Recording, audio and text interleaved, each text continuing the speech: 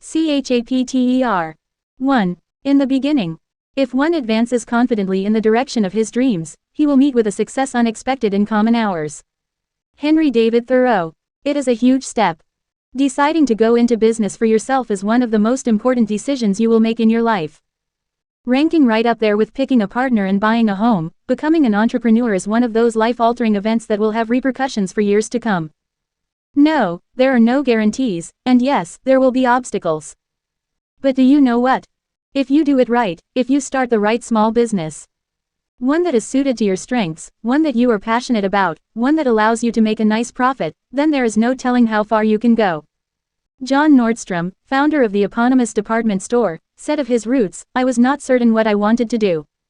I started looking around for some small business to get into.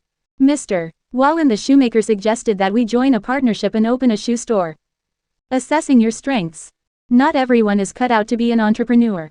Although there is a common perception that entrepreneurship is exciting, and indeed it is, many other words equally describe the life of the self-made small business person: nerve-wracking, liberating, difficult, challenging, time-consuming, overwhelming, fun, joyous, productive, uncertain, and that's just for starters. Any small business person could expand at length on 5. CO1_1. July 22, 2008. 6. GENASIS. Any one of these adjectives, for all come into play to some degree or another in almost every small business, and often in the same day. The question is not whether entrepreneurship is right for you, but rather, are you right for entrepreneurship? Can you handle the stress, the freedom, the lack of structure, the uncertainty, and the opportunity that awaits if you decide to start your own business? This really can't be stressed enough. There is no doubt that being in business for yourself can be great, but if you are not cut out for it temperamentally, it will be a tough road. There is no shame in this. Some people are artists and others are lawyers, some are vagabonds and others are homebodies, some are entrepreneurs and some are not. Entrepreneur defined. Various definitions of an entrepreneur. Dictionary.com. A person who organizes and manages any enterprise, especially a business, usually with considerable initiative and risk. Anonymous. People who are too naive to see the obstacles that are obvious to others. One successful entrepreneur, and my favorite definition, a person willing to take a risk with money to make money. Which type of entrepreneur are you? To help you decide, take the following quiz. It will help you evaluate your qualifications. As you take the quiz, though, it is important to be perfectly honest. There is no point in answering the questions, right, if the answers are not true for you. Test your entrepreneurship IQ. 1. Are you a self-starter? A. Yes, I like to think up ideas and implement them. 5 points. B. If someone helps me get started, I will definitely follow through. 3 points. C. Frankly, I would rather follow than lead. 1.2. How do you feel about taking risks? A. I really like the feeling of being on the edge a bit. 5 points. B. Calculated risks are acceptable at times. 3 points. Circa. I like the tried and true. 1 point. CO1_1. July 22, 2008. 7. In the beginning. 7. 3. Are you a leader? A. Yes. 5 points. B. Yes, when necessary. 3 points. C. No, not really. 1 point. 4. Can you and your family live without a regular paycheck? A. Yes, if that is what it takes. 5 points. B. I would rather not, but I understand that may be part of the process. 3 points. C. I do not like that idea at all. 1.5. Could you fire someone who really needed the job your business provided? A. Yes, I may not like it, but that is the way it goes sometimes. 5 points. B. I hope so. 3 points. C. I really can't see myself doing that. 1.6. Are you willing to work 60 hours a week or more? A. Yes, if that is what it takes. 5 points. B. Maybe in the beginning. 3 points. C. I think many other things are more important than work. 1.7. Are you self-confident? A. You bet. 5 points. B. Most of the time. 3 points. C. Unfortunately, that is not one of my strong suits. 1.8. Can you live with uncertainty? A. Yes. 5 points. B. If I have to, but I don't like it. 3 points. Circa. No, I like knowing what to expect. 1.9. Once you put your mind to something, can you stick with it? A. I do not let anything get in my way. 5 points. B. Most of the time, if I like what I am doing. 3 points circa. Not always. 1 point. 10. Are you creative? A. Yes, I have a lot of good ideas. 5 points. B. I can be. 3 points. C. No, not really. 1 point. CO1_1. July 22, 2008. 8. 8. GENASIS. 11. Are you competitive? A. To a fault. 5 points. B. Sure, mostly. 3 points. C. Not really, my nature is more laid back. 1.12. Do you have a lot of willpower and self-discipline? A. Yes. 5 points. B. I am disciplined when I need to be. 3 points circa. Not really. 1 point. 13. Are you individualistic, or would you rather go along with the crowd? A. I like to think things through myself and do things my way. 5 points. B. I am sometimes an original. 3 points. C. I think strongly individualistic people are a bit strange. 1 point. 14. Can you live without structure? A. Yes. 5 points. B. Actually, the idea of living without a regular job makes me nervous. 3 points. C. No, I like routine and structure in my life. 1.15. Do you have many business skills? A. Yes, I do, and those I don't have, I'll learn. 5 points. B. I have some. 3 points. C. No, not really. 1 point. 16. Are you flexible and willing to change course when things are not going your way? A. Yes. 5 points. B. I like to think so, but others may disagree. 3 points circa. No, I have a fairly rigid personality. 1.17. Do you have experience in the business you are thinking of starting? A. Yes. 5 points. B. Some. 3 points. C. No. 1 point. CO1_1. July 22, 2008. 9. In the beginning. 9. 18. Could you competently perform multiple business tasks, accounting, sales, marketing, and so on? A. I sure would like to try. 5 points. B. I hope so. 3 points. C. That sounds intimidating. 1 point. 19. Can you juggle multiple tasks? A. Yes. 5 points. B. I think so. 3 points. C. I don't think so. 1 point. 20. Are you willing to hustle for clients and customers? A. Sure. 5 points. B. If I have to. 3 points. C. I would rather not. 1 point. 21. How well do you handle pressure? A. Quite well. 5 points. B. It's not my strongest trait, but I can do it. 3 points circa. Not well at all. 1 point. Scoring. 80 to 100. You have both the temperament and the skills to become an entrepreneur. 60 to 79. You are not a natural entrepreneur, but may become one over time. Below 60. You would be wise to think of another career besides self-employment. So there you have it.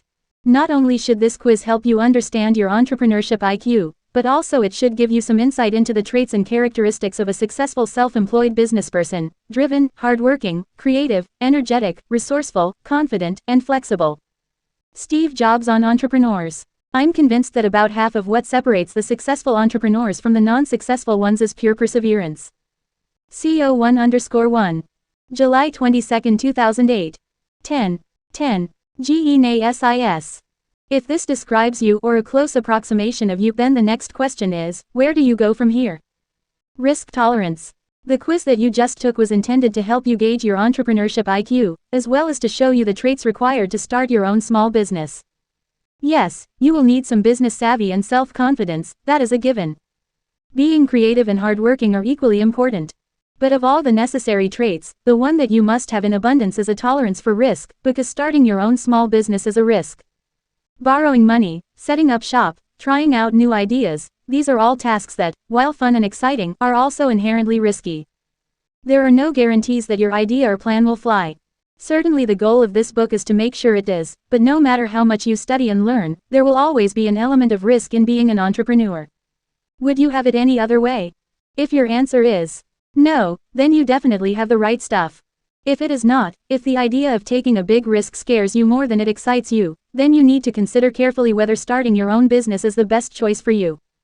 Throughout this book, I will be sharing with you the traits of exceptional small businesses so that you can see what the best of the best do. Here is the first one, and it is good news. Great small businesses work to reduce their risk as much as possible. They work at covering every angle so that the risks they take are prudent, calculated risks. Here are a few ways to minimize risk. Know your numbers. I can't tell you how many entrepreneurs I meet who are in over their heads because they had some idea or women dropped a bundle of money on an idea that was not fully vetted.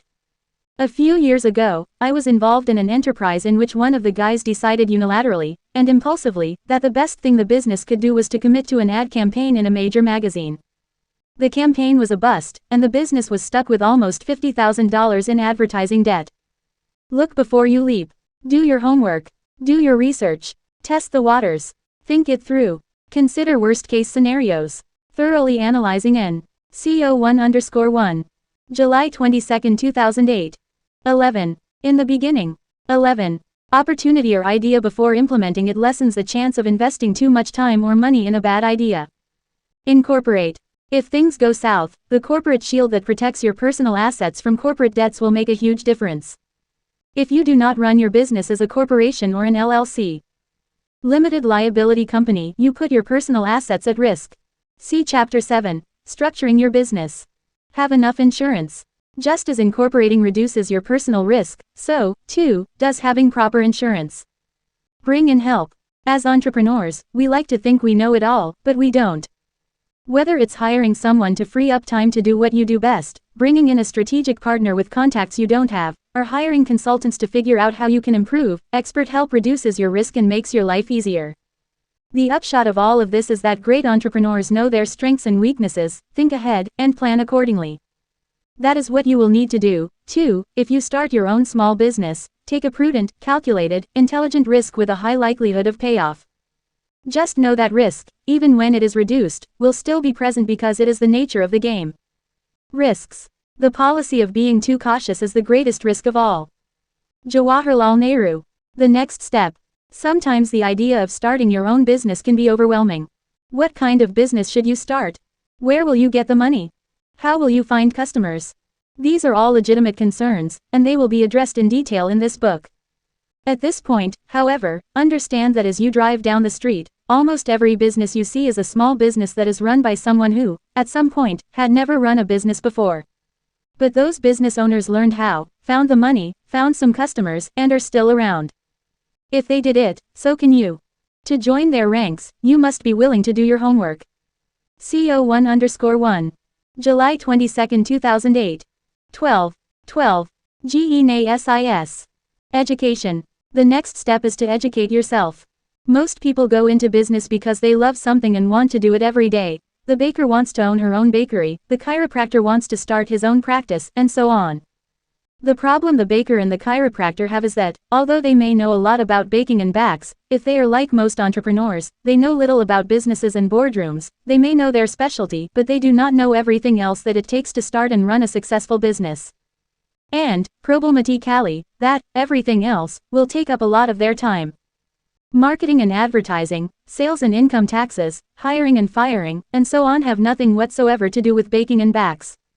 The next step, then, is to learn about business in general. Certainly this book will be enormously helpful, and down the road, you will see that nothing beats the trial and error of actually running your own venture. But before you can get to that point, you need to have a general idea of how businesses operate. Small business sites.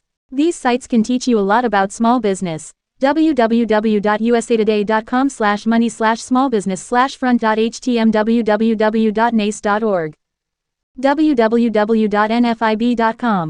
www.sba.gov www.microsoft.com/smallbusiness www.mrallbiz.com. Even if you pass the entrepreneur IQ quiz with flying colors, it is probably safe to assume that, while you may have an entrepreneurial bent, you likely do not know everything you need to know in order to become successful. That is true for most self-employed people. Therefore, you should begin to brush up on both the subjects that seem interesting to you and the ones that scare you, too. If finances are not your strong suit, then dig in. As a small business owner, you will inevitably wear many hats. It is not uncommon, especially at the beginning, for the founder of a company to be the president, accountant, marketing wizard, and salesman, all rolled into one. For that reason, it helps to have a broad understanding of what it takes to run a business. CO1_1. July 22, 2008. 13. In the beginning. 13. It would also be smart to start reading some business magazines every month. Periodicals such as Home Business Magazine, Entrepreneur, and Inc. are chock full of easy-to-understand articles that will help make you a success. Free help. I would like to really encourage you to check out my website, mrallbiz.com. There we have all sorts of tools dedicated to helping you succeed in your entrepreneurial journey, everything from courses and CDs to webinars and free e-newsletters. And if you mention this book, you will get a free ebook, Small Business Success Secrets. Experience. Finally, no education would be complete without some practical, hands-on experience. This can take two forms. First, if, say, you want to open an antique store, you would be wise to work at one. If you already have that sort of hands-on experience in your chosen industry, then skip the rest of this paragraph. But if you have never actually worked in a business like the one you want to start, you are strongly advised to do just that. Your entrepreneurial dream can wait 6 months while you gain the sort of experience that will make or break your new business. Working in a business like the one you want to create will teach you things that no book could impart. It is a critical step. Second, you need to talk to some business owners in your desired field. But remember, if you seek out entrepreneurs in your potential industry in your own town, the going may be tough. They will likely view you as a potential competitor, rightly so, and thus be reluctant to share their insights with you. Therefore, it would be much smarter to go to a nearby town, find a few businesses similar to the one you want to start, take the owners out to lunch, and pick their brains. People love to talk about themselves. Find out everything you can about their businesses. What do they like most about them? What do they like least? What was the startup cost? How much can you expect to make? CO1_1. July 22, 2008. 14. 14. GENASIS. Where do they advertise? If they were starting over, what would they do differently? No one knows this business whatever it is like the owners do. You would be hard-pressed to find better, more pertinent information than the insights you can get from these small business owners, who are already doing what it is you dream of doing. This informal MBA can reap tremendous benefits. By the time you are ready to start your business, you will have a thorough understanding of the risks and rewards of the area you are getting into. Doing this initial research will take time, for sure, but if you follow this plan, you can be assured that when you finally open your doors, you will have reduced your risk as much as possible, and thus your chances of success will be much greater. CO2_1. July 22, 2008. 15. CHAPTER. 2. Choosing the right business. The road to happiness lies in two simple principles. Find what it is that interests you and that you can do well, and when you find it, put your whole soul into it, every bit of energy and ambition and natural ability you have. John D. Rockefeller. 3. When it comes to choosing a small business, there are two types of entrepreneurs. The first is the person who is in love with the idea of starting a very specific business. This person may be a gardener who envisions opening a nursery or a chef who has long dreamed of owning a restaurant. The other potential small business person is someone who is also in love, not with a specific business but with the idea of being his or her own boss. As there are risks and rewards associated with each path, both warrant further discussion. If you do what you love, will the money really follow? There is a saying that goes, do what you love, the money will follow. While this is noble and possibly true, there is more to small business success than simply doing what you love. Don't get me wrong, doing what you love is indeed the first prerequisite when choosing the right business, but it is just that, a first step. Live with passion. What is it that you love? In life, we tend to succeed and perform well when we are engaged in something that we really enjoy. Your business. 15. CO2_1. July 22, 2008. 16. 16. GENASIS. Should be no different. Richard Branson did not start Virgin Music because he thought that music would be hot but because he loved it. What about you? By now, you know what excites you, what it is that you love most.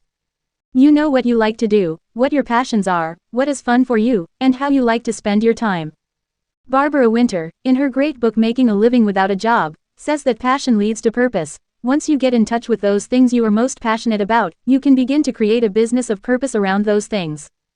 That is your first assignment, deciding which of your passions you love enough to start a business around. Remember, your business will become your baby, and like any baby, it will require a lot of love, time, money, and attention if it is to grow strong and healthy. Of those resources, right now, you should be most concerned with time. Your new business will take a lot of time, so pick something that you love doing because you will be spending a lot of time doing it. Once you know what you love enough to spend all day, every day doing it, you need to figure out what business you could start that relates to that love. Say, for example, that you love plants and gardening, and you have decided that you want to spend every day doing something related to those things. What are your choices? You could, for instance, start a nursery, open a flower shop, start a lawn care business, grow organic vegetables, buy a farm, start a winery, getting inspired, stuck for a business idea that relates to your passion. Open up the yellow pages and look under categories that you're interested in. You might be surprised to see how many different types of businesses other people have created around the same thing. This is the time for one of those, anything goes, brainstorming sessions. Go for it. Write down any kooky idea that you have. No limits. There are few times in life when the stars align themselves just so in. CO2_1. July 22, 2008. 17. Choosing the right business. 17. We have a chance, not only for a fresh start, but for a fresh start that is completely of our own choosing. Usually, money is tight, the opportunity passes, or something else conspires to interfere with a brand new beginning. But if you are at a place where you are reading this and you are ready to start your own business, and you have the wherewithal to do so, and you can choose any business you want, then savor this moment, for it is rare indeed. While it is good and wise to let your mind roam, it is equally shrewd, afterward, to come back down to earth. What if, instead of gardening, what you love most is 19th century Flemish architecture, and you have decided to become a Flemish architecture consultant? However interesting that may be to you, and though it certainly would scratch your Flemish architecture itch, if you cannot find people who are willing to pay you for your expertise, people who are willing to buy the product you want to sell, you do not have a business, you have a bust. Be realistic, there must be a market for the product or service that you plan to offer. Assuming, then, that you have decided to pick a business that is a passionate practicality, the last question to be answered is whether you will be able to make sufficient profit from it. There is no sense in starting a business, however much you might love the idea, if you will not be able to make a good living. One reason we go into business for ourselves is the chance to make more money. Whatever business you want to start, then, whatever product or service you decide to sell, you have to be able to sell it at a price that is high enough to make a profit but low enough that people will buy it. It is not always an easy balance. Why do so many stores in expensive malls go out of business? Because even with a great concept, if their overhead is too high, making a profit is mathematically impossible. Before jumping into a business, you have to crunch some numbers. Do your research. How much does a small business of the type you want to start make? How quickly do they make it? See Chapter 4, Understanding Your Potential Market, for more information on how to do this. Caution. Too many new entrepreneurs fall in love with their idea and become convinced that it is the greatest thing since sliced bread. Continued. CO2_1. July 22, 2008. 18. GENASIS. Do not make this mistake. You must strive to be as objective as possible. Do other people like your idea as much as you do? Ask around. Get feedback. Crunch some numbers.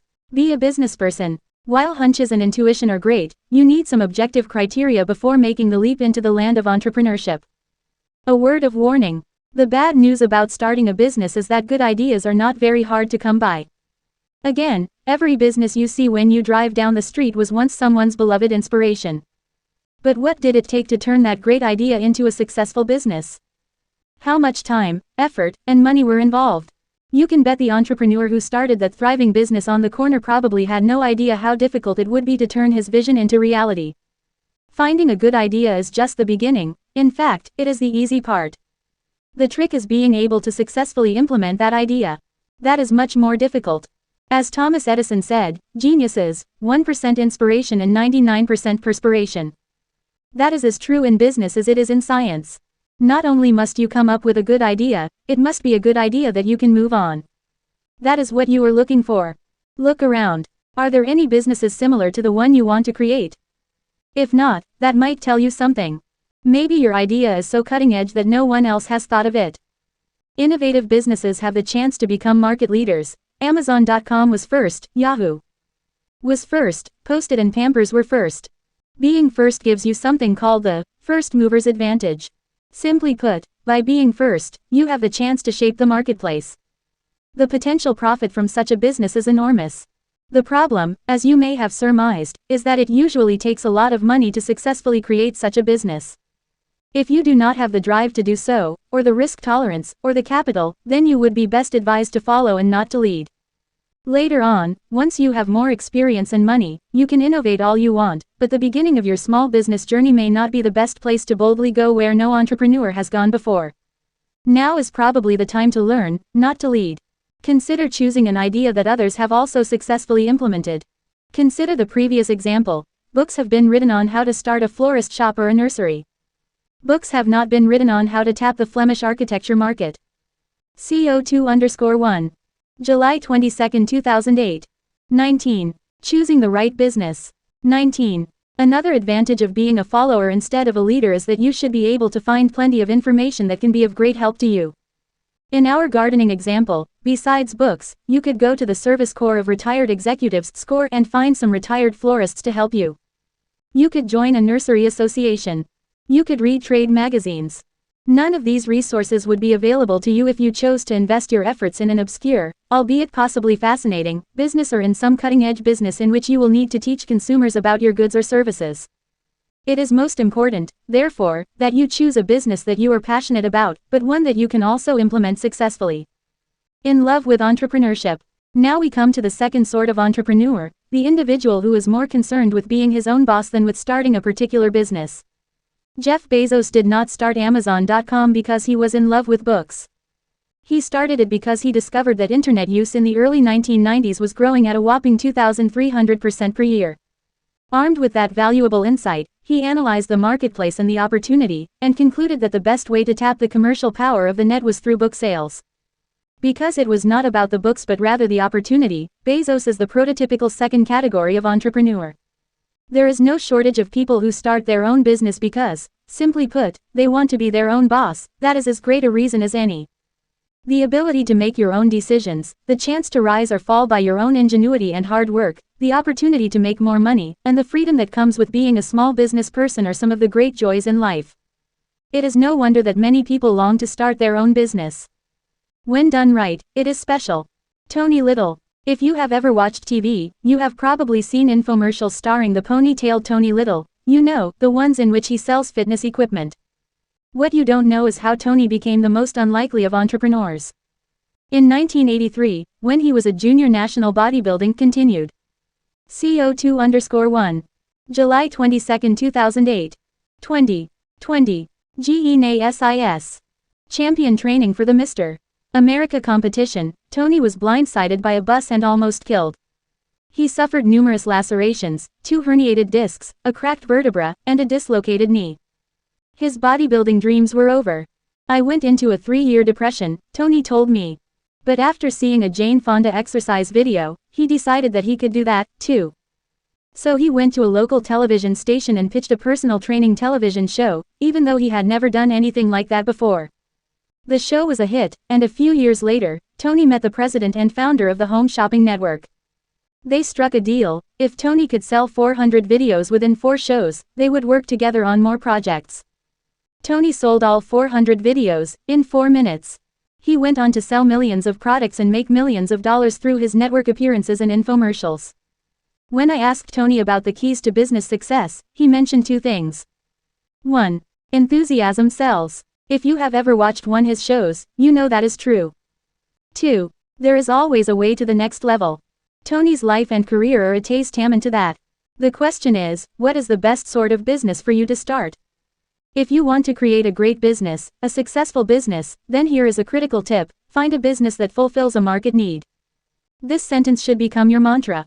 The best businesses find a need, a niche, and fill it.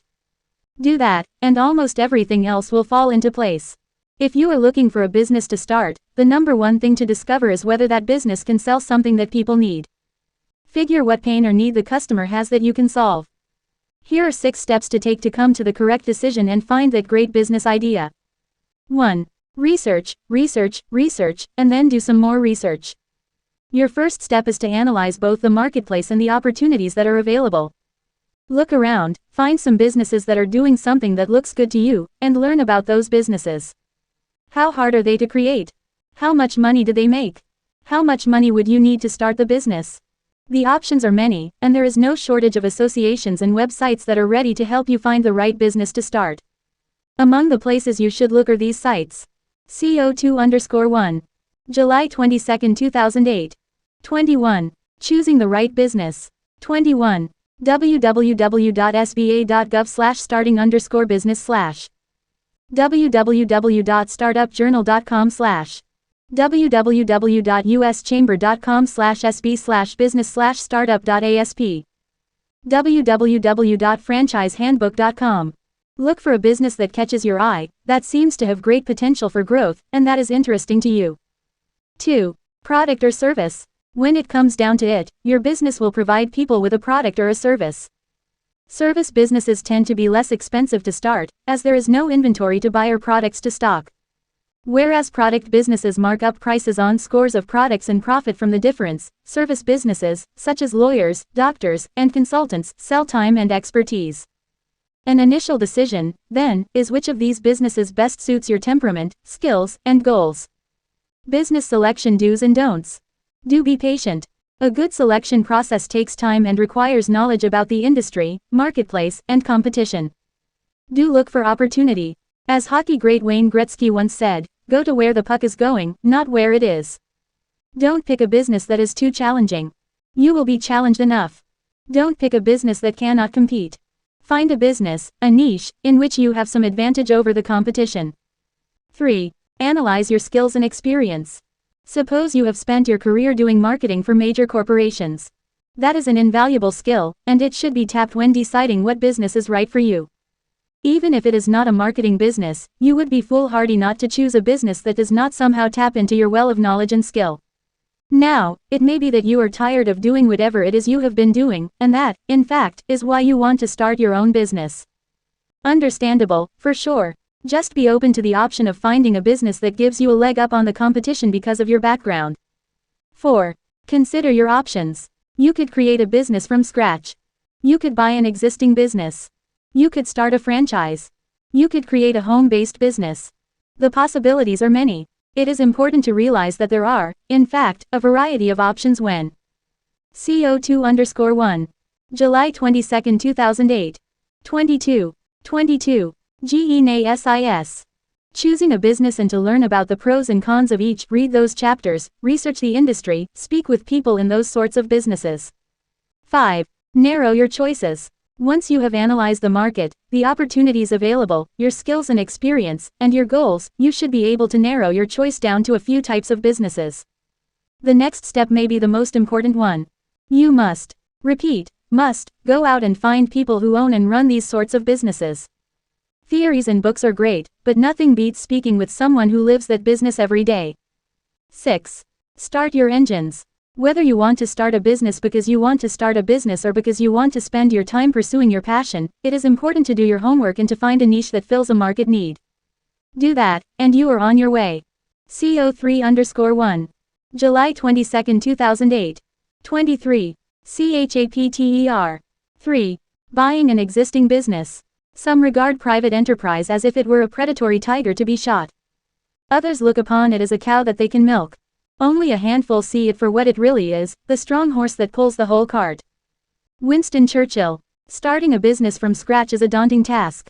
You must do everything right, from picking the right business, to giving it the right name, to finding the right location and lease, to getting a business license and insurance, and that is just for starters. It is no wonder that many budding business owners opt to buy an existing business. Doing so has several advantages. First, you will not be starting from scratch, the business already exists. Second, you will not have to create goodwill, a favorable reputation in the community. That important aspect has already been handled by the current owner. Third, it is quicker, everything should already be in place to hit the ground running. But the main benefit of buying an existing business is that it reduces your risk. A wise man once said that an entrepreneur is a person who is willing to take a risk with money to make money. As I've mentioned, there is no guarantee that you will make money. A business risk, a calculated business risk, is one thing that makes being in business so fun and exciting. But notice that I said a calculated business risk. Remember, great entrepreneurs are not gamblers, rather, they seek to reduce risk as much as possible. Another way to do that is to buy an established business. Such businesses have a track record. You can look at the books, see how much money it made during the past few years, and have a 23. CO3_1. July 22, 2008. 24. GENASIS. Pretty good idea of how much it will make next year. You simply do not have that sort of information or comfort when you create a business from scratch. First steps. Ideally, you will look for a business in an industry in which you have some expertise or one in which your skills are transferable. You also need to consider whether you want a business that is retail or wholesale, product or service, large or small, and so forth. As I discussed in the previous chapter, it is most important to find a business that combines your interests with the ability to make a good living. Can you see yourself working in this business every day, having for the most part a good time? That is a key consideration. Where to find businesses for sale? There are 4 main sources for finding businesses that are being sold. 1. The classifieds. The classified ad section of your local paper will have a section called Business Opportunities. That section lists small businesses for sale and the price, location, and so on. This is a fine place to start. 2. Magazines. At the back of most trade magazines, there is usually a section for business owners selling their businesses. As almost every industry has its own trade magazine, it would behoove you to pick up one and scour the classifieds. If, for example, you wanted to buy a pizza restaurant, Pizza Today magazine would be a good place to look. 3. Online. If you type, businesses for sale, into your favorite search engine, you will get a list of sites that broker business sales. Sites to check out: www.businessesforsale.com, www.bizquest.com, www.bizbuysell.com, www.mergernetwork.com, www.businessbroker.net. CO3_1. July 22, 2008. 25. Buying an existing business. 25. 4. Business brokers. Though they are not cheap, business brokers can be an excellent resource when searching for a business to buy. A good broker will have access to businesses that you did not know were for sale and can be an important sounding board, giving you feedback and background on the pros and cons of the different businesses you are considering. Business brokers. It is not surprising that sellers use brokers. A good business broker can bring in more qualified prospects, weed out the phonies, and garner a better price for the business. If you are considering hiring a business broker, be sure to find out the following. The broker's experience. The average age of a business broker is 55, and it is not hard to understand why. Good brokers need to understand finances and financing, business valuation, sales, and so forth. You need someone with experience. Whether the broker is certified. Look for a broker who is accredited by the International Business Brokers Association as a certified business intermediary. The services provided. Will the broker value the business for you? Does he or she only negotiate the deal? A good broker should be a financial advisor for your end of the bargain. Finding a business broker. Need a business broker? First, look in the yellow pages under Business Brokers. Plenty of listings can also be found online. Type business broker and the name of your city into your search engine and see what you get. How much can you expect to make? You know that you can take your money and make about 10% each year by investing in a mutual fund. If you can earn 10% from a passive investment such as a mutual fund, then what should? CO3_1. July 22, 2008. 26. GENASIS. You expect to earn from an active investment such as an established business.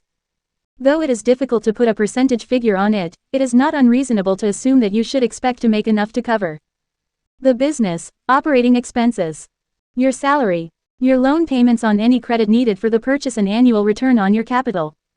After that, for any business that you are serious about, you need to discover the following.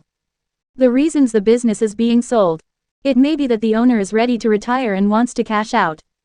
That is a good reason. It may be that the place is a dog and the owner wants to sell his problems. That is not. While you can expect the owner to paint the rosiest picture possible, he cannot legally lie, as that is fraudulent and reason to void a contract. So do your homework. Get some referrals from the owner and call them. Get some trade references and call them. Speak with neighboring businesses. Find out all you can about the business. The competition. Who are the competitors? How does the current owner deal with them? What competitive advantages would you have if you bought the place? Whether there are non-transferable intangibles. Some businesses succeed because of the owner, She has fantastic contacts, special skills, and, somewhere, that sort of thing. You must be sure that you can run the business as successfully when you become the boss. Whether there are any pending changes. Is the neighborhood stable? Does the government or your potential competitors have any plans for the area? What needs to be changed? Are the facilities in good condition? Is the decor dated? How is the plumbing and electricity? You certainly do not want to buy the place and then be stuck with major expenses. For this reason, as with a home purchase, any offer you make should be contingent on a successful inspection of the premises. Profitability. The reason you are looking at an established business is that you want to be able to project your profit and return with some accuracy. The only way to do that is to dig into the books with your accountant. Ideally, you want to see an audited set of books going back at least 2 years. CO3_1. July 22, 2008. 27. Buying an existing business. 27. Business on a shoestring. Do you want to buy a business but lack the funds to do so? Then be sure to read Chapter 18, The Shoestring Entrepreneur, and check out my site, mrallbiz.com. Of course, the $64,000 question is the price. How do you know what is a fair price for the business? Business Valuation 101. When it comes to valuing a business, you should consider 3 basic questions. 1. What does the business own? Clearly, a business that has invested a lot of money in assets over the years is more valuable than a business that has not. Assets can take many forms: trucks, equipment, contracts, intellectual property rights, goodwill, and plenty more. Sellers tend to overvalue goodwill, and buyers tend to undervalue it. It is important, then, to realistically analyze the value of the business in the community. 2. How much does the business earn? Again, the same principle applies. A business that makes a profit of $100,000 a year is much more valuable than one that nets $35,000. 3. Are there any intangibles to consider? What makes the business unique and profitable? Does it have a great location, a favorable lease, fantastic employees? These are the last things to consider. These factors should be taken into account and used to determine the value of a business.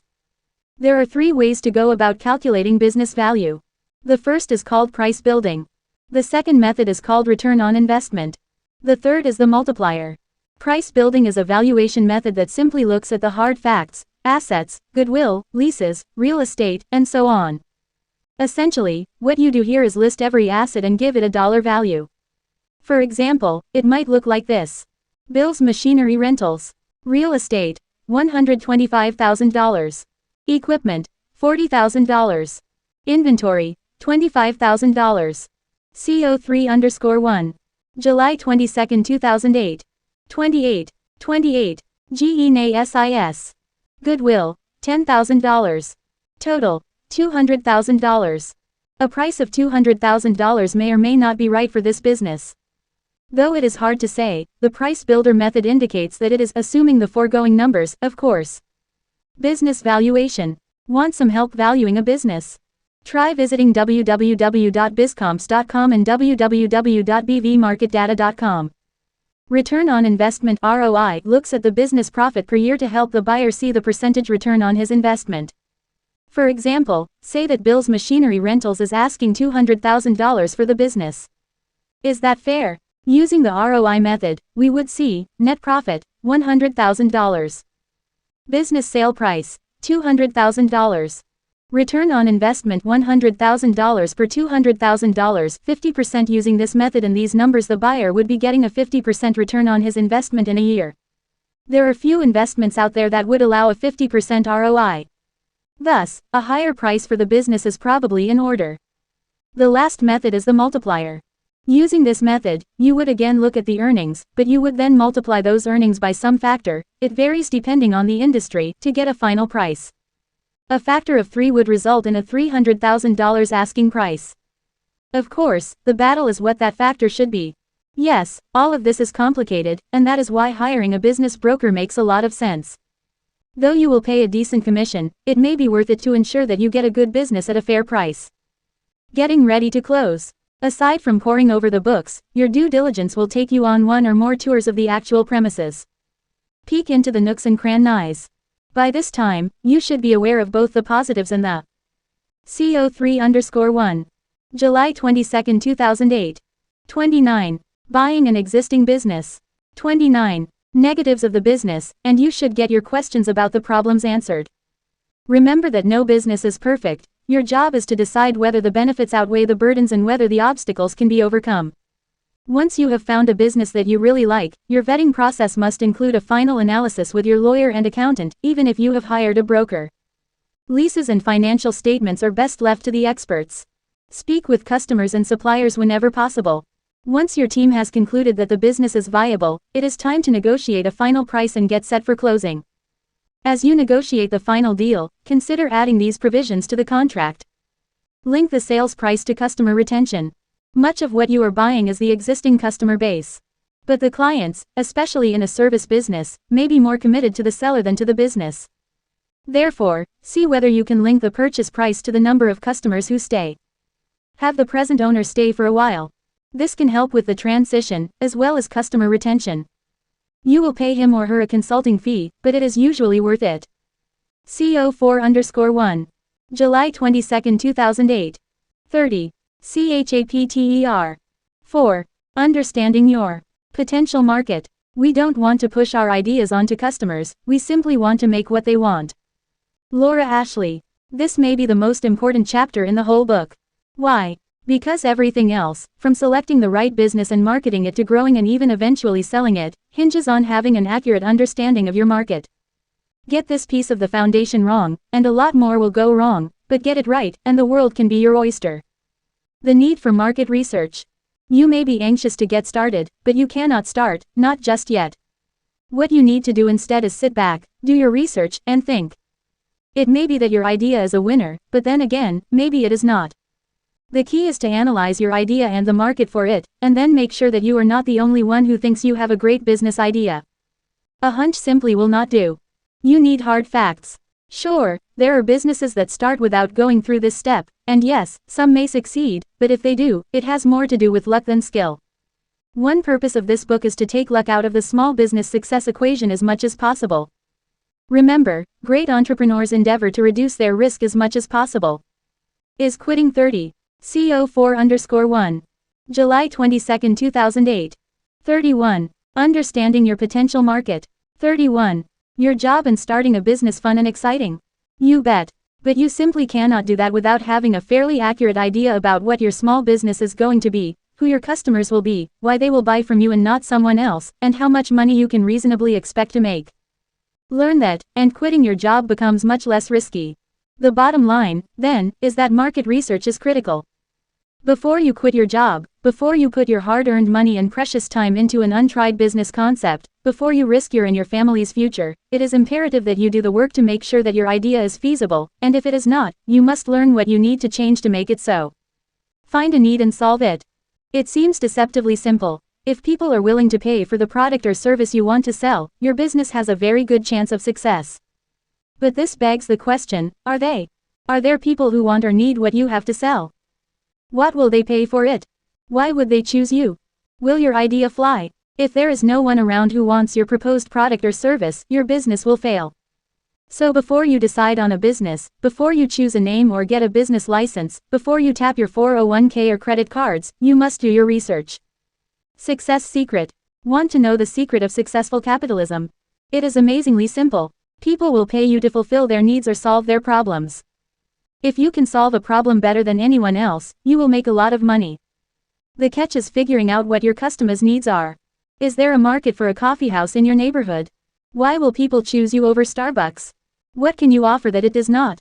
Market research will tell you. Analyzing the market and industry is a way to gather facts about potential customers and to determine the demand for your product or service. The more information you gather, the greater your chances of capturing a segment of the market. That is why you need to know your potential market before investing your time. CO4_1. July 22, 2008. 32. 32. GENASIS. And money in any business venture, so you don't waste that time or money on an ultimately bad idea. Is your idea feasible? The problem for many entrepreneurs is that they fall so much in love with their idea, they become so convinced that it can't miss, that they skip the feasibility analysis stage. Rather than thinking, they start executing. More often than not, such endeavors end with a pile of bills and a hill of broken hearts. The 3 C's. To avoid that unenviable fate, you need to conduct a thorough analysis of what I call the 3 C's of your new business, your company, your customers, and your competitors. What is your company going to do? What products or services will it provide? How big or small will it be? Retail or wholesale? Where will it be located? How can you best position yourself? Who will your customers be? Will you be selling to other businesses or to individuals? Are your customers going to be young or old? Poor or affluent? Men or women? Blue or white collar? How big is the market? What do your potential customers need? Why would they buy it from you? What do they and will they pay for it? How can you get them to change vendors? How can you reach them? What do they read and watch? The more you crystallize your thinking, the more specific you are about who you are trying to reach, and the more you know about that market, the greater the chance that you will be able to find and entice them to patronize your business. Who will be your competitors? What are they doing right and wrong? What are their strengths and weaknesses? How can you capitalize on their weaknesses? Why would their customers leave and come to you? Can you undersell them? Do you want to? Evaluating a business. Princeton Creative Research has developed a great checklist for evaluating business ideas. Answer the following questions to evaluate your potential business or product. CO4_1. July 25, 2008. 33. Understanding your potential market. 33. Have you considered all the advantages or benefits of the idea? Is there a real need for it? Have you pinpointed the exact problems or difficulties your idea is expected to solve? Is your idea an original, new concept, or is it a new combination or adaptation? What immediate or short-range gains or results can be anticipated? Are the projected returns adequate? Are the risk factors acceptable? What long-range benefits can be anticipated? Have you checked the idea for faults or limitations? Are there any problems the idea might create? What are the changes involved? How simple or complex will the idea's execution or implementation be? Could you work out several variations of the idea? Could you offer alternative ideas? Does your idea have a natural sales appeal? Is the market ready for it? Can customers afford it? Will they buy it? Is there a timing factor? What, if anything, is your competition doing in this area? Can your company be competitive? Have you considered the possibility of user resistance or difficulties? Does your idea fill a real need, or does the need have to be created through promotional and advertising efforts? How soon could the idea be put into operation? CIS Princeton Creative Research, Princeton, New Jersey. There are 2 possible outcomes of this research. Either you will discover that there is a need for your service, or you will find there is not. All is not lost if it is bad news. It may be that your idea simply needs to be tweaked. This is what happened to Dave. A computer programmer, Dave decided that he would rather be a small business owner.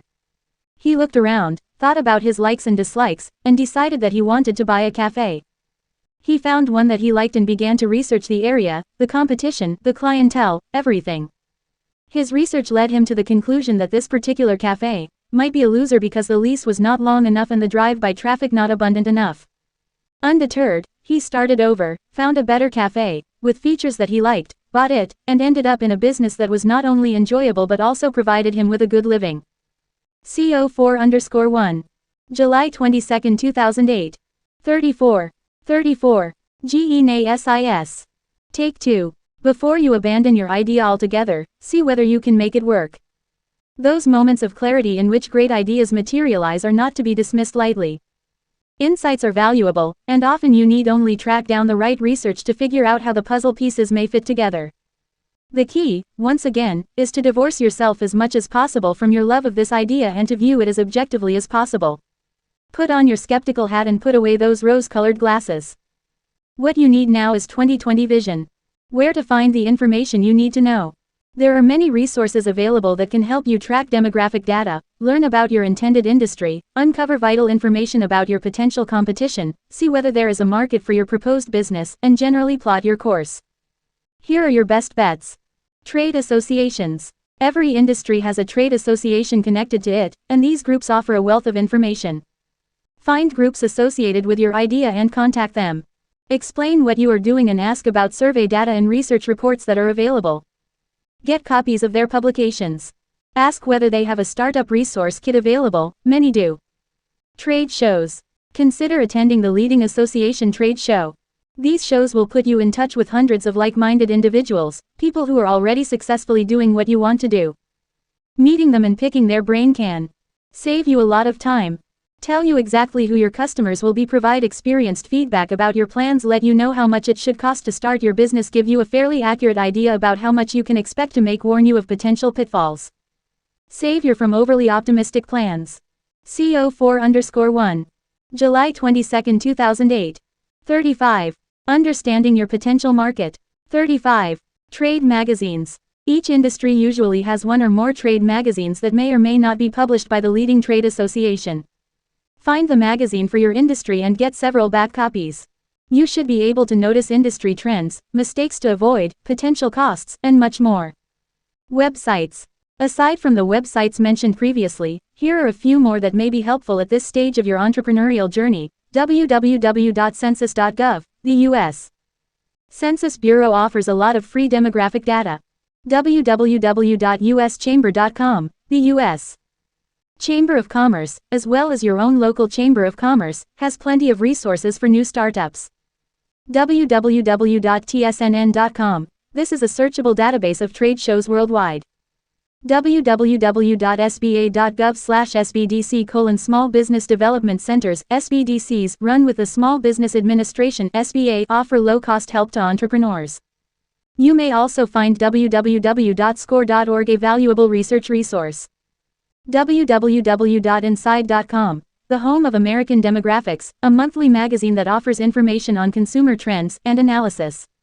This is a pay service.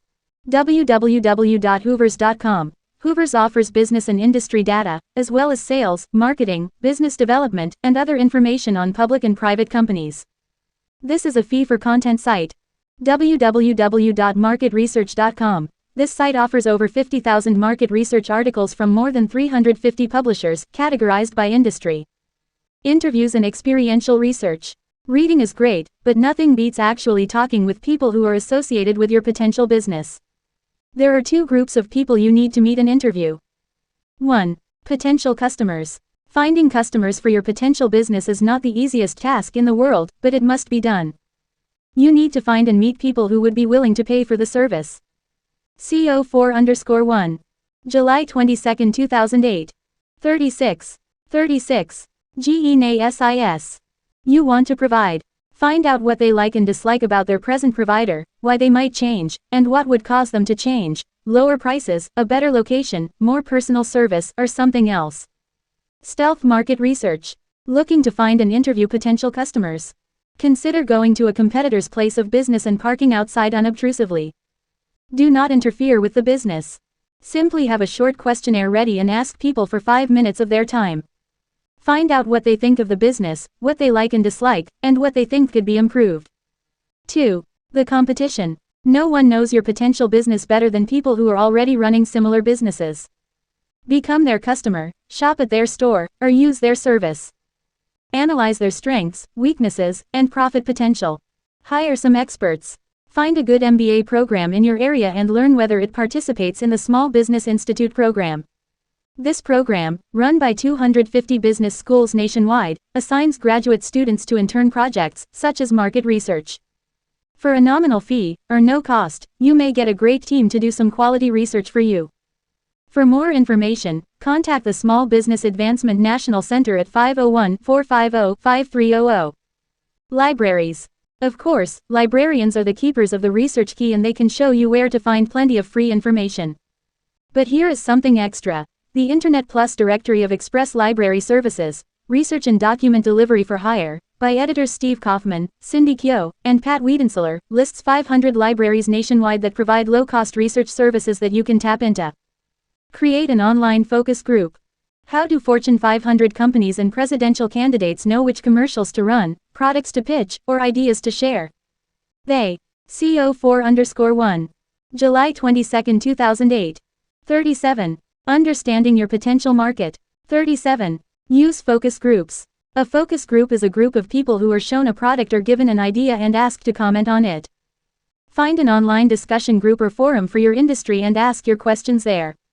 Telemarketing and phone research. Telephone research is a fairly inexpensive method, costing about 1/3 less than personal interviews. Using this method, you would hire a telemarketing firm to conduct a survey of a random sample of respondents. The costs associated with this method include the fee for the telemarketer, phone charges, preparation of the questionnaire, and analysis of the results. Here are some tips when using this technique. Tell the interviewee upfront how important his or her response is to you and that it will be a short interview between 5 and 10 minutes. Avoid pauses as the respondent's interest drops. Keep the questions short and interesting. Make the survey answer options consistent.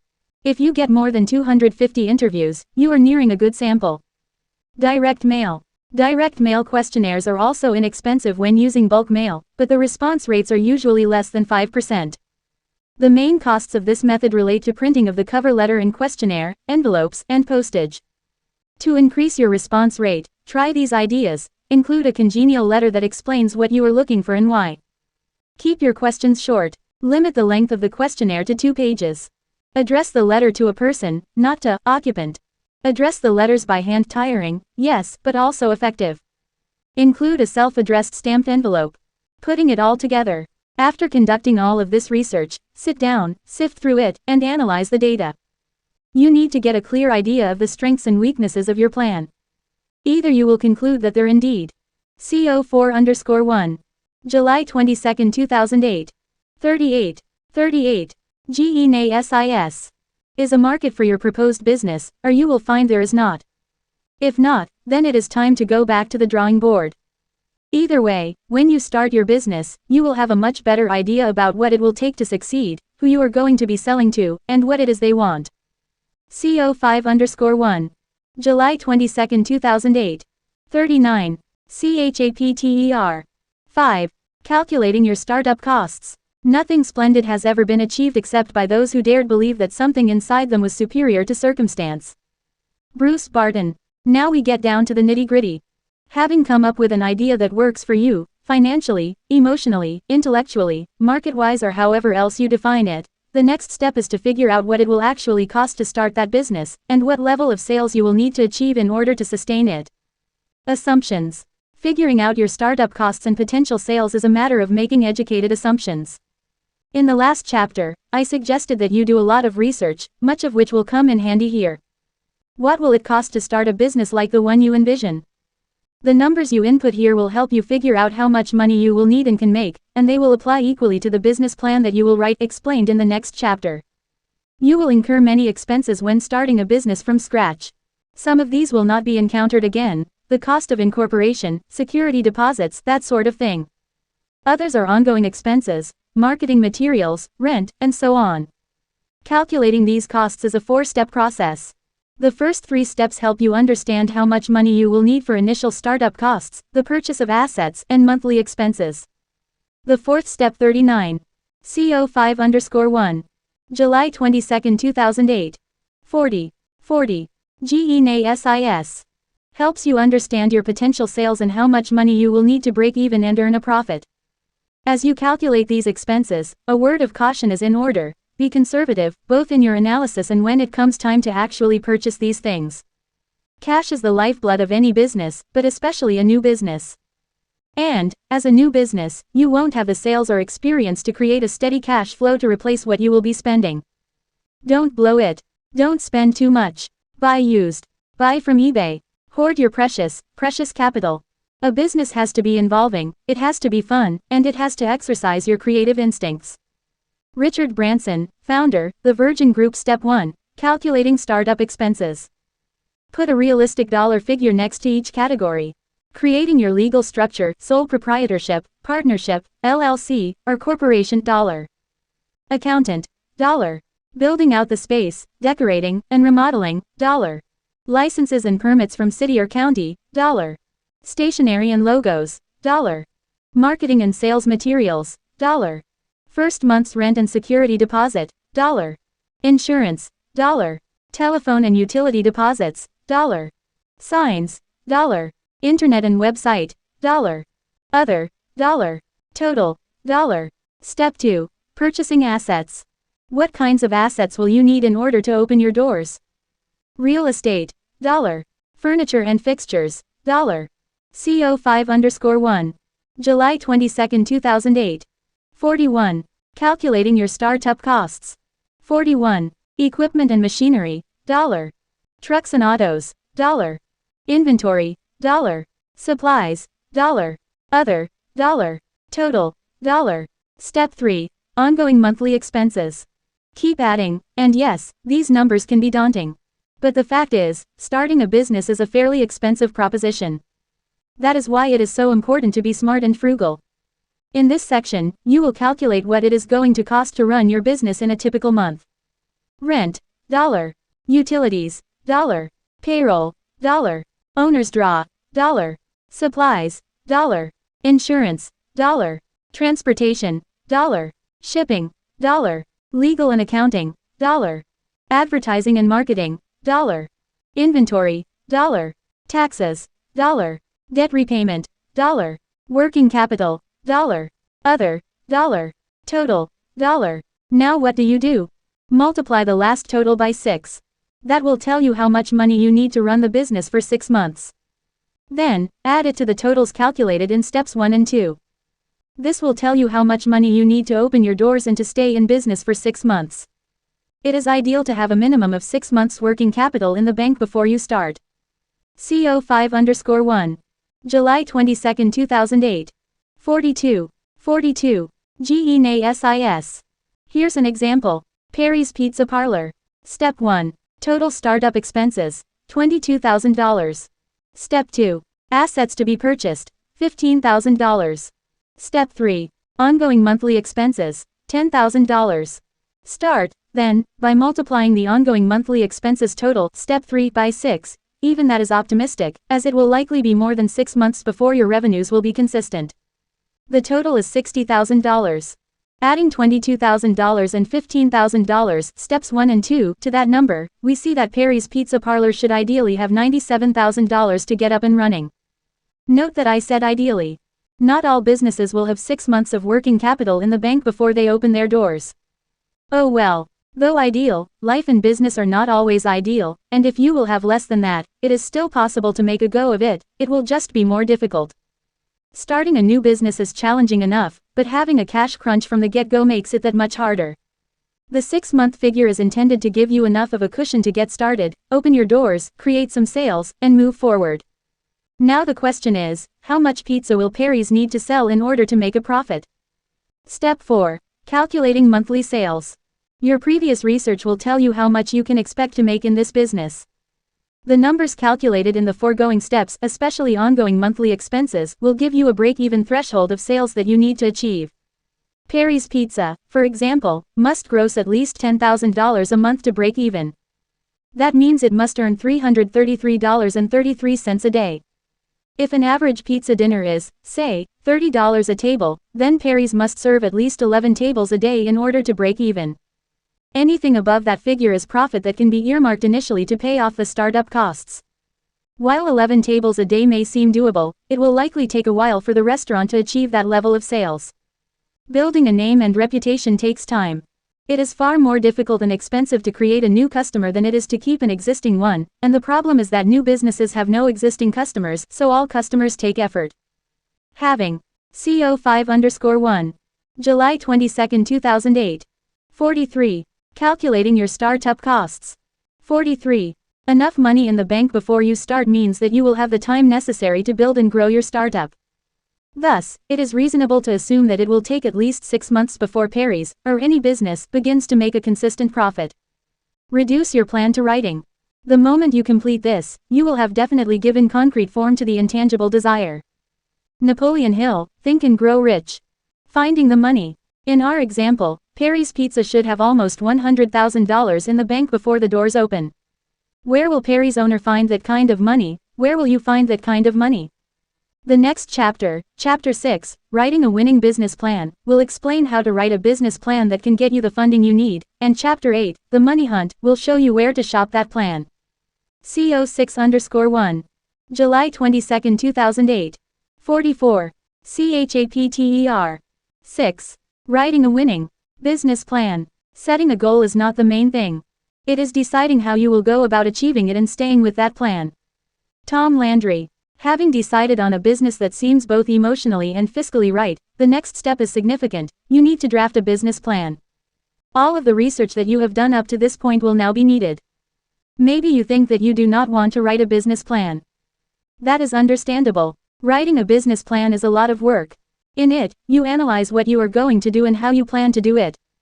You crunch the numbers and dissect the competition. You scrutinize risk and ponder reward. It takes a lot of thought and research. So yes, business plans are work, and you may, in fact, be the only person who ever reads yours. But if you are going to create a great small business, one that exemplifies your values and earns a fine profit, then writing a business plan is vital. The road map. A pilot would never fly from Seattle to Miami without a detailed, well-researched flight plan.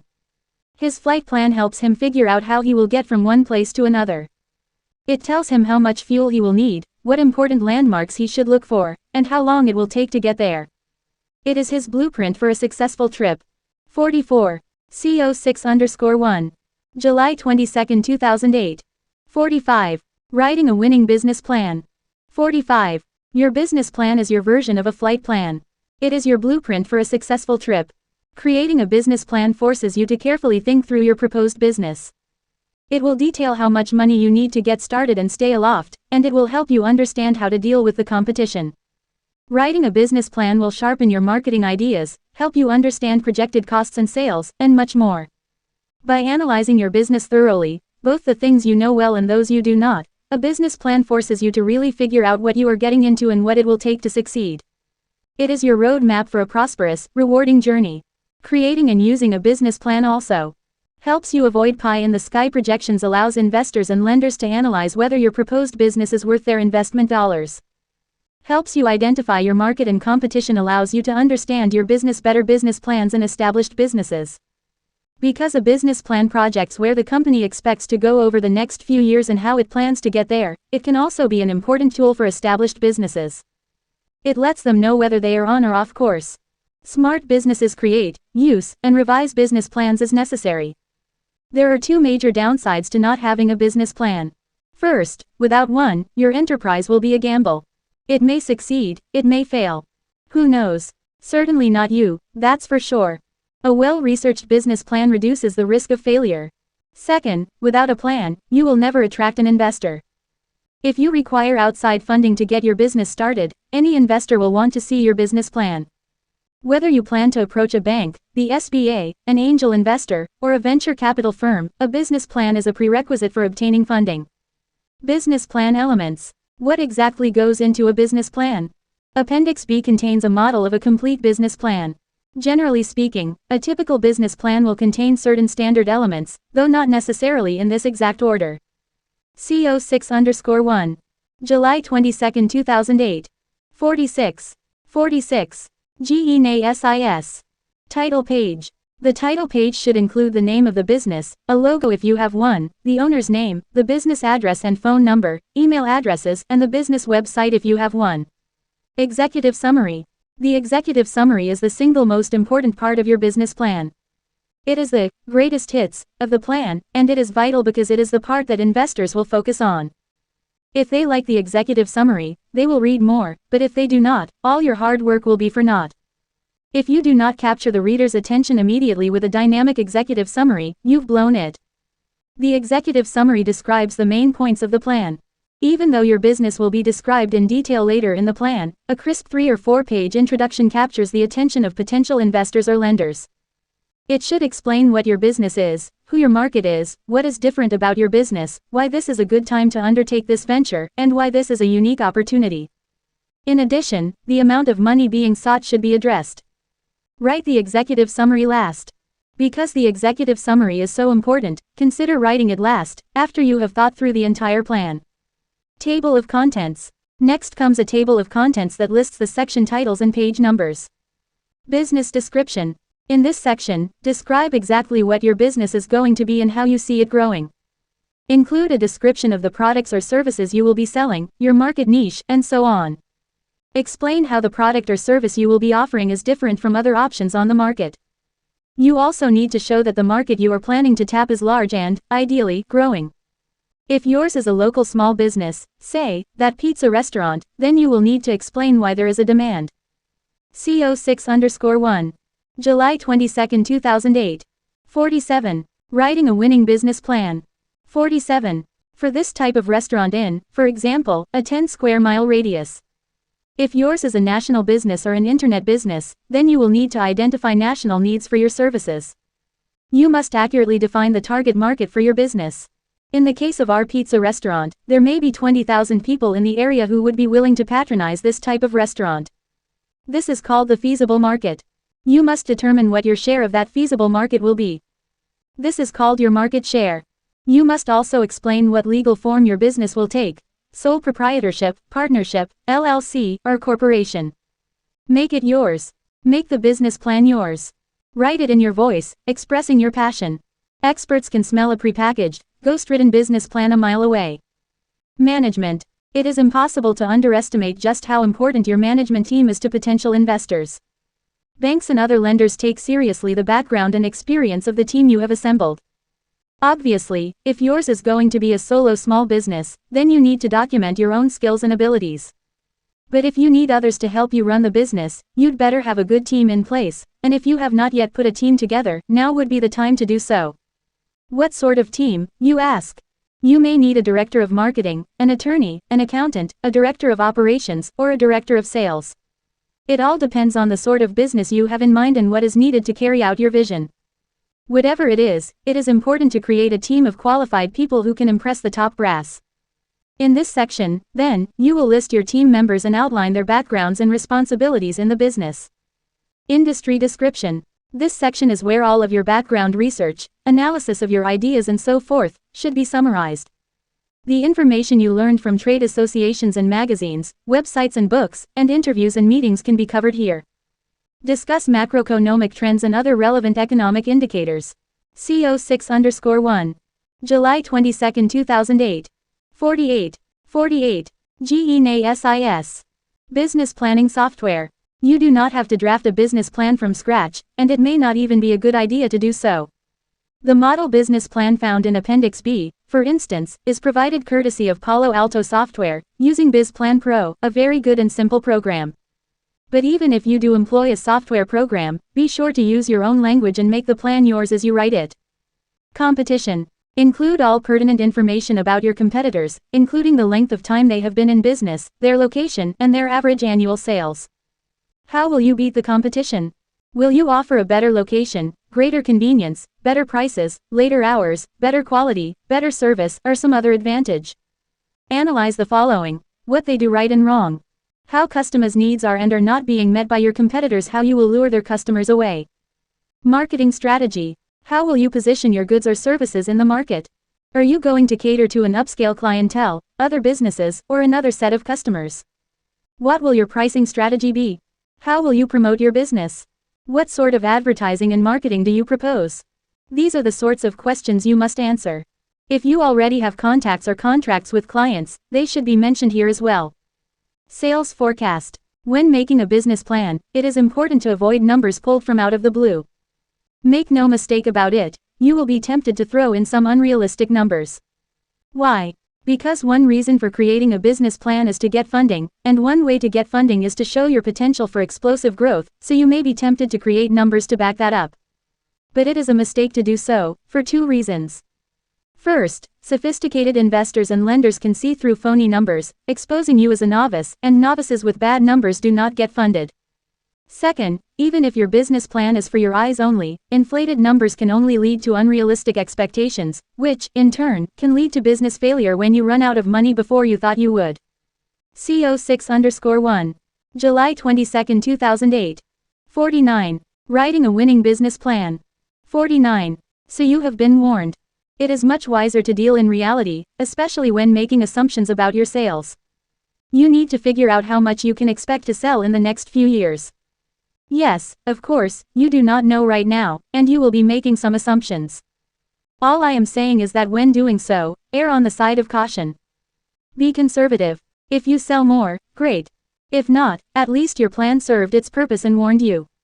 Your honest sales forecast should contain the following figures: monthly forecast for the coming year, both in dollars and units sold; annual forecast for the following 2 to 4 years, both in dollars and units sold. The assumptions on which you have based your forecast. Where do you get this information? Time for more research. Analyze potential competitors. Consider their sales, traffic patterns, hours of operation, busy periods, prices, quality of their goods and services, and so forth. If possible, talk to customers and sales staff. Estimate as specifically as possible what your competitors make in a given month. Your sales forecast can be based on the average monthly sales of a similar-sized business operating in a similar market. Second, tap your trade associations and magazines to get an idea of what a typical business in your industry can expect to make. Estimate your sales, but estimate conservatively. Yours is not an established business but a new startup. It is highly unlikely that your sales will be as robust as an established competitor for at least a few years. Finally, include in this section your sales strategy, sales objectives, target customers, sales tools, sales support distribution plan, direct to public, wholesale, retail and pricing structure, markups, margins, break-even point. Financial analysis. Here you will use your previous analyses to explain how much it will cost to get your business up and running and how much it will cost to keep it going. You will also explain how much money you are asking for and how it will be spent. This section will be based on several financial spreadsheets, balance sheets, profit and loss statements, and cash flow projections. Here again, you will be making financial assumptions, and these assumptions can make or break your business. If you do not understand financial planning, you need to learn it or hire a professional to help you. It is that important. This financial analysis is often the most difficult part of a business plan for small business people. It is easy to wax poetic about your great. CO6_1. July 22, 2008. 50. GENASIS. Idea and how it will make the gang rich. But putting real numbers to those projections is hard work. Even so, you have to do it. You have to crunch some realistic numbers to go along with your realistic plan. Accounting software. Computer programs can be of great assistance when it comes time to analyze your business's finances. Microsoft's Small Business Accounting and Intuit's QuickBooks are good places to start. Start with an income and expense statement. It is what it sounds like, a projection of income and expenses. It should include an opening balance sheet, detailed income projections, operating expenses, and a financial forecast for the next year of operation and for the following 2 years. It should also include a cash flow forecast of inflows and outflows on a monthly basis for the next year. Where do you get this information? The usual suspects: competitors, suppliers, trade associations, chambers of commerce, websites, and trade publications. Next, you will need to include a profit and loss statement. This is a summary of your projected business transactions over a period of time. It explains the difference between your income and expenses. Cafe Coffee. Projected profit and loss statement. Projected income, fiscal year 1. $187,900. Projected expenses. Cost of goods sold, $76,300. Labor, $33,700. Bank fees, $250. Equipment, $4,900. Insurance, $2,800. Marketing, $6,200. Postage and shipping, $1,200. Phone, $2,400. Printing, $1,900. Supplies, $7,200. Taxes, $6,800. Projected total expenses, $143,650. Projected net profit, $44,250. CO6_1. July 22, 2008. 51. Writing a winning business plan. 51. Tip. A profit and loss statement is also known as a P&L statement or an income statement. The balance sheet of the business is a snapshot of the venture at a particular point in time. It should include a projection of assets and liabilities. The cash flow statement shows how much cash your business will need, when, and where it will come from. For example, how much inventory will be required, and what will it cost every month. The cash flow statement is important because it forces you to look realistically at the bottom line and determine whether you are going to make enough money to handle your debts. The financial section of your business plan should also analyze the use of any loan proceeds you are seeking, including the amount of the loan and the term. Finally, you need to disclose your financial situation and how much you will be personally contributing to the venture. Exit strategy. Your business plan should conclude with a proposed exit strategy. Your strategy may be a sale of the business or retirement. Appendix. The appendix should contain the following elements: substantiation documentation and articles of interest, names and contact information for your references, name of your present bank, names of your lawyer and accountant, personal net worth statement, Letters of intent, possible orders, letters of support, insurance coverage policies, type, and amount of coverage. The bottom line. Writing is rewriting. Your business plan is no different. You will need to write it and rewrite it. But it is a healthy process that will give you a much better understanding of your business, what it will take to succeed, and what risks to expect. It will be a lot of work, but it will be worth it. Either you will get funded, or, at a minimum, you will have learned a great deal about how to make your business fly. Either way, you win. CO7_1. July 22, 2008. 52. CHAPTER. 7. Structuring your business. The first thing we do, let's kill all the lawyers. William Shakespeare, Henry VI, Part 2. As you begin to build the foundation for your small business, one of the first decisions you will need to make is the legal form that your business will take. You have 4 options. It can be a sole proprietorship, a partnership, a limited liability company, or some type of corporation. This chapter will help you make that important decision. However, as each business form has its own unique legal and financial ramifications, and though you can theoretically make a choice based on your supposition about what is right for your business, it is better to do so in conjunction with a lawyer and an accountant. Sole proprietorships. A sole proprietorship is the cheapest and easiest form of business that you can start. All you need to do is name the business, get a business license from your city or county, publish a fictitious business name statement in a local newspaper, open your doors, and you are, quite literally, in business. It should cost about $100 to start a sole proprietorship. Sole proprietors. According to the Small Business Administration, roughly 20 million of the 26 million small businesses in the United States are sole proprietorships. 52. CO7_1. July 22, 2008. 53. Structuring your business. 53. While the good news about sole proprietorships is that they are inexpensive and easy to create, the bad news is not insignificant. The main problem is that, legally speaking, you and the business are one and the same. If something goes wrong down at the shop, you are personally on the hook. Say, for instance, that you own a pizza parlor as a sole proprietor. One day, one of your delivery boys gets drunk and kills a pedestrian while attempting to deliver a pizza. Because he was drunk, your insurance would not cover the damages. Because he worked for you in performing a work-related duty, your business would be liable for his actions. And because your business is a sole proprietorship, you personally, and your personal assets, cars, home, retirement, could be tapped to pay the damages from the resulting lawsuit. Obviously, then, starting a business as a sole proprietor is probably not a good idea, legally speaking. Point 1. Aside from putting you in legal and financial jeopardy, another problem with this form of business is that it often means you will be working alone.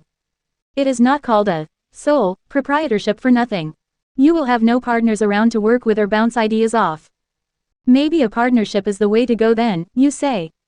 Let's see. Partnerships and limited partnerships. A business partnership is a lot like a marriage. Because you and your partner will be spending an inordinate amount of time together, making decisions together, making individual decisions that will affect the whole, and being together in both good times and bad, you need to think very carefully about 1. Whether you really want a partner, and if so, 2. Who fits the bill. Legally speaking, a partnership is even more precarious than a sole proprietorship, if that is possible. Why? Because not only are the partners individually liable for the business's debts, just as a sole proprietor is, but also either partner can get the whole partnership into debt.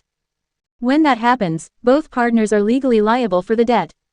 The danger is that your partner can make some dumb decisions, sign a bad contract or some such thing, and get the partnership into debt, and you will be personally responsible for that debt. Throughout this book, I will be giving you legal tips. As I am an attorney, please understand that such tips are based on my real-world experience as a business lawyer.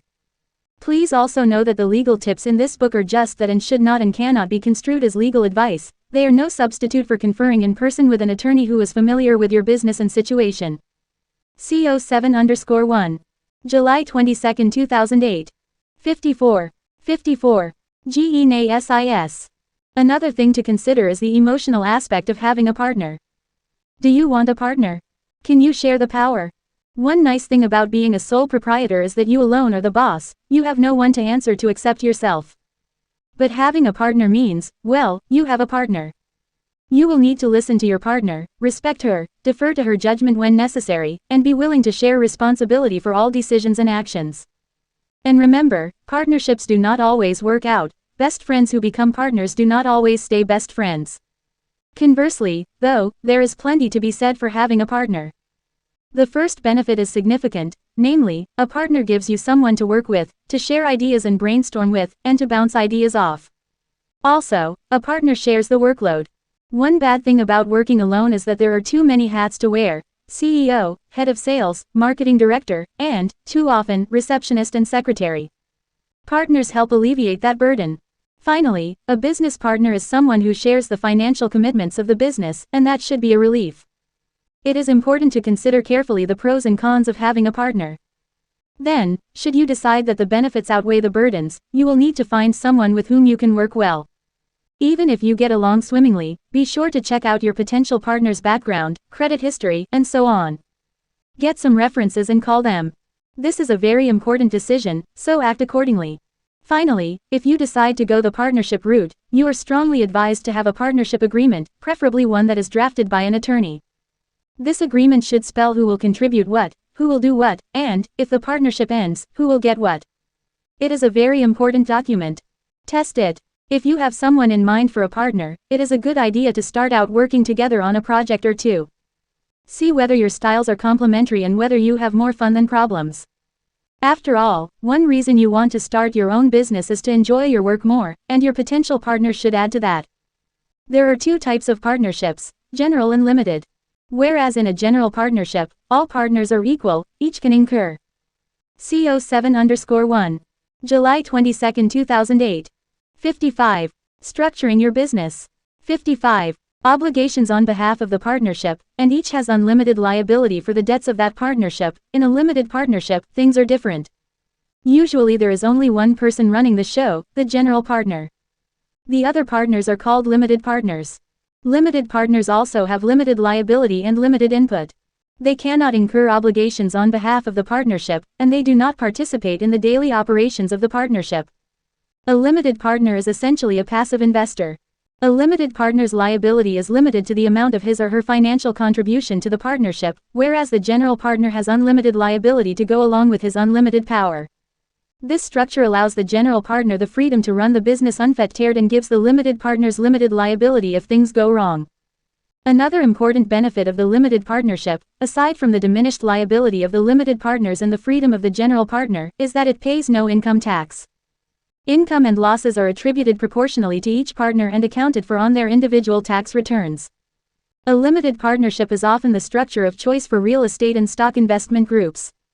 Corporations and the Limited Liability Company (LLC), as you now know, the problem with general partnerships and sole proprietorships is the personal liability that accompanies business debts and other liabilities. These entities do not shield the business owner from legal responsibility.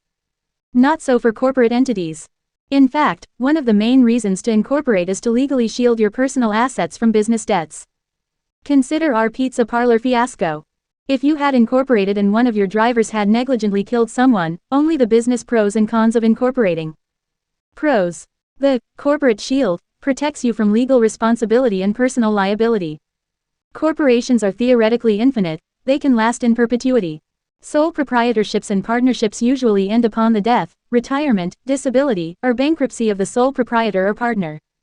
Continued. CO7_1. July 22, 2008. 56. 56. GENASIS. As the corporation grows, shareholders can continue to share in the profit, but they do not have to stay and run the business.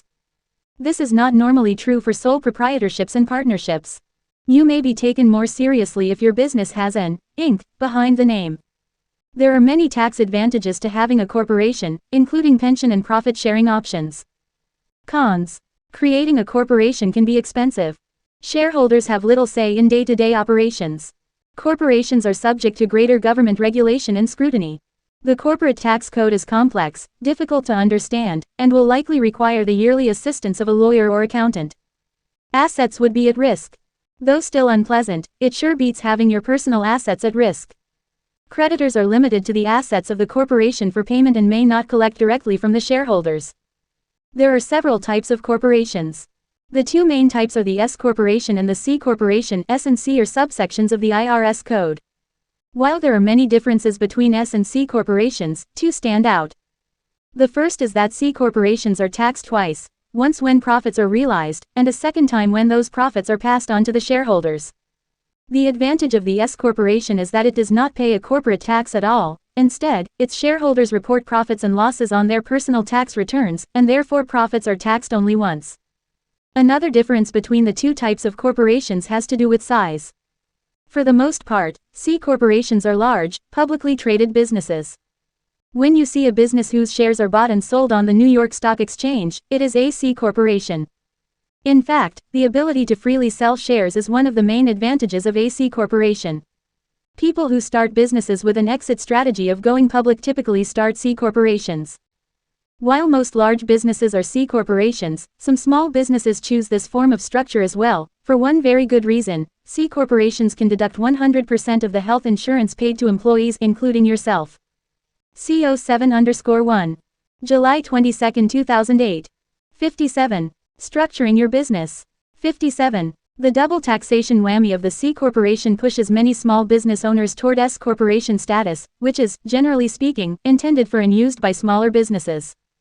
There are certainly more pros than cons to starting your small business as an S corporation. S corporations offer limited personal liability. S corporations pay no corporate taxes. Rather, profits and losses flow through your individual tax return. A sole owner of an S corporation does not have to pay FICA tax.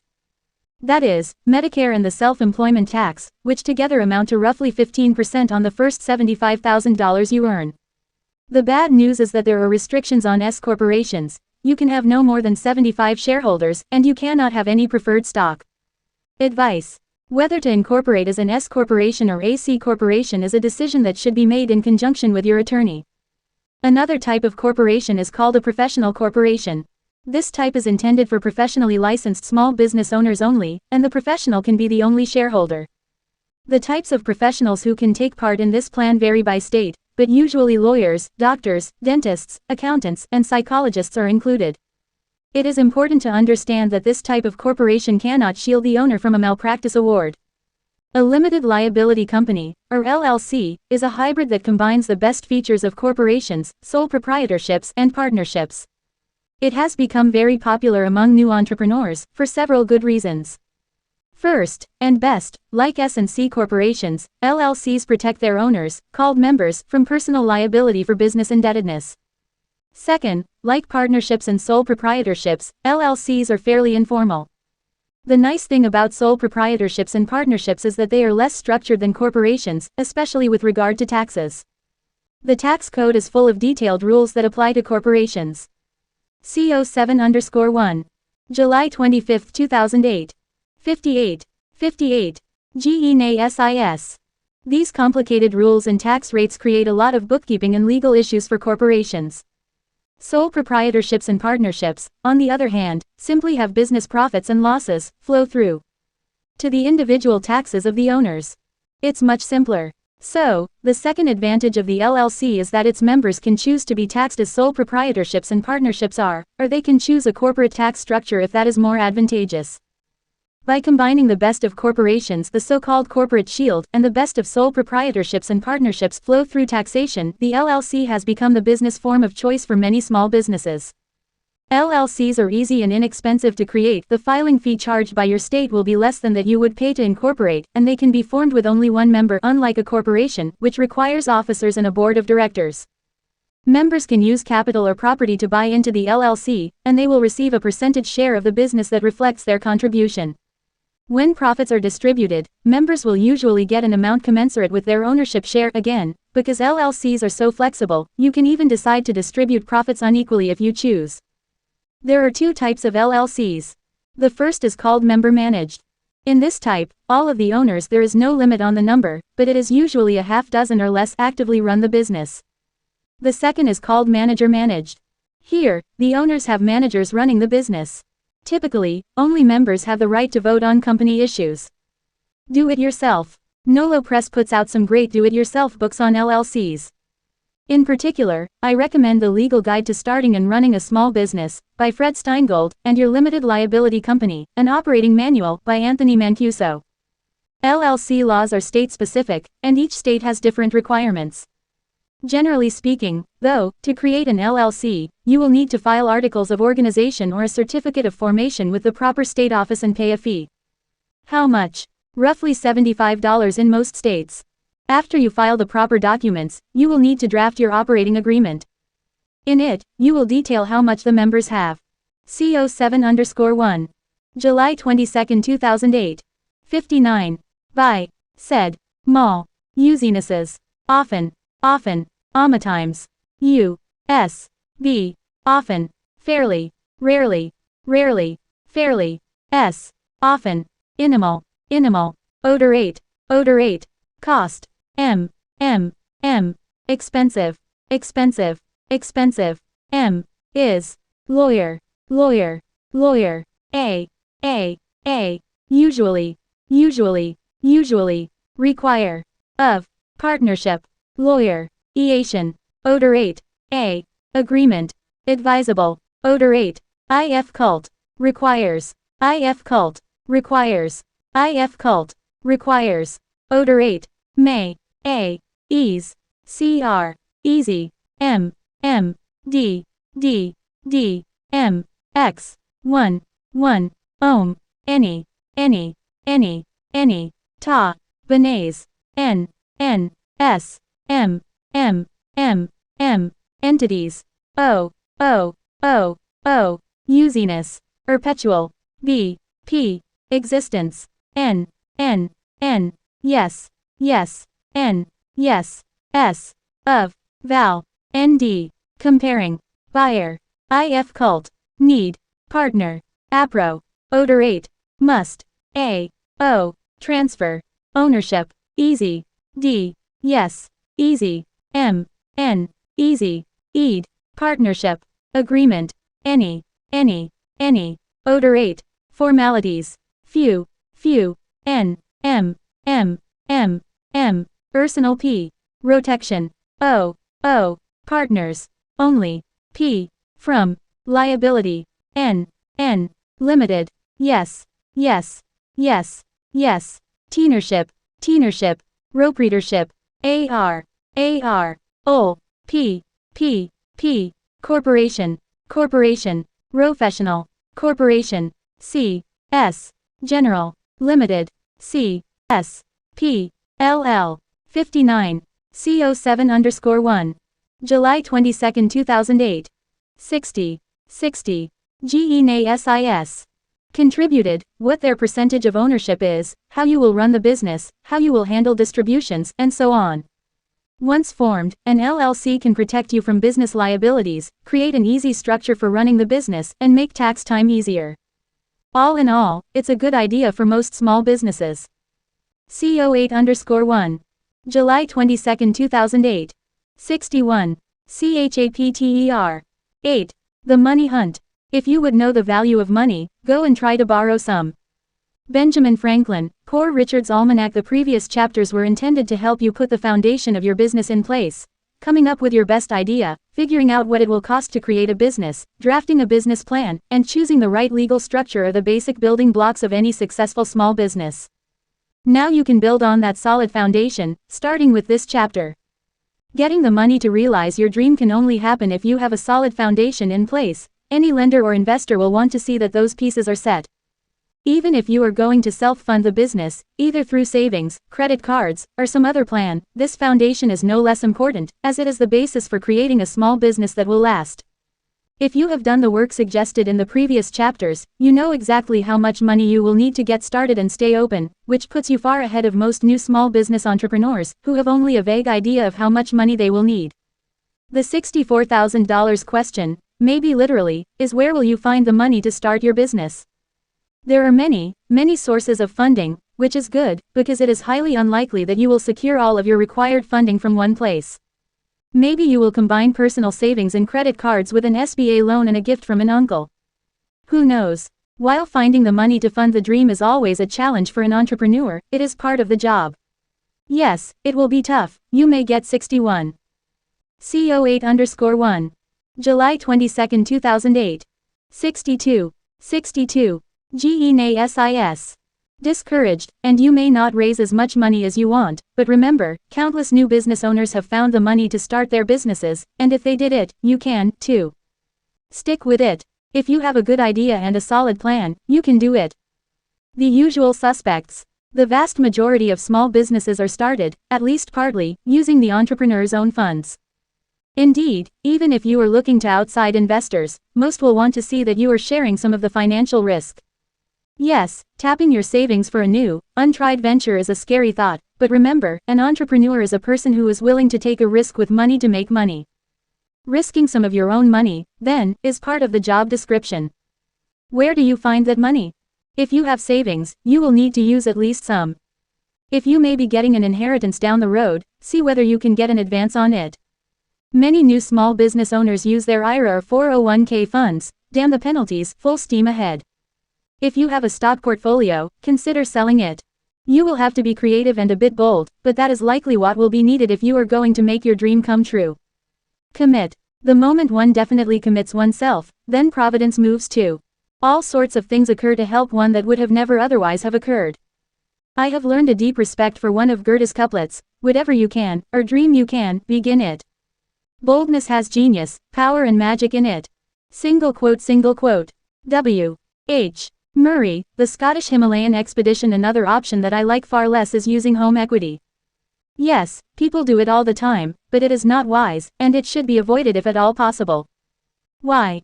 A home equity loan is a loan that is secured by your house, as you well know. If your bet doesn't pay off, if the business does not fly, you have put your home at risk. If the business does not pan out and funds get tight, how are you going to pay back that home equity loan, and what will happen if you can't? Recall what I said earlier. Smart entrepreneurs reduce their risk as much as possible. Risking your home may be too much to ask. CO8_1. July 22, 2008. 63. The Money Hunt. 63. Credit cards. Another very popular option for funding a startup company is the credit card. According to one study, almost half of all businesses use credit cards to help with their startup costs. Again, it is easy to see why this is a popular choice. Credit cards are readily available and can be paid back in installments. The problem is that it is very easy to get in over your head with credit card debt. Before you go running up the cards, charging that new computer and office furniture, some words of warning are in order. The credit card trap. Excessive credit card debt is one of the most common money problems that small business people face, and it can be a major factor leading to small business failure. Many of us have learned the hard way about the credit card trap. You know what that is, right? Charging or taking cash advances, getting stuck with a huge bill, paying the minimum, and watching the interest grow every month, thus ensuring that the balance is never paid off. It is a trap because you are caught in a predicament that is difficult to get out of, and it ensures that your small business will remain off kilter. For example, let's say that you charge $7,000 to get your new business off the ground. Reasonable? No. Let's further assume that you have an interest rate of 17%. This is a credit card, after all. How long do you think it will take you to pay off that balance, making a minimum payment of 2%? 3 years. Let's do a little math. A monthly interest payment of 17% on $7,000 is $104. Add that to your balance, and your balance next month will be $7,104. 2% of that figure is $142, your minimum payment. If you pay only the minimum, it will take, get ready for this, more than 40 years to pay off the entire balance. Don't worry, it gets worse. You'll also end up paying almost $14,000 on your $7,000 balance. Credit card smarts. Getting stuck with excessive credit card debt is one of the worst things that can happen to your new small business.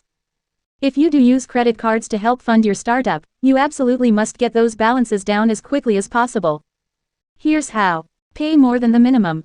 The first way to avoid the credit card trap is to pay more than the minimum payment due, as much more. CO8_1. July 22, 2008. 64. 64. GENASIS. As you can afford. In the foregoing example, the 2% minimum payment amount will go down every month as the principal decreases. However, if you keep paying the original minimum payment of $142 instead of the new, lower minimum, you will cut the time it takes to pay off your credit card debt from 40 years to about 5 years. Do the balance transfer dance. One of the easiest and best methods of lowering both your monthly credit card payments and your company's overall credit card debt is to transfer the balance on cards with high interest rates to cards with much lower rates, say, 4.9%. Look for introductory teaser rates. Credit cards, while useful and convenient, can kill even the best small businesses. Use them if you must to fund your startup, but do so with a plan to pay them off as soon as possible. Never pay credit card interest again. By using a credit card with a zero balance and timing your purchases correctly, you can avoid paying interest on the money you borrow.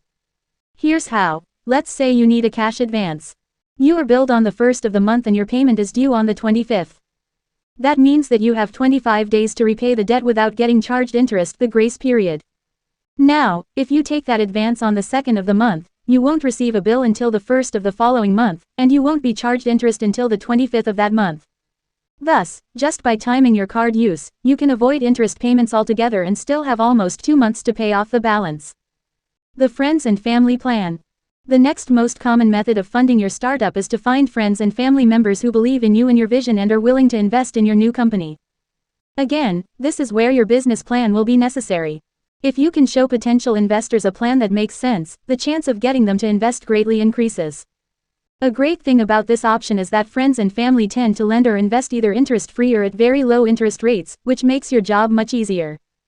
Especially at the beginning of your venture, capital is precious and must be, if not hoarded, at least highly respected. You need to keep your overhead as low as possible. CO8_1. July 22, 2008.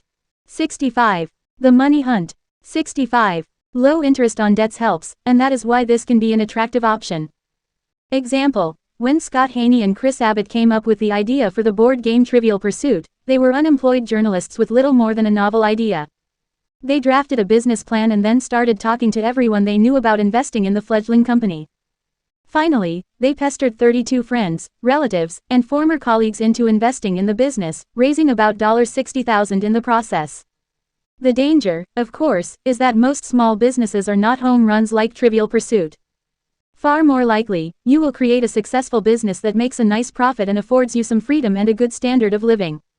But if that does not happen, if the business does not fly, owing money to friends and relatives for a failed business venture is not a pleasant experience. You have been warned. Banks and credit unions. Of all investments that a bank or credit union can make, lending money to an untried, brand new startup is just about the most risky. Home loans are secured by collateral, as are car loans. Loans to existing businesses offer some security because the business has a track record. But the new startup has none of those things, and so getting a conventional bank loan for a new business is not always easy. Sure, it can be done, but it usually means using your home as collateral or signing a personal guarantee for the loan. The problem with a personal guarantee is that incorporating to reduce your personal liability will be a waste of time if you sign a personal guarantee for a bank loan. Then again, entrepreneurs have been known to do almost anything to get the show on the road, and that may be the price you have to pay. Is there a better solution? Indeed. The SBA is one of the best friends your new business can have. The agency has plenty of ways to help your business, many of which will be discussed later in this book. At this point, the important thing to know is that the SBA can help you get a loan. Here's how. The US government knows how important small businesses are to the American economy. Therefore, it created and funds. CO8_1. July 22, 2008. 66. 66. GENASIS. The SBA, whose mission is to help the country's small businesses succeed. One way the SBA accomplishes that goal is by guaranteeing certain loans made by lenders to small businesses. By acting as a guarantor, the SBA reduces the risk to the lender, and so many more small business loans are made. What you want to do, then, is find a bank or credit union that deals with SBA guaranteed loans. SBA backgrounder. The Reconstruction Finance Corporation was a loan program created by President Herbert Hoover to help businesses hurt by the Great Depression. When Franklin D. Roosevelt was elected to the White House in 1932, he adopted and expanded the program. However, during World War II, many small businesses were unable to compete against large corporations and their government contracts, so Congress created the Smaller War Plants Corporation in 1942. Like its predecessor, this corporation provided loans to entrepreneurs and business.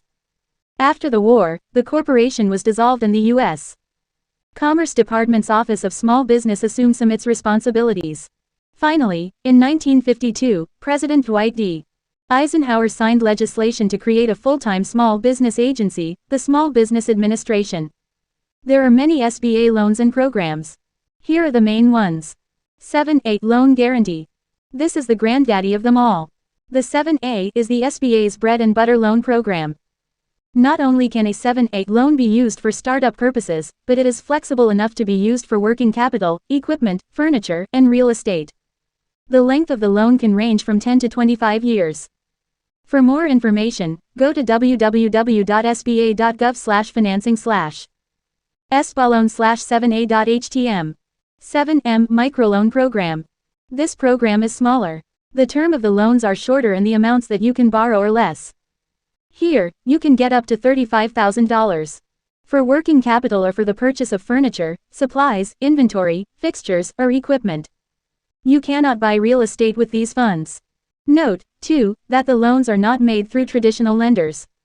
Instead, nonprofit organizations that have experience lending and offering business assistance make the microloans. For more information, go to www.sba.gov/financing/sbaloan/microloans.htm. CO8_1. July 22, 2008. 67. The Money Hunt. 67. 504 Certified Development Company Loan Program. This program offers long-term, fixed-rate loans for real estate and machinery purchases or for modernization and expansion. The usual 504.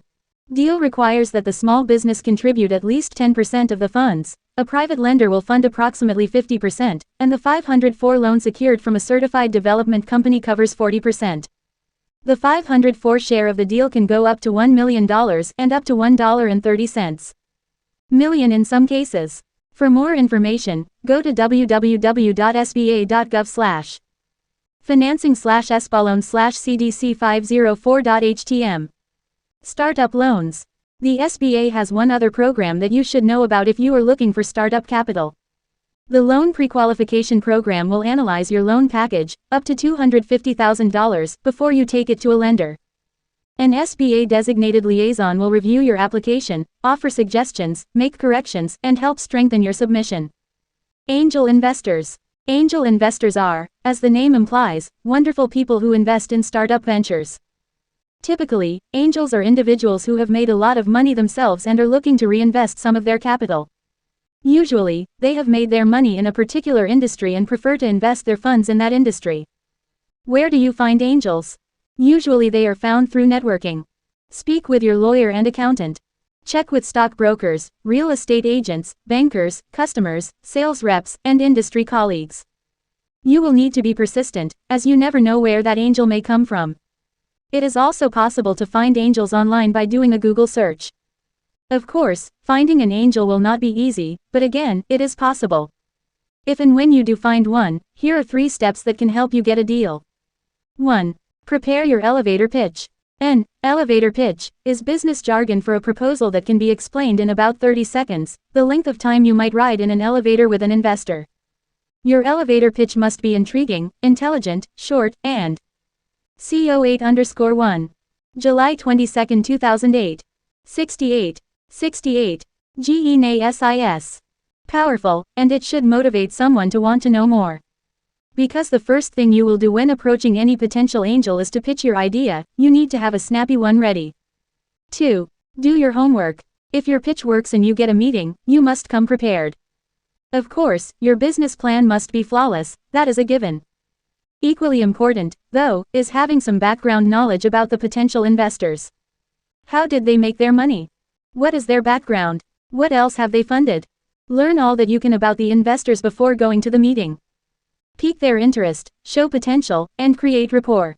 Be enthusiastic and know your business plan inside out.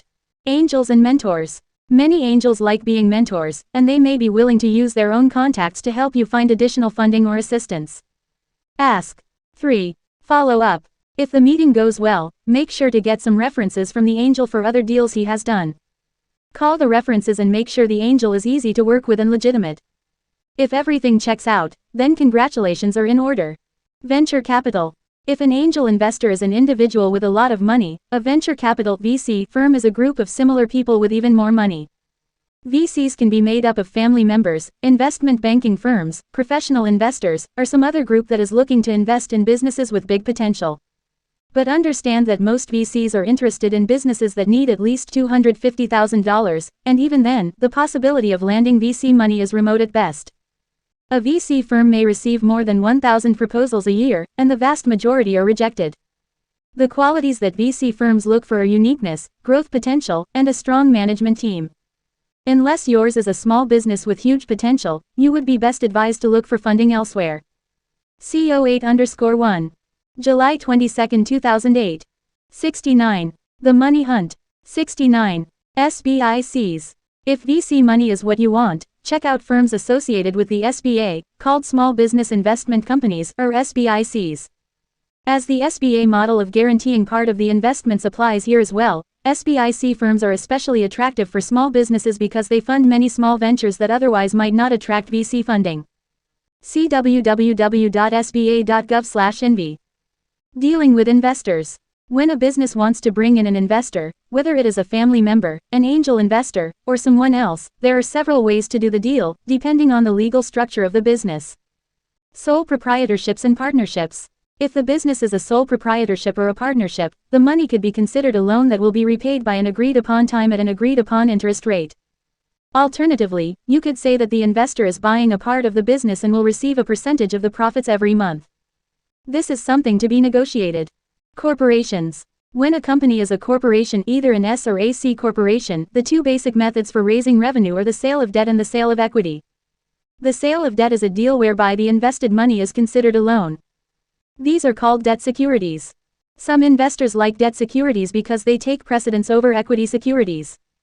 That is, in a risky startup, if something goes wrong, the investor's loan is legally protected and given higher legal priority than your ownership interest. One reason you might want to structure the investment as a debt security is taxes. If you simply sell this investor's stock, when he is repaid, it will likely be considered a dividend. When your business pays someone a dividend, it is not deductible on the business's taxes. However, if you structure the deal as the sale of debt, a loan, your repayments are considered interest payments, and thus they are deductible on the business's taxes. By structuring the deal as a loan, then, your business would pay less taxes. The second method for structuring the deal is simply to sell your investors shares of the corporation, called a sale of equity or a sale of. CO8_1. July 22, 2008. 70. 70. GENASIS. Securities. Many investors like this option because it gives them an actual ownership interest in the businesses. The sale of common stock to an investor carries with it the right to participate in earnings and the right to vote on the board of directors. This is the most common type of corporate financing arrangement. How much stock should the investor receive? It is impossible to say. It depends on the size of your business, the amount of money he is investing, how much authority you want him to have, and so on. You will need to discuss this with your lawyer. LLCs. If you own an LLC, things are a bit different. LLCs do not have shares of stock, as a corporation does. Instead, its owners are called members, and you sell membership shares. If you want to sell your investor shares of your LLC, you are certainly free to do so. However, if you do, this may change the structure of your LLC. Recall that there are two types of LLCs. Most are member-managed. The owners, the members, manage and run the business. The other management structure is called manager-managed. This means the owners have managers who help run the business. The non-managing owners, presumably your new investor, would simply share in the LLC's profits. It is important to understand that in a manager-managed LLC, only the named managers have the right to vote on management decisions and act as agents of the LLC. Your investor would be akin to a shareholder in the corporation, except that he wouldn't have the right to help pick a board of directors, nor could he sit on the board. Why? Because LLCs don't have boards of directors. CO9_1. July 22, 2008. 71. CHAPTER. 9. Getting help. In times like these, it helps to recall that there have always been times like these. Paul Harvey. As exciting as it is, starting a new business can easily be just as overwhelming. There will be days, many, in fact, when you will be the president, chief financial officer, marketing genius, and receptionist, and that is just before noon. Even worse, you will need to understand not only the part of the business that you love but everything else, 2. Advertising, law, insurance, team building, and so on. Of course, buying this book, thank you very much, is one way to get up to speed, but happily, there are others. In this chapter, we will explore the resources you can tap to get the help you need. You are not alone. Small Business Administration (SBA). What would you say if I told you that there is an agency in the federal government with a multi-billion-dollar budget whose sole function is to help you succeed? That would be a pretty good partner to have, wouldn't you say? Well, there is, and it is. According to my friend Hector Barreto, former head of the SBA, it is the agency's job to advise, counsel, assist, and protect America's small business. It does so in a variety of ways. In its field offices throughout the United States, the Virgin Islands, Puerto Rico, and Guam, the SBA offers classes, counseling, and a variety of programs designed to help small businesses succeed. 71. CO9_1. July 22, 2008. 72. 72. GENASIS. As discussed in the previous chapter, the SBA's Loan Guarantee Program enables entrepreneurs to obtain loans with very favorable rates. After a natural disaster, such as Hurricane Katrina, or other major calamitous events, such as September 11, the SBA helps small businesses with disaster assistance. By helping entrepreneurs learn more about bidding on contracts, the SBA provides much-needed contracting help.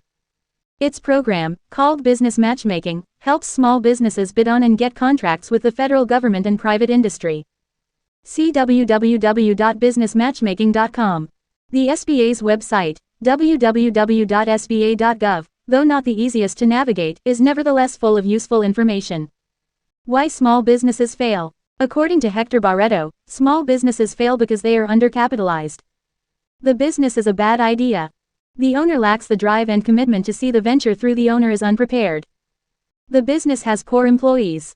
The owner does not know how to use technology to his or her advantage. The owner does not know what he or she does not know and is unwilling to learn it. The SBA is a super resource that can help any new business. SCORE. SCORE is an amazing organization.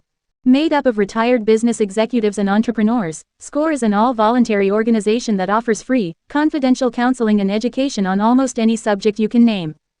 Need help with a marketing campaign? SCORE can help. Opening an auto repair shop? A SCORE volunteer probably has done that, too. SCORE matches you up with a counselor who will give you as much help as your business needs, and if he cannot help you with a specific problem, there is another SCORE. CO9_1. July 22, 2008. 73. Getting help. 73. Counselor who can. It is amazing that you can get so much help, absolutely free. SCORE's counseling sessions take place at your business, in any one of SCORE's nearly 400 offices around the country, or, increasingly, online. SCORE also offers a variety of small business workshops, both in its offices and online.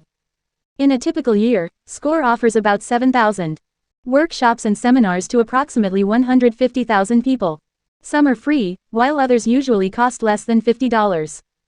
And how about this? Even though there are about 10,000 SCORE volunteers nationwide, the organization is staffed and run by only 14 people. Everything else is done by volunteers. It is an incredible organization and a great resource.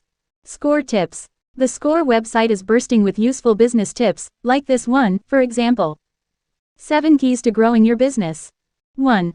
The product must satisfy an immediate need. 2. Offer good quality at a fair price. 3. Be careful with your money. 4. Cash flow is essential. 5. Guard your cash carefully. 6. Maximize your marketing. 7. Selling is the core skill of a successful business. Small Business Development Centers. Small Business Development Centers, or SBDCs, are an offshoot of the SBA intended to provide management and technical assistance to small business owners. There are 63 SBDCs around the country, and each is tied to a lead organization that sponsors the center and helps run the program, such as a university or nonprofit organization. There is also a network of smaller centers and satellite locations in each state, and these, too, are associated with universities, community colleges, or nonprofits. Like SCORE and the SBA, SBDCs offer counseling and other assistance to entrepreneurs. Volunteers come from chambers of commerce, the legal and banking communities, academia, and SCORE. CO9_1. July 22, 2008. 74. 74. GENASIS. SBDCs also use paid staffers. Assistance can range from helping small businesses with financial issues and marketing to production, organization, and even engineering and feasibility studies. SBDCs make a special effort to work with minority and economically disadvantaged entrepreneurs, as well as with veterans, women, and the disabled. Mentors. Having a mentor is one of the best ways to learn more about how to run a business. A business mentor can open doors, teach skills, and give valuable feedback. No doubt it is a good deal for you. But it is often equally satisfying, if not more so, for the mentor, as he or she can see the experience make a difference. It is a chance to give back. Maybe you are asking yourself, "Hey Steve, that sounds great, but I don't know anyone who would or could mentor me. Where would I find one?" Good question. Here are a few good answers. Ask. Finding a mentor is often the result of simply having the chutzpah to ask someone whom you admire whether she would be willing to mentor you. Or just ask around. Tell people that you are looking for a mentor. You may be surprised at how willing people are to help. Speak with business associates, friends and relatives, other entrepreneurs, people at your place of worship, or even members of online communities. What to look for in a mentor? You want someone whom you respect, who has something to teach you, and who has some connections and people that you could meet. Pay. If someone knows what you want to learn but is disinclined to be your mentor, for whatever reason, consider buying their time. Is it ideal? No, but it may still work. For instance, what about approaching that person and offering a fee for a few days of consultation and 6 months of telephone follow-up? Explain that you think she could help you get your business off the ground and that you respect her time, and therefore you are willing to pay for it. Especially if you are not in a competing business, you may suddenly find yourself with the best mentor that money can buy. CO9_1.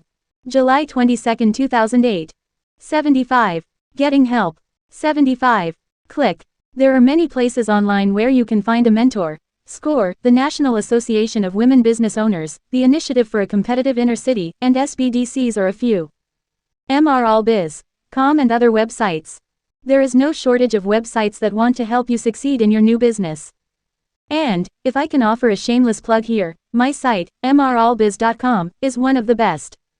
Like this book, it is organized into 3 main sections. Start your business, run your business, and grow your business.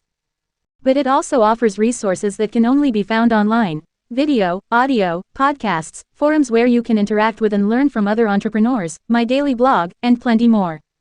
I am confident you will get a lot from visiting the site. Log on and mention this book to receive a free ebook, Small Business Success Secrets. There are many other sites that you might want to check out as well. USA Today Small Business.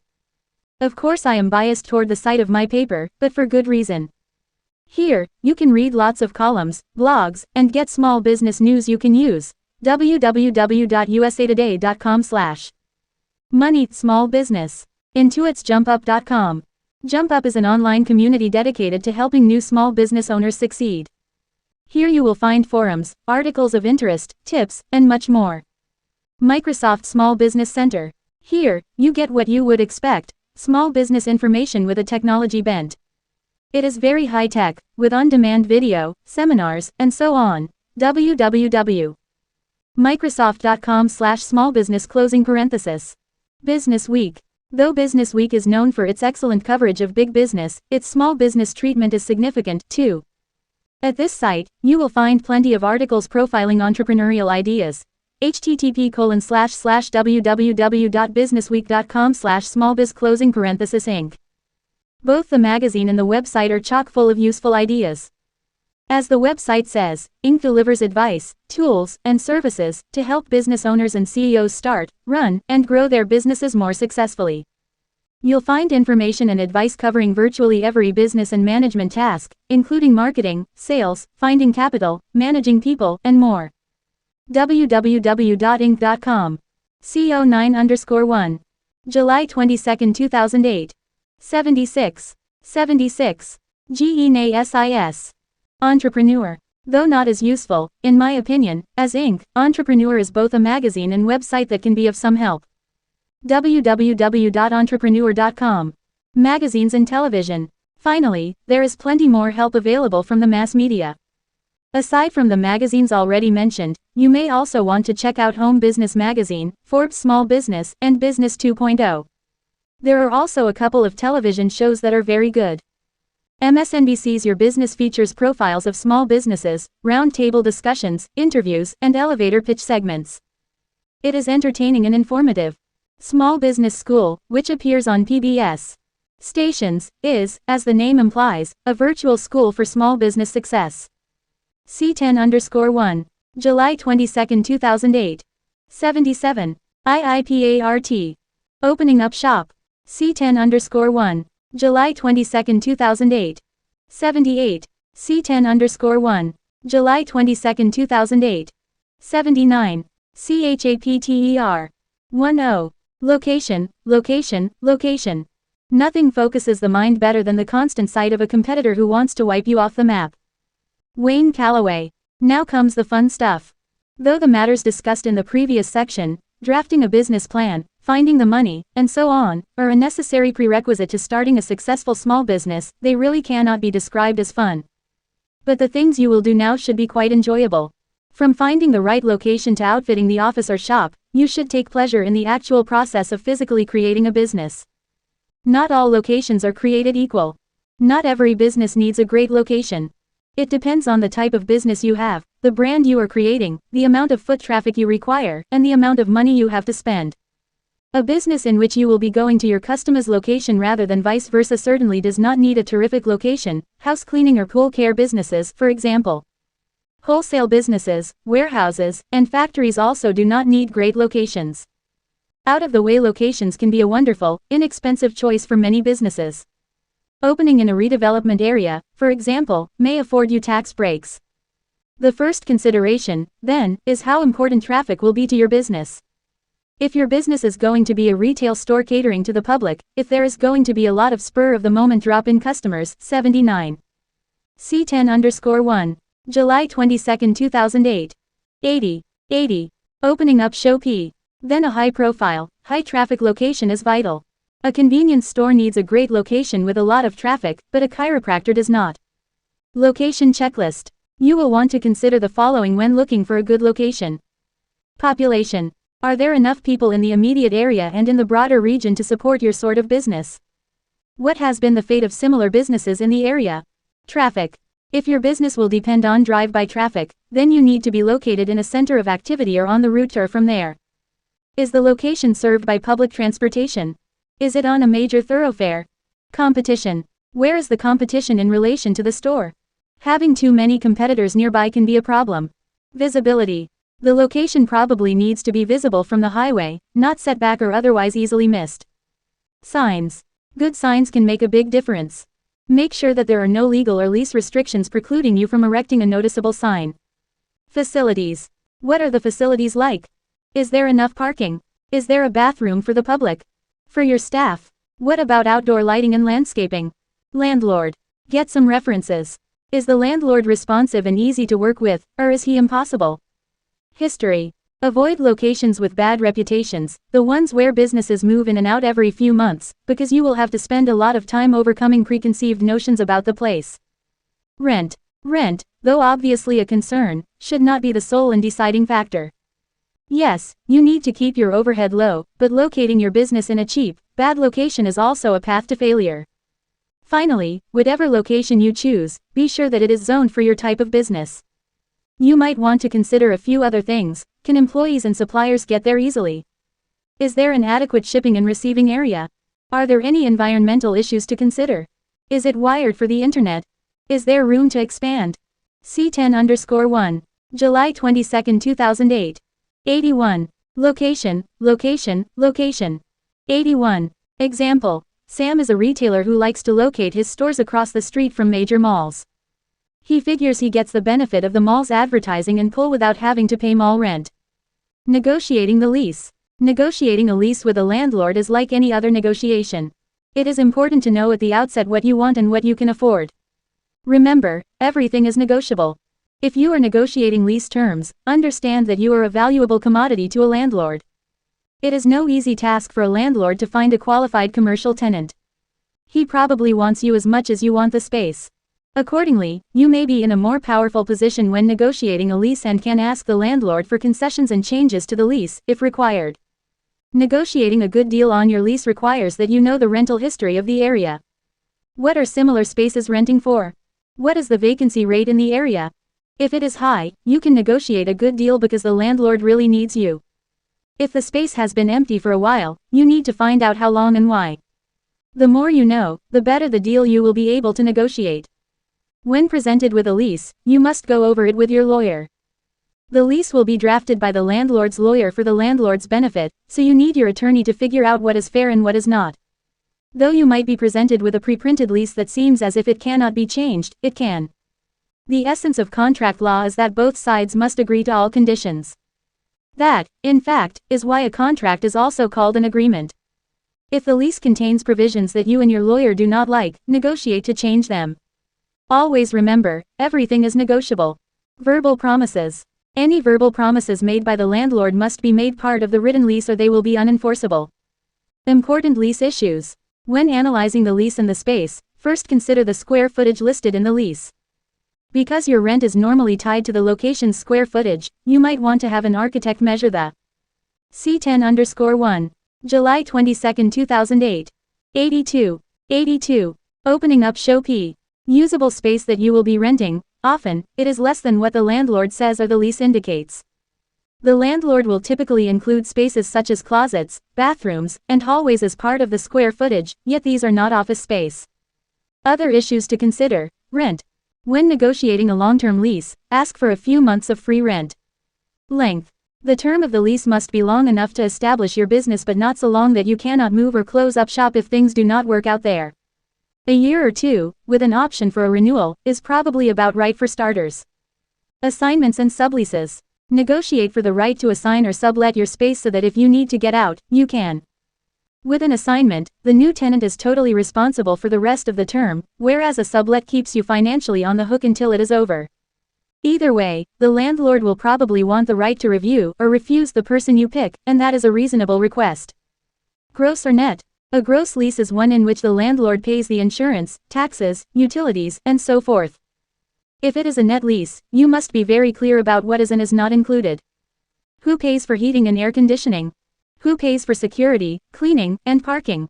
Who pays for repairs? Triple net lease.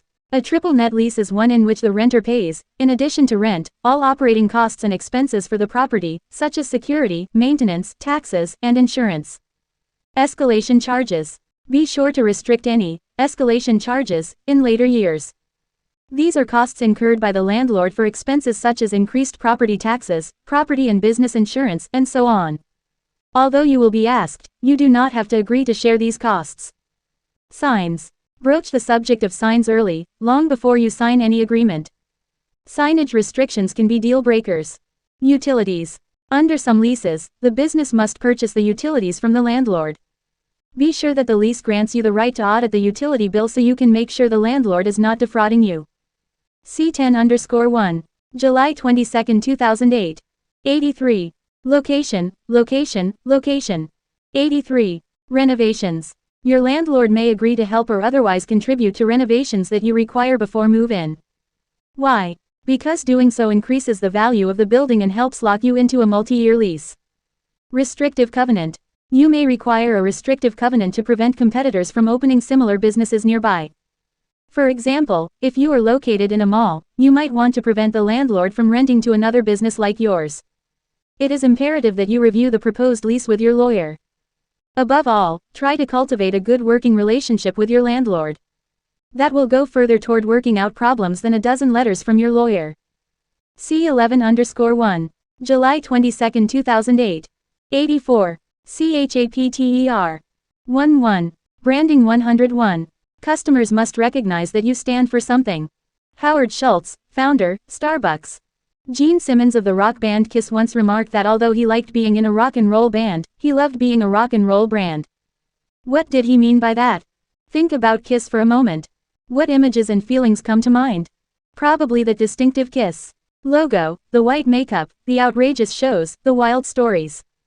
Kiss carefully cultivated that billion-dollar bad boy image, and it's worth a fortune to them. That is what Simmons meant. Having a band is great, but it's the brand that pays the bills. Brand new. What comes to mind when you think about Rolls-Royce, Nike, or Apple Computer? Each business evokes very clear thoughts, feelings, and images. Each has a strong corporate identity, or brand, associated with its name, and that is no accident. These companies have spent a lot of money getting you to conjure up specific images and feelings when you think about their business. This begs the question, what do you want people to think of when they think about your new small business? The idea of creating a brand for your small business is really quite important. Maybe you think that doing so is beyond your reach, that branding is a concept for the big boys. Think again. Branding is something that you can, and should, do, too. 84. C11_1. July 22, 2008. 85. Branding 101. 85. One concept that you will see repeated throughout this book, time and again, is that you could not have picked a better time to start or own a small business. A variety of factors have come together to make this a new era for small business, an exciting time full of potential. It used to be that big businesses had an advantage over small businesses because of their greater resources. Bigger used to be better. But no longer. Little is the new big. 3 things have changed the landscape in your favor. 1. A change in thought. What the business world has come to see is that smaller is quicker, more innovative, more entrepreneurial, and better able to adapt to change. Bigger can be slower, plodding, boring, and bureaucratic. More and more, people see the power of small. 2. The information computer technological revolution. This revolution means that small businesses can look much bigger than they actually are, and no one ever need know. Between computers, laser printers, cell phones, PDAs, faxes, websites, and software, any small business can look big. 3. A growing market. More and more, big businesses are seeing the power and market potential of small businesses, and they are catering to that market. Ideas and tools that were once considered the private domain of large businesses are being offered to and used by small businesses. Evidence: Staples, QuickBooks, Microsoft Outlook for small business, and FedEx Kinko's. Small business stats. There are roughly 26 million businesses in the United States. Of those, according to the U.S. Census Bureau, 20 million have no payroll. Of the 6 million businesses with payrolls, 99% are small businesses with fewer than 100 employees, and most of those have fewer than 10. The era of little has arrived, and branding is the first of several ideas in which you will see that strategies once confined to the corporate boardroom can equally be applied on Main Street. C11_1. July 22, 2008. 86. 86. Opening up show P. Creating a brand they remember. If you want to succeed in business, you, too, will need to create an identifiable brand. Boiled down to its basics, a brand is the essence of what makes your business unique. It combines your name, logo, and purpose into an identifiable whole. It is your image based on reality. Your brand represents your business identity, your unique position in the market. Are you the friendly lawyer, the holistic market, the geeky computer consultant, or what? Without a brand, you may find that instead of being all things to all people, you are nothing to no one. A brand is a hook to hang your hat on so that people will remember you. Nike. That swoosh, the phrase, "just do it," come to mind. That is the gold standard we are aiming for. You begin to create a brand by carefully thinking about what your business will be, what makes it unique, who your customers will be, and what it is they will want. Creating a brand is vital because many other decisions will hinge on this one. Your name, logo, slogan, even the location you choose and your pricing structure depend on the brand you are trying to create. A discount motorcycle warehouse will put things together far differently than a Harley-Davidson showroom. Your name, what you choose to name your business will have as much to do with extending your brand as anything else. Because you will not have the sort of budget required to create brand awareness in the general public, as large companies do, one of your best chances for creating a favorable image is to do so through your name. If you are creating a restaurant, the name Aunt Susie's Food Emporium creates a much different image than Susan's Brasserie. When naming your business, you have 2 choices. Either you can choose a name that describes exactly what the business is and what benefits it offers, or you can choose a name that has nothing to do with the business at all. The latter describes names such as Xerox, Amazon.com, and Kodak. Though interesting, the problem, of course, is that if you don't have enough money to get people to remember the name of your business, instead of a memorable, quirky name, all you will be left with is a quirky name. The other option is almost always preferable for the small business. This process involves thinking about the benefits your business offers the public and naming your business after that. Examples here include C11_1. July 22, 2008. 87. Branding 101. 87. Jiffy Lube, Baja Fresh, or Quickie Mart. Choosing a name that creates awareness of your business benefits can go a long way toward creating a brand that people will remember. There are two important things to consider when naming your business. The first is the image and brand you want to create. The thing about a successful brand is that there is consistency across the board. The image, colors, location, logo, and pricing all reinforce one another. If you are creating an upscale Italian design store, your location, prices, and name must all reflect the image you are trying to create. Maria's Discount Italy probably won't cut it, but Maria's Casa d'Italia might. C. The second factor is the benefit that someone would derive from patronizing your business. The best name is one that combines the image you want to create with a perceived benefit. Think of Netflix, Discount Warehouse, or Speedy Linguini. Your logo. A graphic image that reinforces your name builds your brand. Ideally, it says who you are and what you do. A logo can be a symbol targets target, a graphic interpretation of your business name, or both. Either way, it needs to concisely convey the image you want to present to the world. Here is my logo. When choosing a logo, then, the essential quality is that it graphically represents to the world who you are and what is unique about you. Accordingly, choosing a logo is akin to naming your business. You want a logo that is distinctive, memorable, and benefit-laden. C11_1. July 22, 2008. 88. Opening up show P. When creating a logo, again, you have two options. You can do it yourself or hire someone to do it for you. Doing it yourself will probably require you to use a graphics program that offers clip art, pictures, and photographs. It is important that you do not use material that is copyrighted in your logo design. Free logos. You can find some free logo generators online. One good site is www.cooltext.com. It is probably better to hire someone to create a logo for you. Prices vary. You could pay anywhere from $100 for a student's services to $10,000 for a professional. You might be surprised at the great quality and affordable prices you will get from graphic art students. One way to add even more value to your logo is to incorporate a slogan. You want your catchphrase to reinforce your desired image, and the benefits you offer should be encompassed in that catchphrase as part of your overall branding strategy. If you are sensing a theme here, you're right. For example, IBM, think. Carpet world, elegance underfoot. BMW, the ultimate driving machine. These three things, your name, logo, and catchphrase, are the holy trinity of your brand, and they all are equally essential. Next, you want to pick colors and fonts that reinforce your emerging brand. A computer consultant would be smart to use a computer-looking font but would be unwise to use an Old English font. Self-evident, for sure, but important to remember nonetheless. The font you choose and the colors you pick will be used to represent your name, logo, and slogan in all of your printed materials. This tapestry of decisions should create a unified, interwoven theme that reinforces the brand you are working to create. Once you have your name, logo, slogan, font, and color ready, it is time to get the word out. All are combined to create your graphic materials. Your name, logo, and slogan should appear on your stationery, business cards, envelopes, mailing labels, website signs, invoices, and receipts, in short, everything. C11_1. July 22, 2008. 89. Branding 101. 89. Branding secrets. You get the idea. You want to create a consistent theme that reinforces the image you intend to create. But branding goes even beyond that. Because your brand is based on both how you want to be perceived and how you actually are perceived, it follows that the other half of brand building is creating positive perceptions based on substance and style. But how? Make a promise and keep it. Your brand is your promise to your customers. Decide what that promise is, what you want to come to mind when they think of your business, and keep that promise. Volvo promises safe cars. Nordstrom promises great customer service. What does your business promise?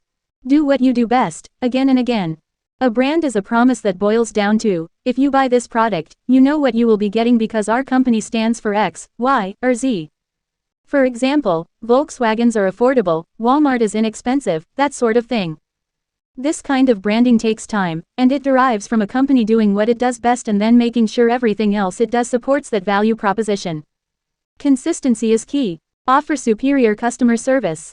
This is a theme that will be discussed in more detail later in the book, but suffice it to say that all your hard work creating a cool brand will be a waste of time and money if it isn't reinforced by happy customers. Customers should find it easy to work with you or buy from you. The .com brands. You cannot get by on brand alone. That was the lesson of the .com boom and bust. Take Pets.com, for example.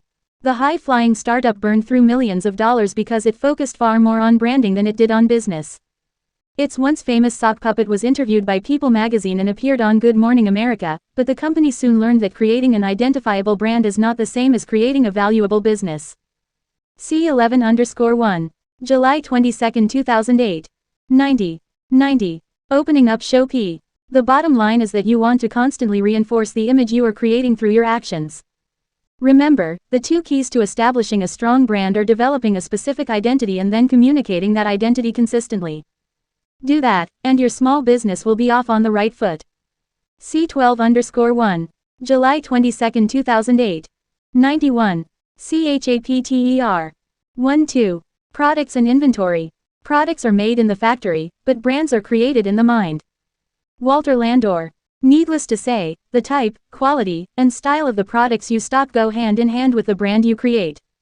The question now is where to find those products and how best to keep them on hand.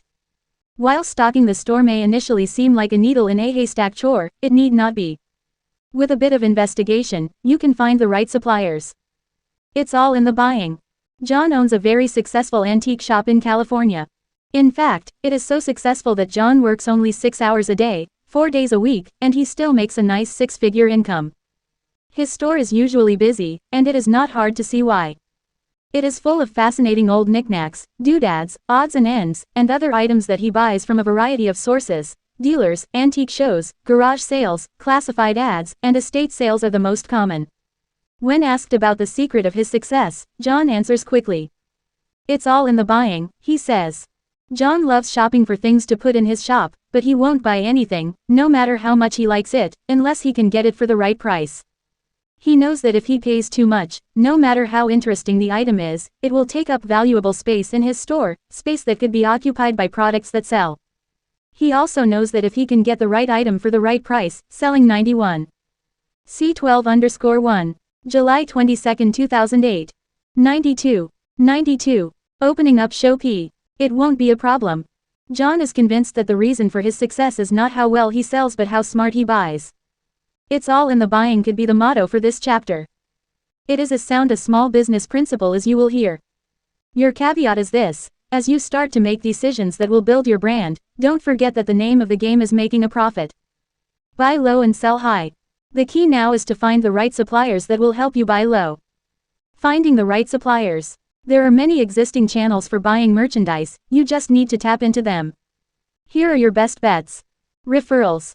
The problem with speaking to people in your community who have a business similar to the one you have or want to start is that they may view you as a competitor and therefore be reluctant to help you. It is probably wiser, then, to find people in a neighboring area and speak with them. They can tell you who their suppliers are and the names of the suppliers, representatives. Call the reps and have them come to your home or store to show you their line. Sales reps. Manufacturers, wholesalers, and distributors employ traveling agents and representatives who sell their products. Some of these reps sell products for a single company, others represent several companies that sell similar products. A sales representative for the gift industry, for example, may represent the lines of many different manufacturers that create products sold in a gift store: stationery, cards, candles, picture frames, soaps, magnets, and so on. Sales reps travel with their wares and visit the shops of potential and current clients.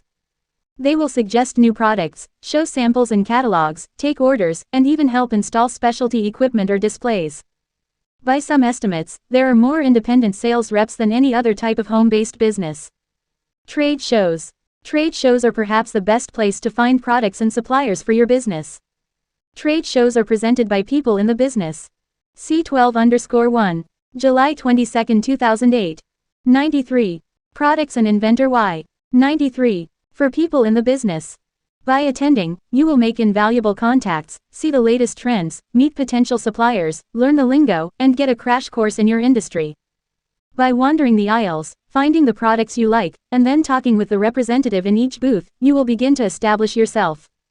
To find a trade show in your industry, log on to http://www.2.tsnn.com.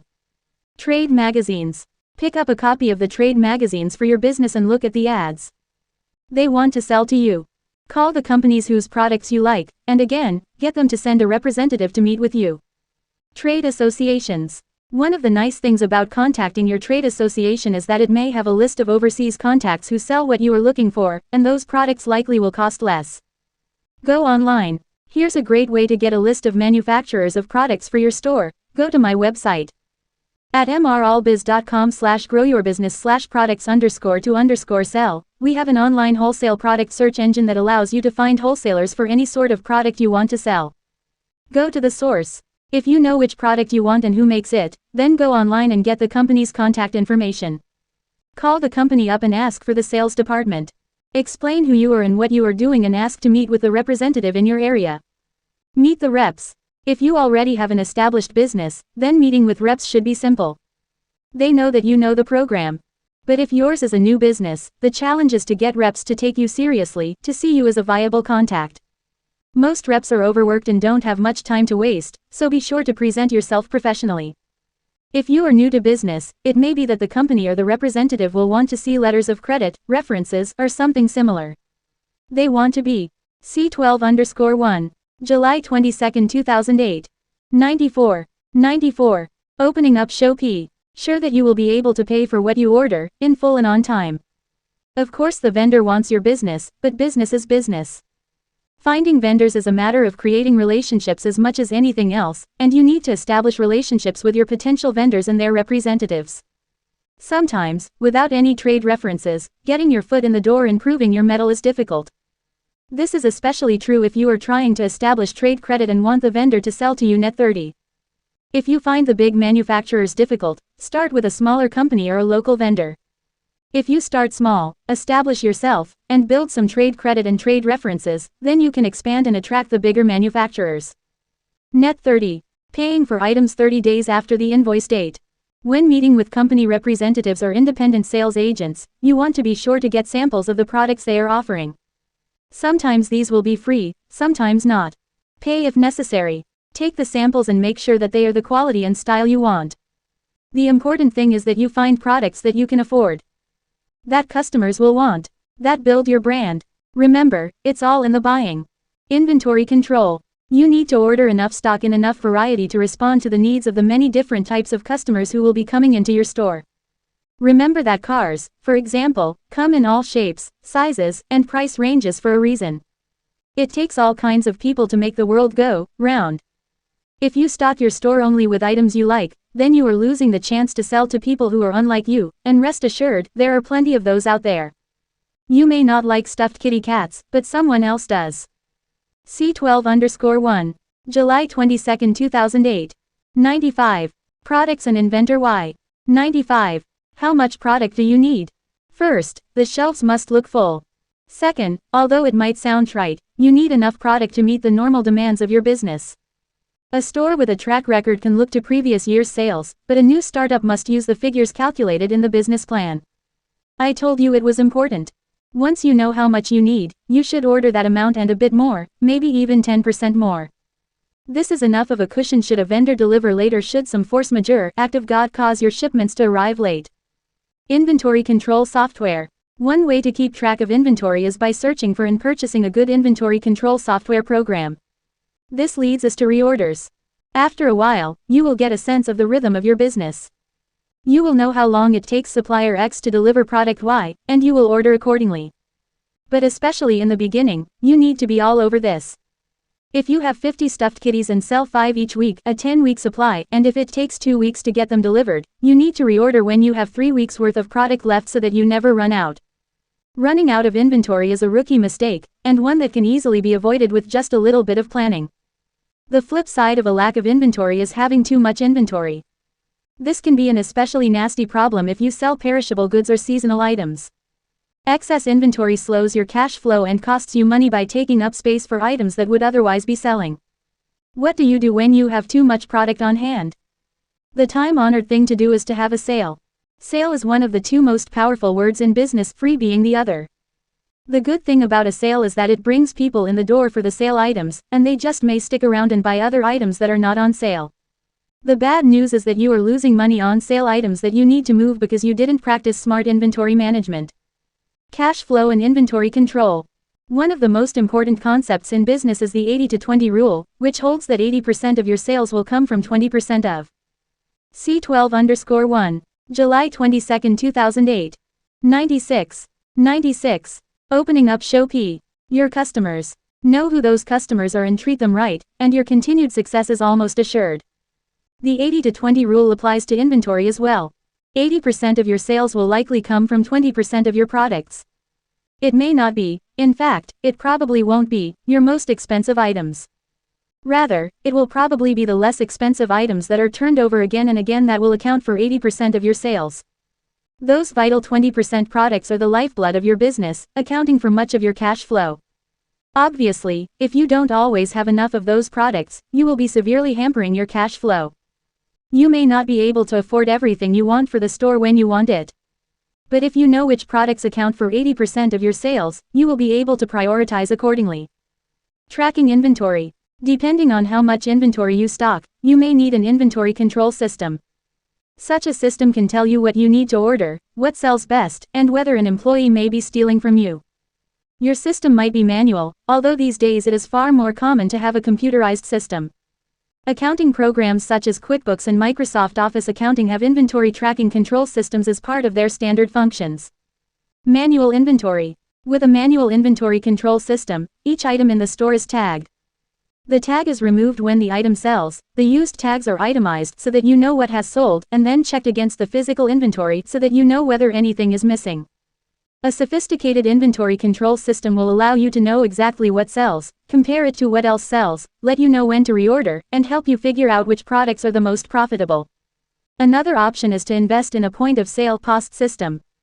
POS software creates up-to-the-minute inventory records from the point of purchase. C12_1. July 22, 2008.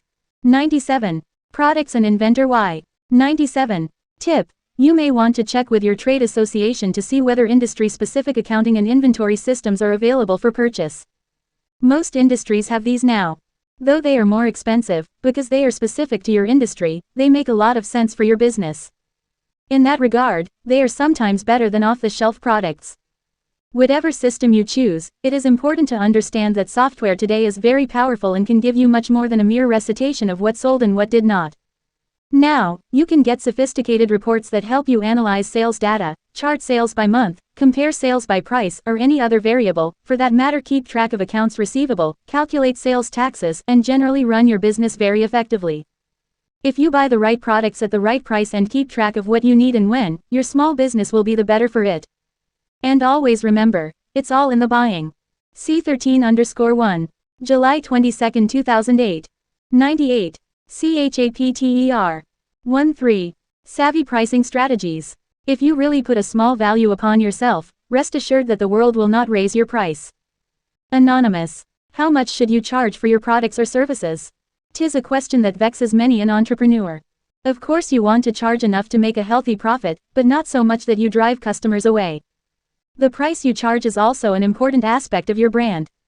Thus, you may need to tinker a bit before you find that perfect price.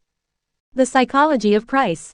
You expect to pay more for a BMW than a Volkswagen because of the brands those companies have created, among other reasons. BMW aims to sell fewer products at a higher price to a wealthier and more discriminating audience. Volkswagen goes for high volume and less profit per sale. Both are valid strategies, and both work. The price of your product carries with it great psychological impact. When you pay more, you expect more. You expect more from a car that costs $50,000 than you do from one that costs $20,000. It is no secret that there is a direct correlation between price and quality in the minds of consumers. Your task is to use that mindset to your advantage. For example, products with even-numbered prices are generally considered higher quality than those with odd-numbered prices. A stereo selling for $200 is thought of as better and higher quality than $198. C13_1.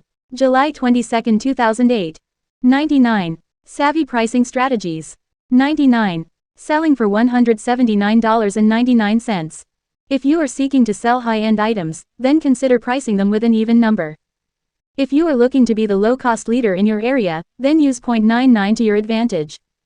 So the first thing to consider when pricing is the type of consumer you are trying to reach, which relates to the brand you want to create. Odd numbers. Odd numbers work, too. One study found that merchandise sold better in lots of 3 for $1.77 than $1.69 each. A price of $3.33 might also catch someone's eye. Determining your optimal price. Your optimal price is one that affords you the most sales at the greatest profit. Determining your optimal price is a 5-step process. 1. Figure out your minimum price. If you are selling widgets, you need to know what it costs you to sell one widget. This includes your actual cost to buy or manufacture that widget, plus a proportional cost of your overhead, rent, labor, shipping, insurance, and so on. Once you know what it actually costs you to buy and sell a widget, then you will know the minimum price you must ask for that item. Charge anything less, and you will go out of business. Anything more is profit. 2. What is the focus of your brand? Is yours a gourmet boutique market or a produce warehouse? The gourmet store can charge more, but the produce warehouse will sell more.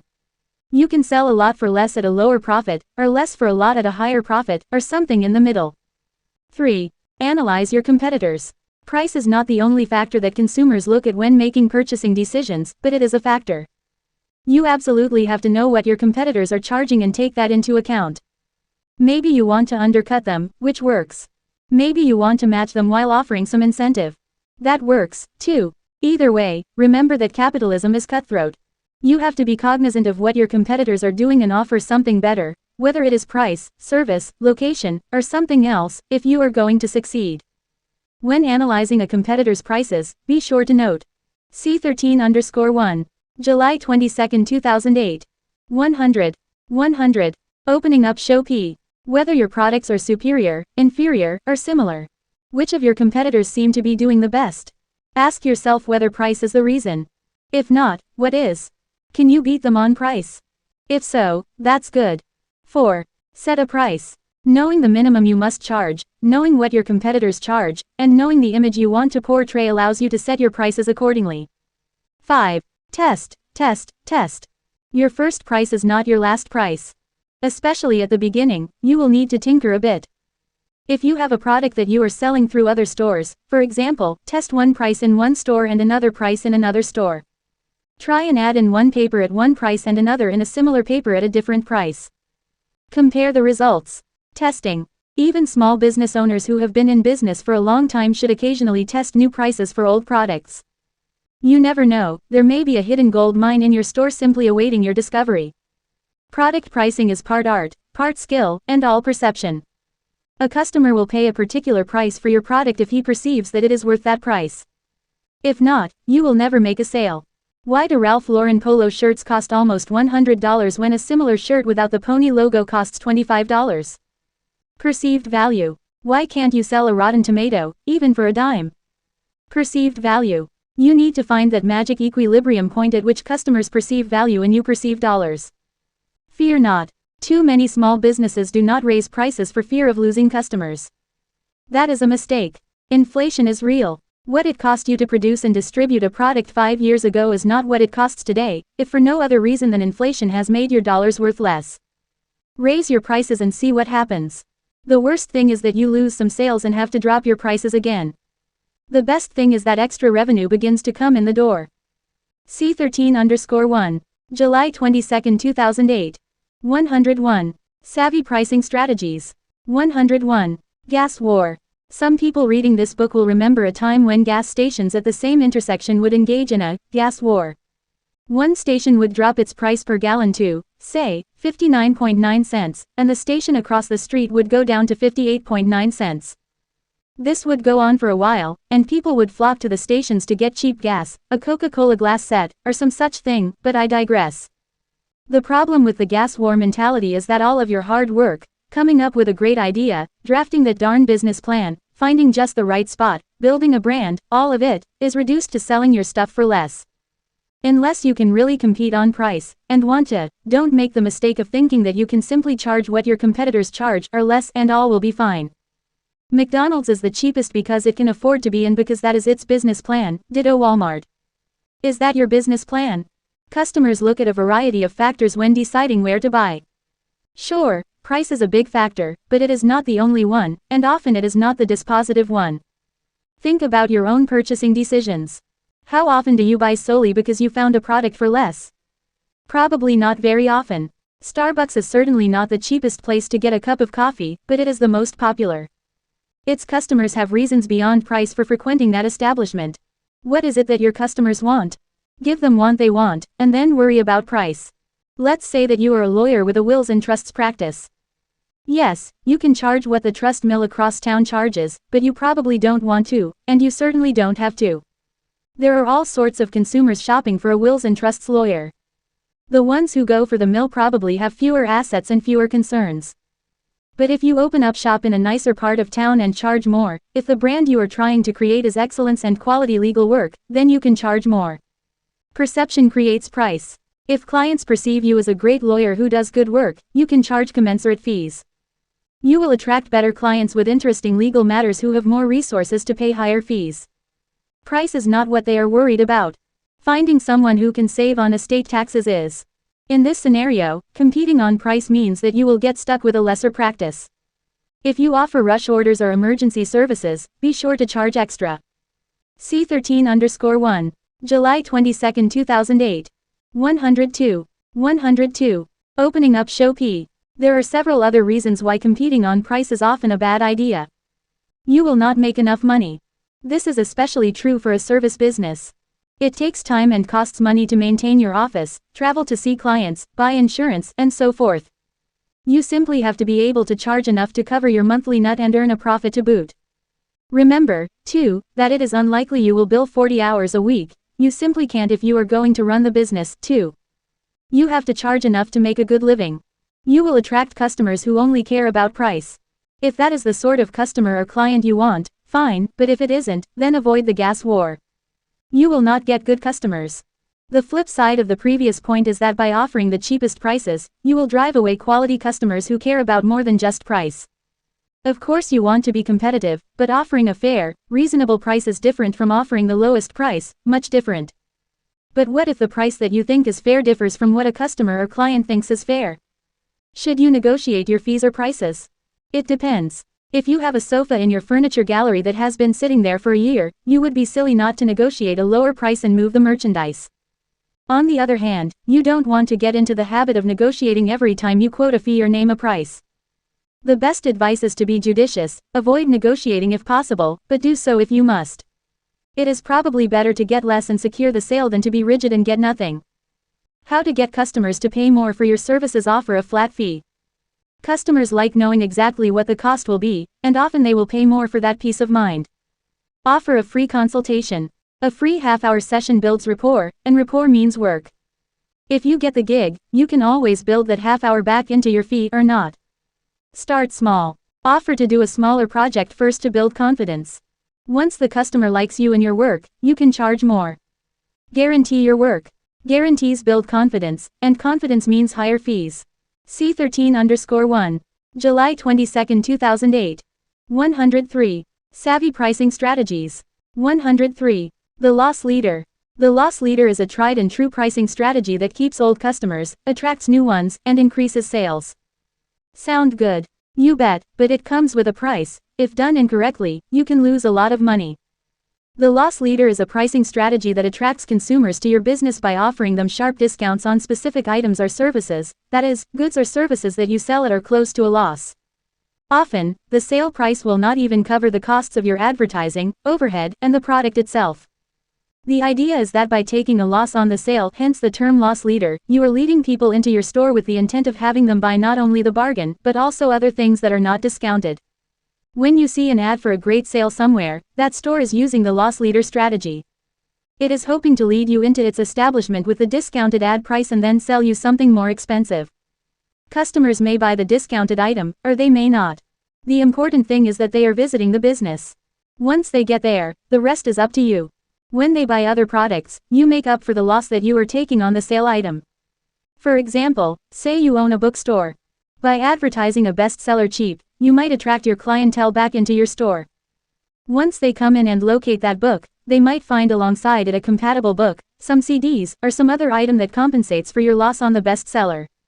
The loss leads to a bigger sale. Other than bringing customers in the door, a loss leader is also used for other reasons. Moving unwanted merchandise. If you have stock that is not moving or that you otherwise want to get rid of, a loss leader can move it. People love a bargain. Attracting new customers. New customers can learn about your business when they hear about the sale. For example, the bookstore could buy a lot of teen novels, discount them, and thereby attract the always desirable younger shopper with disposable income. Building your brand. Earlier, I said that if you do not want to be known as a discount shop, do not compete on price. However, the opposite is now true. If you would. C13_1. July 22, 2008. 104. 104. Opening up show P. Like to be known as the low-cost leader, then a loss leader strategy will help associate your business with low prices. It is important, though, that you don't just sell junk at a discount. That is probably not the sort of brand you want to create. Creating repeat customers. Once people find your store and see how well they are treated, what good prices you have, and the friendly staff who wait on them, they will likely come back again and again. The loss leader is a time-honored business strategy that works, but to make sure it works for you, 2 precautions are necessary. First, you need to be sure that the lost profit can be countered by the sales of other goods or services. If you price a product or service too low and people don't buy anything else, the loss leads nowhere. It's no longer a loss leader, it's just a loss. Second, be sure that you actually have the discounted item for sale, at the price you advertise it. Not having it unless you sell out, or not having it at the price you mention in the ad, is fraudulent and illegal. As long as you do not price the item too low and thereby take too large a hit in the process, and then you take care of the customer once he or she comes into your store, the loss leader can be a very smart pricing policy. Use it to build your customer base and your reputation. C14_1. July 22, 2008. 105. 3. PART. Franchises. C14_1. July 22, 2008. 106. C14_1. July 22, 2008. 107. CHAPTER. 14. Selecting the right franchise. In business for yourself, not by yourself. Ray Kroc, founder of the first franchise, McDonald's. Starting a business from scratch is akin to baking bread from scratch. It takes trial and error, as well as several bad batches, before you figure out what works. On the other hand, starting out by buying a franchise is like getting a good recipe right from the start. Because the franchisor has already baked some bad loaves and has learned how to avoid repeating those mistakes, because the trial and error stage has already been handled by someone else, and because you will be buying, among other things, that expertise and wisdom, purchasing a franchise reduces the risk inherent in entrepreneurship. There is less chance that you will burn your bread and a greater chance to make some dough when you buy a franchise. Franchise basics. There are both pros and cons to buying a franchise. Let's consider each. Franchise terminology. The franchisor is the company offering its name and business system to the buyer, or franchisee. The business that the franchisee buys is called the franchise. 107. C14_1. July 22, 2008. 108. 108. FR and KISES. Pros. Maybe the best part of buying a franchise is that you are buying into a proven system. Here is how it is supposed to work. Say that somewhere, some business owners created a successful business that they believed could be duplicated, that is, the reasons and methods for their success could be systematized and taught. So the business owners reduced their success to a step-by-step plan. That system, that business model, is the franchise. The idea is that if you do what they did, you will get the same results that they got. A good franchise, then, is a systematic way of doing business whereby you agree to do things the franchisor's way and are allowed to use its business name, logo, system, and so on. The first benefit of franchising, therefore, is that, theoretically, you reduce your risk of failing because you are buying a proven system. Tip: to learn more about franchising, visit the International Franchise Association's website at www.franchise.org, as well as franchisehandbook.com. Note that I said that you theoretically reduce your risk. That is true only if you buy into the right system. Not all franchises are created equal. You really need to do your homework before buying a franchise. This piece of advice will be reiterated several times throughout this chapter, but it bears repeating. The very best thing you can do before buying any franchise is to talk to current franchisees. See how they like the system and the franchisor. Discover how much money they make, as opposed to what the franchisor might represent. Find out whether they would buy into the system again, knowing what they know now. The second benefit of buying a franchise is that you should get plenty of help. Ray Kroc put it best: you might be in business for yourself, but with a franchise, you are not in business by yourself. When you start a business from scratch, you are on your own, whereas when you start a franchise, the franchisor is there or should be to help you succeed. It offers expertise in a wide variety of areas. A good franchise system trains you to be a successful businessperson. Furthermore, there will be other franchisees in the system with whom you can learn from and work. That, too, should be a great resource. The last benefit of franchising is that you will get assistance with your advertising and marketing, and with bigger franchise systems, you will get the benefit of their national advertising campaign.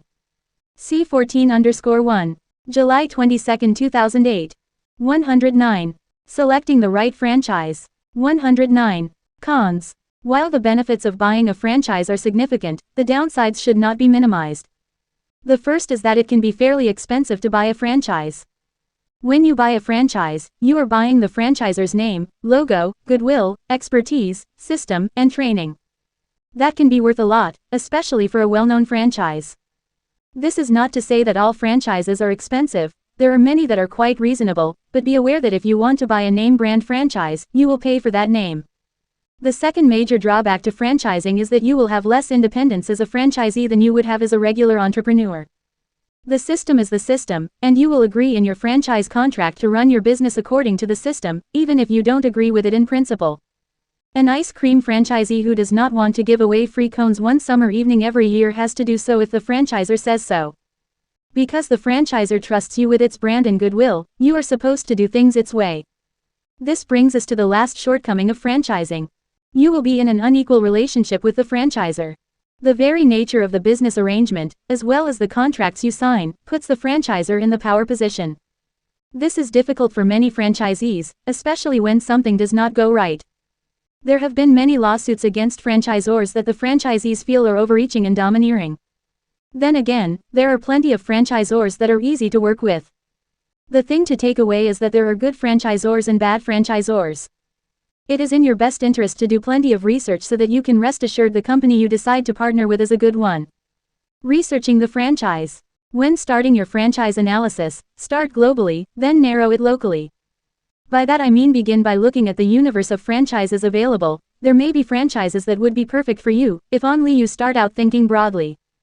After that, narrow down the choices to the ones you like best and think would work well in your area. Begin by picking up a copy of the Franchise Handbook, or go online to www.franchisehandbook.com. The Franchise Handbook is a quarterly publication that lists most franchises, what they are about, and what their fees are. C14_1. July 22, 2008. 110. 110. FR and Chi SES. It is also a good idea to attend a franchise expo in your area. These are held fairly regularly, and the Franchise Handbook site lists many of them. The problem with an expo, though, is that only a few franchisors out of the hundreds available will be there. But even so, it gives you a chance to get some face time with actual franchisors. Questions to ask. When speaking with franchisors at a franchise trade show, you want to learn several things. What is the total investment required? Does the franchisor offer financing? What sort of training and support can you expect?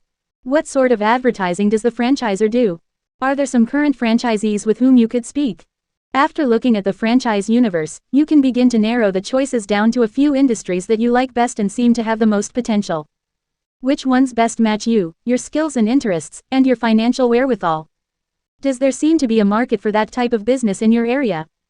As you narrow your choices, start to contact those franchisors that seem like the best and request information. Visit their websites. But you certainly cannot only rely on those materials alone to make your decision. Find franchisees of the franchisors you like best and speak with them. The most important thing you can do in this process is to talk to current and former franchisees. They can tell you what the franchisor is like to work with, what to be concerned about, and a whole lot more. What to look for. Of course you want a franchise that will be interesting and lucrative, that is a given. Though you can never be guaranteed of that, there are traits that good franchisors have in common that you should know about. 1. There is plenty of support. The best franchise systems are ones in which the franchisor sees its relationship with franchisees as a partnership. The former head of Pizza Hut, Steve Reinmund, put it this way: franchisees are only as successful as the parent. C14_1. July 22, 2008. 111. Selecting the right franchise. 111. Company and the parent company is only as successful as the franchisees. That is the attitude you want to see. Support can mean many things. It means extra assistance during difficult times. It means good communication at all times. It means superior training and materials. The franchisor may help you select a location for your business, negotiate your lease, finance the fees, or provide other services. Support is an attitude that says the franchisor is only as successful as the franchisee. Get all promises of support in writing. What kind of support should you expect? This is typical, local and national advertising. Support and feedback from a field representative, updated operating manuals. Continuous training for you and your manager's communication. Newsletters, intranets, and emails are the most common. 2. Advertising is key. Not all franchises are dependent on advertising, but enough are that this is an important distinction. New customers must come from somewhere, and a superior franchise system will help you get those new customers with its advertising campaign. 3. The franchisor is flexible. The nature of franchising is that there are processes and procedures to follow. That sort of uniformity is one of the things that makes franchises attractive. Customers know what to expect. And though that is good, franchise rigidity is not. You want a franchisor that understands creativity and independence are part of being an entrepreneur, even a franchised entrepreneur. Good franchisors know that it is franchisees that often come up with the breakthrough idea. The Big Mac was invented by McDonald's franchisee Jim Delligatti in 1968. Avoid the rigid franchisor. 4. The franchisor keeps up. An offshoot of the foregoing point is that a flexible franchisor should also be a modern one. Tastes and values change, but not all franchises do. Look for a franchise system that puts money into research and development, constantly testing new products and ideas. C14_1. July 22, 2008. 112. 112. FR and Chi SES. 5. The franchisor has a solid reputation. Checking with past and current franchisees certainly helps, but do not stop there. Do an online search. Go to the library and find articles discussing the franchisor. Contact the Federal Trade Commission to see whether there have been any complaints about the franchisor. 6. The franchisor is fairly large. A large number of franchises is a good sign. It indicates that the business model works and that the franchisor has a successful, established business. This is not to say that newer franchises with fewer units are bad, only that they are less tried and true. A smaller, newer franchise is a bit more of a gamble, and one point of buying a franchise is to reduce risk. 7. The franchisor is franchisee friendly. Buying a franchise is a long-term investment, so you'd better be sure that the franchisor is a company that you can work with. Narrowing your choices. All of this research should enable you to narrow your choice down to a select few franchisors. At that point, it is time to set up some face-to-face meetings. At these meetings, a few things should occur. First, every question you have asked should get an answer. Get a feel for the franchisor, its system, and whether you are compatible. The last thing you want to do is to invest a lot of money and make a long-term legal commitment to a franchisor whose values and modus operandi are different from yours. Finally, at this initial meeting, you should get a copy of the franchisor's Uniform Franchise Offering Circular (UFOC). What to ask? By the time you have narrowed your choices down to a select few franchises, you should have a slew of questions for each franchisor. Yes, you may be very excited and might be ready to get started, but slow down. Do not fall under the ether. Now is the time to be prudent and thoughtful, to be, well, a business person. You will want to discover the total fees you will have to pay, for what, and when. Is financing available? If not, does the franchisor have a relationship with a lender you can talk with? C14_1. July 22, 2008. 113. Selecting the right franchise. 113. Will you need to buy real estate? Will the franchisor help you find a location? Does it offer architectural blueprints for building the store? Does it have a deal with contractors with which you can work? What sort of equipment is required? Do you buy or lease it? What are the initial and ongoing inventory requirements? Which suppliers are used? How extensive is the training program? How long is the initial training? Where does it take place, and when are follow-ups? What sort of advertising and marketing support does the franchisor offer? How much is the advertising fee? What sort of research and development program is offered? How long is the initial franchise agreement? How long is the renewal, and which party has the option to renew? Can you sell or assign your franchise if you desire? How much can you really make? You certainly want to ask how much money you can reasonably expect to make. But do not be surprised if the franchisor is not willing to tell you. If the franchisor says, for example, you will make $80,000 a year, and you do not, then what? You might sue the franchisor for misrepresentation. Thus, most franchisors are tight-lipped about potential profit, of all things. You can gather this information during your research phase as you interview other franchisees. The UFOC. By law, at the first in-person meeting at which the subject of buying a franchise is discussed, or at least 10 business days prior to the signing of any franchise contract requiring payment by the franchisee to the franchisor must present the potential franchisee with the UFOC. The UFOC contains extensive information about the franchise and is intended to both give you a chance to learn about the franchise and to make a rational decision. The UFOC. Not only must you get the UFOC at least 10 days before signing any contract, but also you must receive a copy of all contracts at least 5 days before signing. C14_1. July 22, 2008. 114. FR and Chi SES. The UFOC, though written in legal gobbledygook, is nevertheless a wealth of information. There are 23 standard items in the document.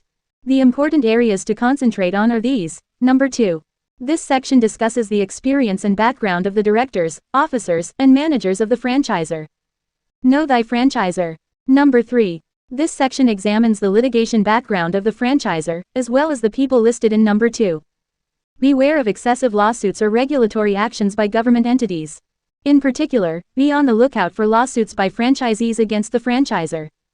Number 4. This section will list any bankruptcies for either the business or the people mentioned in Number 2.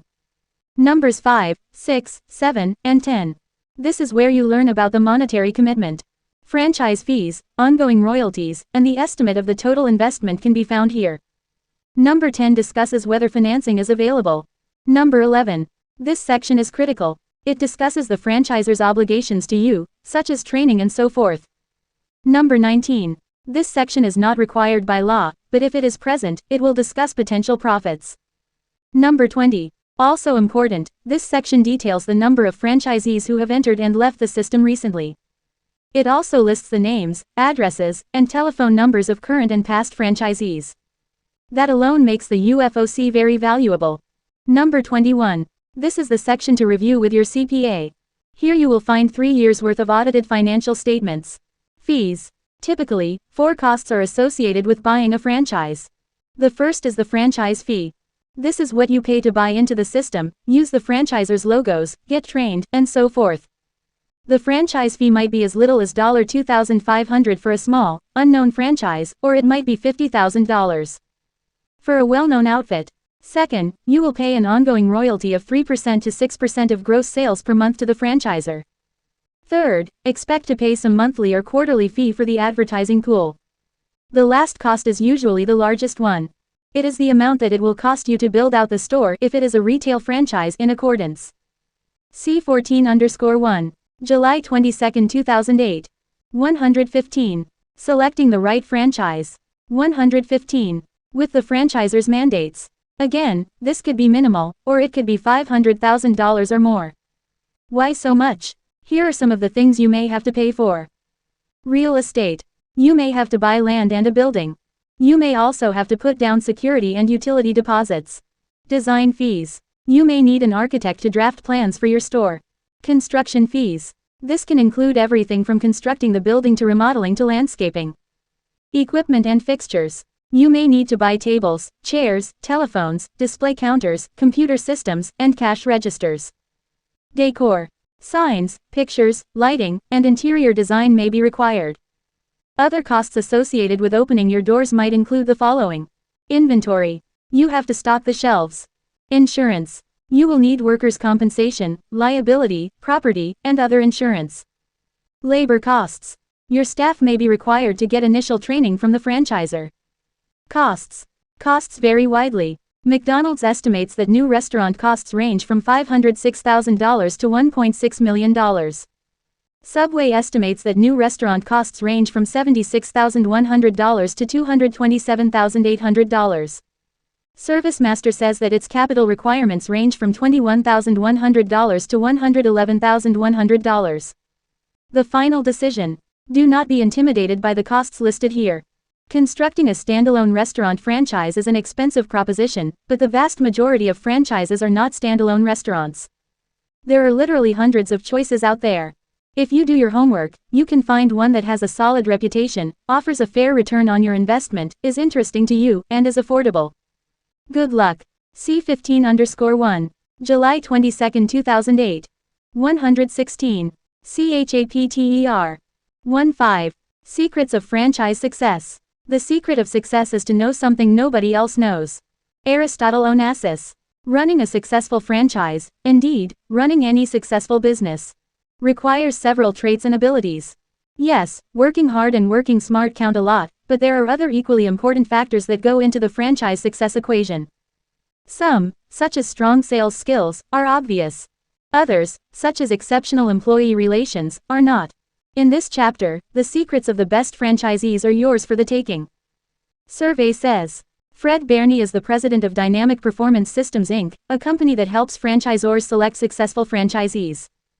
Franchisors have a vested interest in finding strong franchise candidates, according to Barney, because unsuccessful franchisees create franchisor aggravation, employee morale problems, unflattering media exposure, and possible lawsuits. Thus, franchisors want to find and recruit potential franchisees who have a high likelihood of success. In an effort to help his clients, Barney and a staff of psychologists undertook a survey of hundreds of franchisees over a period of several years in many different industries. Asking more than 600 questions covering a wide range of attitudes, personality traits, and skills, the study examined how and why successful franchisees differed from less 116. C15_1. July 22, 2008. 117. Secrets of Franchise Success. 117. Successful ones. The purpose of the study, Barney says, was to find a way to identify which candidates had the greatest likelihood for success, identify whether personality characteristics could predict performance, and identify what the mystery, other factors, are. According to Fred Barney, some years ago, I became aware of the frustrations that franchise professionals had in predicting how well a particular candidate would eventually perform. My clients told me, and research backed their claims up, that personality seemed to have no great track record in predicting performance. Obviously, there must be other factors in place of, or in addition to, personality at work here. So I decided to find out what these other factors were.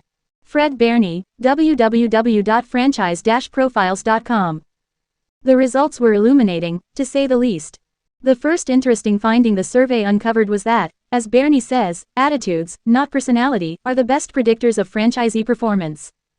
Beliefs drive results. Barney's survey found that successful franchisees shared many common core values and attitudes.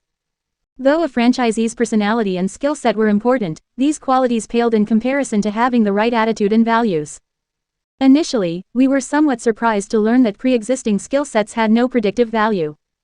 Upon further reflection, though, this makes perfect sense. After all, every franchisor trains candidates in those skill sets necessary to actually run the business. Just what are those attitudes and values that make a difference, that separate the excellent from the mediocre franchisee? Hang on, because the results are illuminating. These results are reported in order of importance.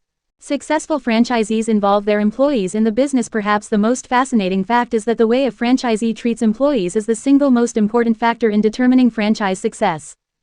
The survey found that successful franchisees truly believe that their employees are a valuable business asset, not a burden or a business expense. Successful franchisees manage in a participative, as opposed to a domineering, style. Successful franchisees treat employees with decency and respect. C15_1. July 22, 2008. 118. 118. FR and Chi SES. As a result of such enlightened thinking, franchisees who treat their employees right tend to have less staff turnover, fewer hiring expenses, more contented employees, a happier workplace, and thus more loyal customers. Happy employees offer better customer service, which, in turn, translates into increased profits. Conversely, if your employees think you are a jerk, will they go out of their way to make a customer happy? You know the answer. In other words, if you do not help your employees, they figure, why should they help you? Successful franchisees are optimistic. Having a positive outlook on life generally and on the franchise in particular were found to be major factors in franchisee success. It is not difficult to figure out how this attitude translates into day-to-day activities. If valuing employees creates happier employees, which, in turn, equals happier customers, the same will be true for positive, optimistic franchisors. That positivity filters down to all areas of the business, shedding light on everything and everyone associated with the business. Successful franchisees are moderately independent. Yes, the nature of the franchisor-franchisee relationship means that independence is not a paramount virtue. But surprisingly, it is those franchisees who are, in fact, somewhat independent, those who have ideas and try them out, who think for themselves, and who are self-determining. Who are most successful? The best franchisees strike a balance between following the system, you did buy the system for a reason, and being entrepreneurial. Balance is the key. The good news is that you do not have to be a corporate clone to be a successful franchisee. Nice, huh? Successful franchisees are adept at sales and marketing. This trait is linked to independence. Franchisees who are most successful do not wait for business to appear or for their franchisor to roll out a new marketing campaign. The most successful franchisees work at becoming knowledgeable businesspeople. They learn new marketing tricks and try them out. They schmooze and sell. They network and pitch products. In other words, they know that sales is a game, and it is a game they enjoy playing. Another aspect of this finding is that the best franchisees sometimes take off their manager hat and do not expect their staff to do all the selling. Excellent franchisees are out there in the store, talking to C15_1. July 22, 2008. 119. Secrets of franchise success. 119. Customers, making suggestions, and making the sale. 2. Knowing that if they have a selling attitude, their employees will, too. All of these traits are not just amorphous attitudes. They are beliefs that create actions that promote success and sales. Successful franchisees are social. Business is a social game, and the best franchisees know that. No, you cannot help whether you are an introvert or an extrovert, but just know that being extroverted and gregarious directly affects the bottom line. Employees like you better, and relationships with customers are strengthened. Franchise tip. Are you introverted by nature? Do you find selling difficult? Too bad. If you want to succeed in your franchise, you will need to lead by example. Fake it till you make it. Your staff will take their cues from you. If they see you are quiet, that will become the corporate culture of the business. The upshot of all of this is that the franchisees who are most successful know that people come first. If they treat their people right, other things fall into place. It is the franchisee who is dictatorial, resentful, restless, or negative who has the least chance of success. Other factors. Aside from the traits, attitudes, and actions listed in the previous section, there are several other factors that foster franchisee success.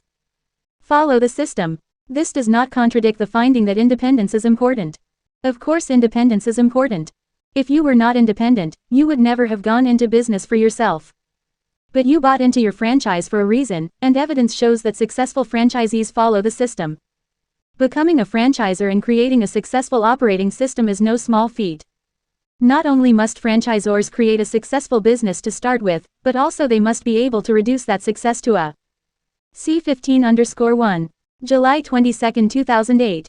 120. 120. FR and Chi SES.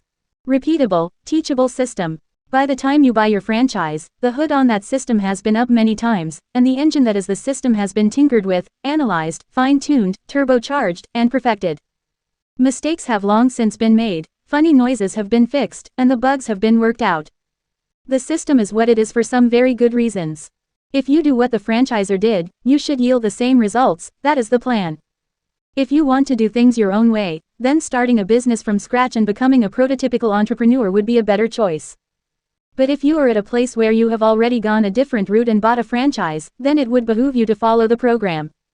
Be a jack of all trades. Clay Wirtz is a no-nonsense man with salt and pepper hair who has been a very successful franchisee for more than 2 decades. An owner of 3 Baskin-Robbins franchises, all popular, Wirtz has some strong beliefs, learned in the trenches, about what it takes to make it in the franchise game. He is, first of all, a big believer that a franchise owner must be a jack of all trades but master of none. Why is that? Because running a franchise requires many different skills: promotion, management, finance, and so on. Being able to handle all the different facets of the business is critical. To illustrate his point, Wirtz talks about a couple he once knew who owned Notice, past tense, an ice cream store not far from his. The husband was the king of promotions and the wife the queen of ice cream decorations. Yet they went out of business within a year. According to Wirtz, although the couple did 2 things well, that was all they did well. The couple was especially bad at cash management. The money they made in the summer was not saved for the inevitable downturn that an ice cream shop has in the winter. Cash management is as important as marketing and as important as a beautiful product. You have to do several things well to stay in business, Wirtz insists. Location, location, location. Clay Wirtz is also a big believer in the power of having a good location. You can stay in business if you have a great location, he says, even if you are not the best businessperson. But if you have a bad location, no matter how good a businessperson you are, your possibilities are limited. C15_1. July 22, 2008. 121. Secrets of Franchise Success. 121. What is his final piece of advice for franchise success? Think big, he says. If you are an optimist, are willing to take a risk, and work your tail off, anyone can make it. Learn advertising and marketing. Superior franchisees are proactive when it comes to creating business. They accept the challenge of finding new customers, they almost relish it. Of course they like and benefit from the franchisor's efforts, but they know that they cannot rely solely on what the franchisor does. If it's to be, it's up to me, might be their motto. Too often, franchisees fail to advertise sufficiently, or they waste advertising on an unfocused approach that does not zero in on the people who are ready, willing, and able to purchase their products or service. Instead of marketing to a specific audience, these franchisees instead target a broad audience in an attempt to reach everybody, usually reaching nobody. Tip. One famous advertising executive once remarked that the best ad he had ever seen read, "Farm fresh eggs available today." The tight ad conveyed a feeling farm fresh, the product eggs, and a call to action fresh today only. The way to avoid this unenviable fate is easy. You must know your target market. You have to know who your customers are, what they like to watch, read, and listen to, what they buy and why, and how you can fill those needs. Once you know this, picking the vehicle to deliver your message to that market becomes much easier. Knowing your audience upfront and actively and consistently marketing to that audience is a hallmark of successful franchisees. Repeat. Location, location, location. We have all seen them, McDonald's, Pizza Hut, Taco Bell, Olive Garden, and Hardee's lined up in a row down the street like so many dominoes. And then you pull into the mall, visit the food court, and there they are again. Sbarro, Dairy Queen, Orange Julius, and Edo, all awaiting your business. Why is that? Don't they cannibalize each other's business by being so close together? The surprising answer is usually no. C15_1. July 22, 2008. 122. 122. FR and Chi SES. By building near each other, many successful franchisees have found that, rather than fostering competition, being close builds business. There can be a synergy when you locate your franchise near other franchises, you create a destination. But to succeed in this environment, your business has to be good, very good, because if it is not, the competition will eat you alive. The competition is tough, yes, but having a busy location is worth it.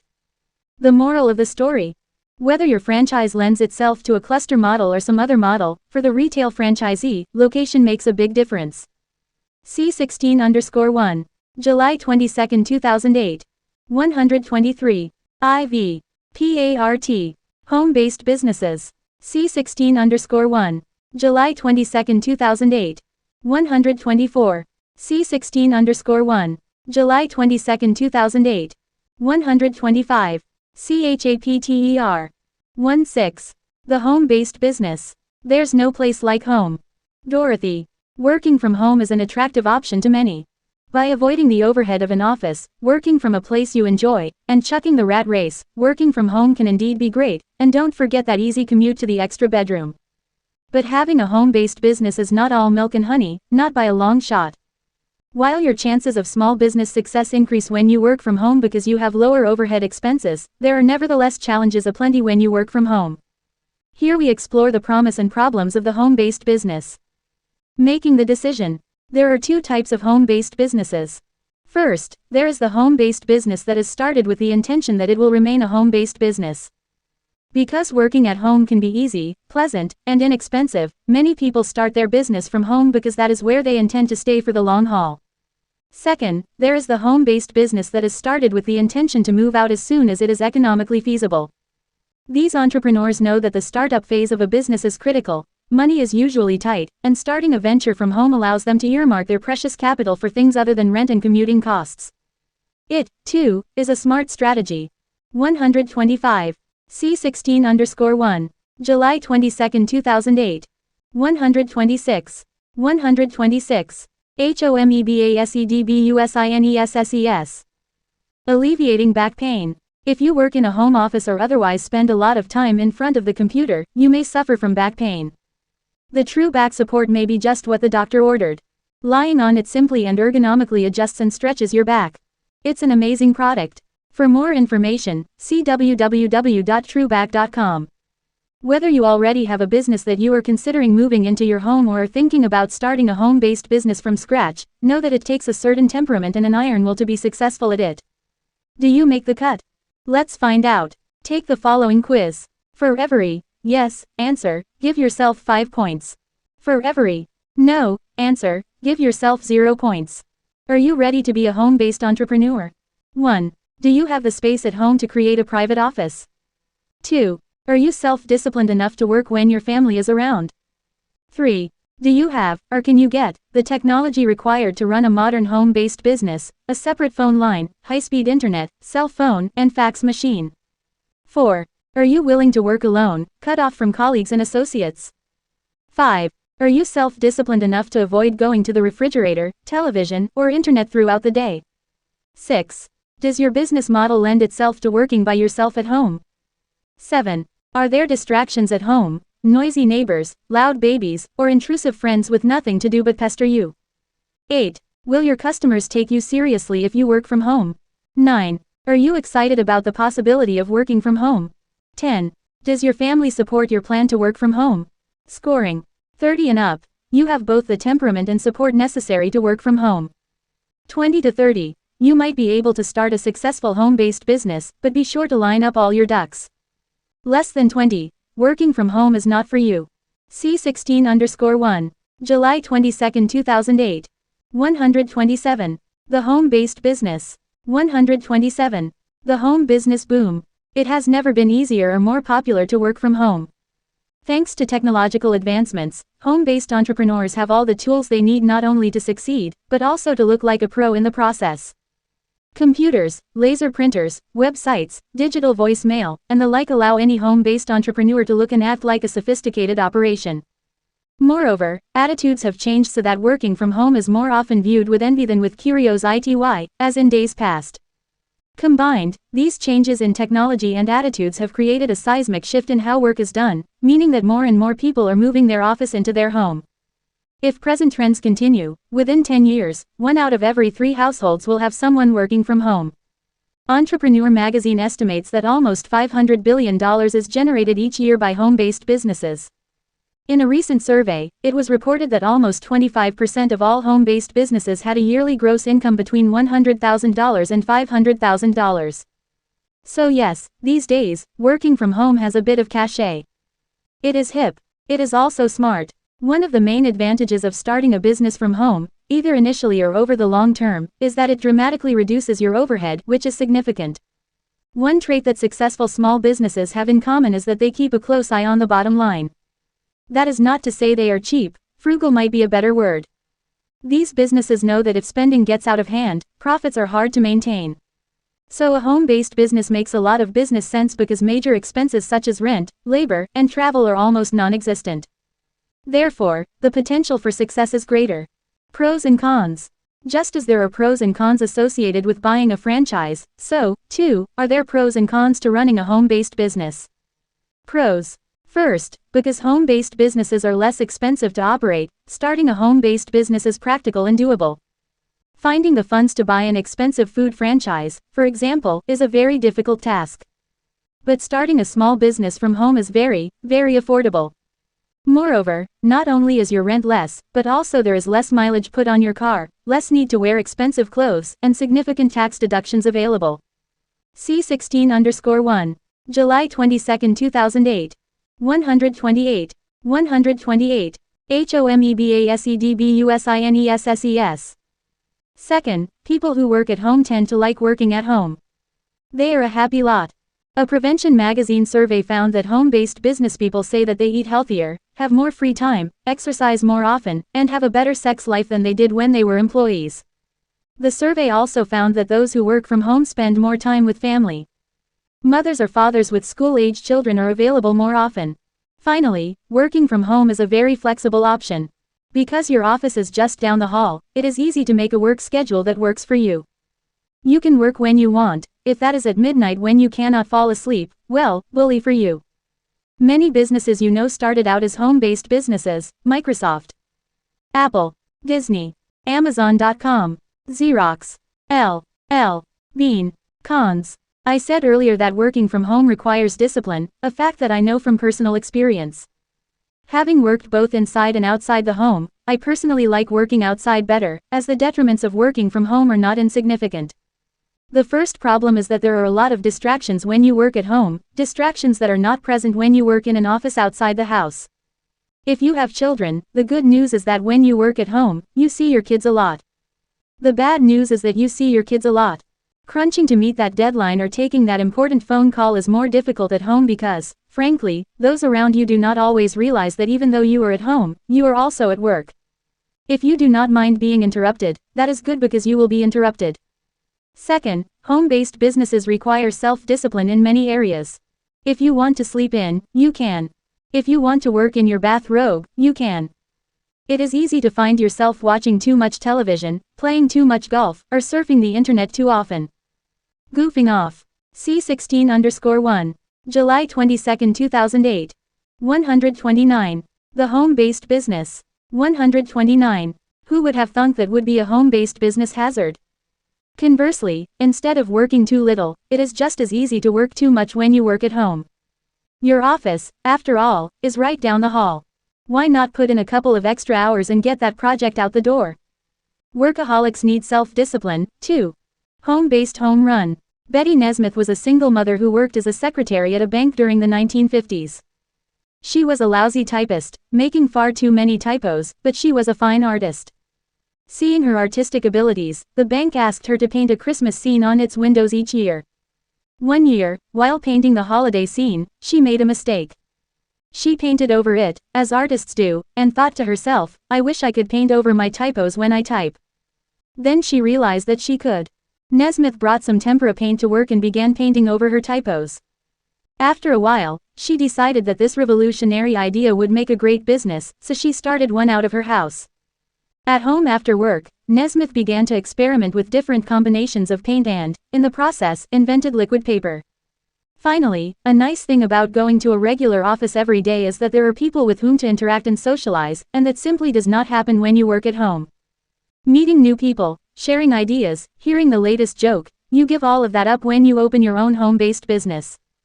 Yes, you may hire employees down the road, but when you start out at home, you are usually alone. Taking the plunge. If you decide that a home-based business is right for you, it is vital that you do it right. First, do not make the mistake of thinking that you can get by cordoning off some space in the living room. You can, but it will not work for long. You need a separate room, both because your work will require it and because you will need it psychologically to reinforce the fact that you are at work. Not only that, if you want to claim the home office deduction on your income taxes, you need to have a room that is devoted solely to the business. Start by picking the right room. Now, it may be that there is no choice to make, that you have but one room available. If, however, you do have a choice, try to pick a room that. C16_1. July 22, 2008. 130. 130. HOMEBASEDBUSINESSES. Has plenty of space. Has enough electrical outlets. Has a view. Is off the beaten path of the house. Is private. You need room for a desk, chair, computer, phone, file cabinet, storage, bookshelves, and workspace for assembling materials, stuffing envelopes, that sort of thing. If you will be meeting customers, you need enough room for chairs or a couch and a table. Depending on your business, you may also need space for employees, a waiting area for clients, or production facilities. Equipping the home office. To set up your home office, you will need the following: electrical. If possible, install extra outlets, and if you do, install them at desk level. If your office is going to use a lot of equipment, consider installing a separate circuit breaker. Telephone. You need at least 2 phone lines, one for the phone and one for the fax machine. This is in addition to your regular home phone line. Internet. You will need a DSL or cable internet connection. You may also want to install a wireless connection. Once the office is ready to go, so are you. After that, starting your home-based business is not much different from starting any other business. You need to get a business license, decide on an image and a brand, begin to market yourself, and so on. One difference, though, has to do with getting the right insurance. Insurance. The mistake that many new home-based entrepreneurs make is thinking that their homeowner's insurance will cover them should they have a loss and need to make a claim. In fact, some homeowners' policies specifically exclude businesses from coverage. So, the first thing to do is review your policy and see whether your home-based business is covered. If not, call your insurance agent and find out what it takes to get covered. C16_1. July 22, 2008. 131. The home-based business. 131. The other mistake is to avoid telling your carrier about your home-based business, figuring that if you ever need to file a claim, the company will never know the difference. The problem with that thinking is twofold. First, if you have a lot of computer equipment, business software, inventory, or other signs of a business, the insurer probably will figure it out. Second, if your insurer concludes that you do, in fact, have a home-based business, and your claim includes business losses, it can legitimately deny the claim for the business losses. It is better all around to pick up a home-based business endorsement that specifically covers your business. C17_1. July 22, 2008. 132. CHAPTER. 17. Successful home-based business strategies. We are built to conquer environment, solve problems, achieve goals, and we find no real satisfaction or happiness in life without obstacles to conquer and goals to achieve. Maxwell Maltz. For those who have done it, creating a successful home-based business is a true accomplishment. Carving out a niche in a competitive world and doing something that you love, where, when, and how you want, is most certainly something to be proud of. What does it take? What distinguishes excellent from mediocre home-based businesses? Like many endeavors described in this book, it requires both attitude and strategy. Model both, and you are on your way. Balancing ACT. There is a direct correlation between creating a thriving home-based business and striking the proper work-home balance. Working from home requires not only that you find a balance but also that the people around you do, too. As I discussed in the last chapter, you need to learn, fairly quickly, when and how to take your work hat on and off.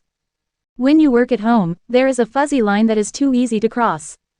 By 132. C17_1. July 22, 2008. 133. Successful home-based business strategies. 133. Setting down some ground rules, you give your work the rigor that it may lack but certainly deserves. Create a schedule and keep to it. Sure, you can deviate, that is half the fun. But deviating from your schedule should be the exception, not the rule. By sticking to a schedule, you signal, both to yourself and to the world, that although you are at home, you really are at work. If you take it seriously, others will, too. Dress appropriately. When you work at home, it is too easy to make every day casual Friday. Though you certainly do not have to wear a suit to the office, you need not be a schlub either. By dressing professionally, you are saying, with deeds and not just words, that your home-based business is the real deal. Keep your office separate. To the extent possible, your office should be your office. If it doubles as a children's playroom or the laundry room, not only is it hard to get work done, but also the delicate work-home balance will be out of whack. When you take your home-based business seriously, when you create boundaries and parameters, others will, too, although it may take a while and some training. People who do not work at home often quietly resent those who do, and certainly they think you have plenty of extra time on your hands when you work at home. Visions of lazy afternoons and midday naps dance in their head. Your ground rules are the antidote. Your rules may be that when your door is closed, no one can bother you, or that from 10 to 11 o'clock, you return phone calls and should not be disturbed. It could be that your entrepreneurial friends who also make their own schedules know that you can be bothered on Wednesday and Friday afternoons, when you take time off. The point is, it is your business, and growth will come easier when you and those around you know and follow the rules, whatever you deem them to be. Useful software for your home-based business work time keeps track of the hours spent on different tasks and projects. Quicken or QuickBooks, accounting software. Stamps.com, print stamps at home. Microsoft Office, personal productivity software. C17_1. July 22, 2008. 134. 134. HOMEBASEDBUSINESS. Growth strategies. There comes a time in the life of many home-based businesses when it seems like it is time to move up and out of the house. But if you have grown accustomed to the place, accustomed to the pace, how do you leave the creature comforts of home and still grow? The answer is, you don't have to. Here are some simple ways to continue to grow and still work in your slippers when the mood strikes. Use an executive suite. Executive suites are offices that you can rent by the hour, day, week, or month and share with other small businesses. They are fully furnished, have secretaries and receptionists on hand, and offer all the amenities: conference rooms, internet access, copy machines, and so on, of your own full-time, out-of-the-house office, but at a fraction of the cost. Most are located in beautiful, modern downtown offices, so you are assured of impressing clients.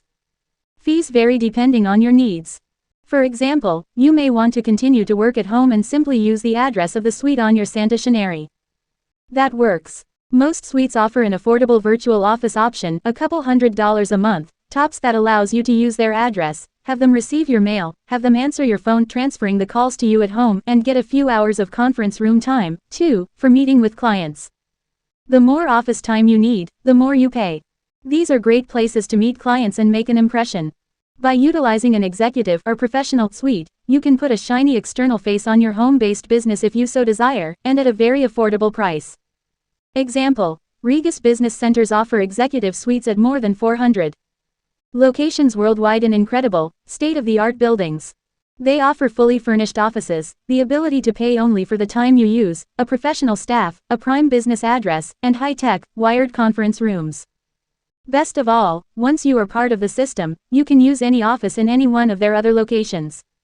If, say, you rent a virtual office in Manhattan and have to go to Los Angeles to meet a big client, all you need to do is call your New York office and have them book you a room in the Southern California office of your choice. Check out www.regus.com. C17_1. July 22, 2008. 135. Successful home-based business strategies. 135. Rent the space you need. Many successful home-based businesspeople continue to run their business out of their home while renting the space they need to grow. Barsaran Travis is a yoga teacher. She used to hold sessions in the quiet living room of her house, but when her classes grew too popular, she decided to rent space at a nearby dance studio. She continues to manage her thriving business from home but uses space outside the house to grow. It may be that you need warehouse space, a place for inventory, a location for your workshops, space for employees. The reasons for wanting more room are varied. The important thing is not to think of it as an either-or situation. You can continue to work from home and rent space and continue to grow. You do not have to move out of the house to get bigger. Remember, too, that it is fairly easy to access your computer remotely. Working in one place and logging on to another computer back at home, for example, is easy. The latest version of Windows offers this sort of interface, as do websites such as www.gotomypc.com. Having a small business server also allows you to remotely access your office, which makes having two workplaces much easier. Get help. When you face the happy dilemma of too much growth and not enough room, another option is to contract with another company or individual to handle the overflow for you. Yes, hiring people as employees or independent contractors to do work that you could do yourself costs money, but that is what businesses do. They segment duties and hire staff to handle jobs. It is a sign that your home-based business has reached a more mature stage of development. Aside from taking those duties off your hands, the other benefit of hiring help is that it frees you up to concentrate on matters that are more important. At the risk of sounding redundant, far too many small business people spend far too much time working in their business and not on their business. You only have so much time, and when you spend it stuffing envelopes or filling orders or collecting past due invoices, you take time away from doing something else, and that something else is usually a better, smarter use of your time. Hiring staff enables you to have more free time to think bigger and plan better. Go virtual. If you do not want the expense and responsibility of hiring employees and finding space for them to work, consider hiring a virtual assistant. C17_1. July 22, 2008. 136. 136. HOMEBASEDBUSINESS. Virtual assistants are independent contractors who work from their own home or office, handle duties for you, and communicate with you via telephone, fax, email, or messenger service. Virtual assistants have become quite the rage of late.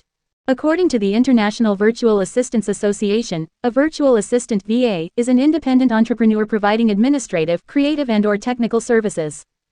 Utilizing advanced technological modes of communication and data delivery, a professional VA assists clients in his/her area of expertise from his/her own office on a contractual basis. VAS are especially good at handling pesky administrative duties such as collections, marketing, travel planning, research, and accounting. They might even help create your website, prepare your newsletter, or schedule appointments. VAS are affordable, typically less than $50 an hour. You pay only for the time you use. Best of all, by hiring a VA, you get all the advantages of having an assistant without the associated overhead, no employment costs or taxes, no rent for office space, nada. VAS can really help your business grow.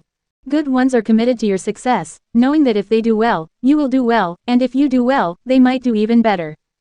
For more information on hiring a virtual assistant, contact AssistU www.assistu.com or the International Virtual Assistants Association www.iVAA.org. Get paid what you are worth. A problem for many small, home-based businesses is that they set their prices when they first open their doors and fail to raise them, ever.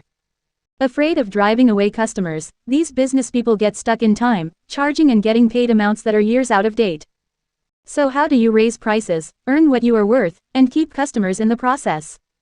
There are 5 steps to take. 1. Decide on a reasonable amount. If it has been a while since you last raised your rates, you may be out of touch with what the market will bear.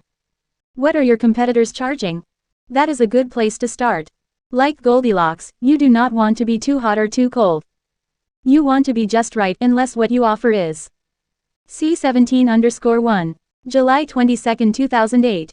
137. Successful home-based business strategies.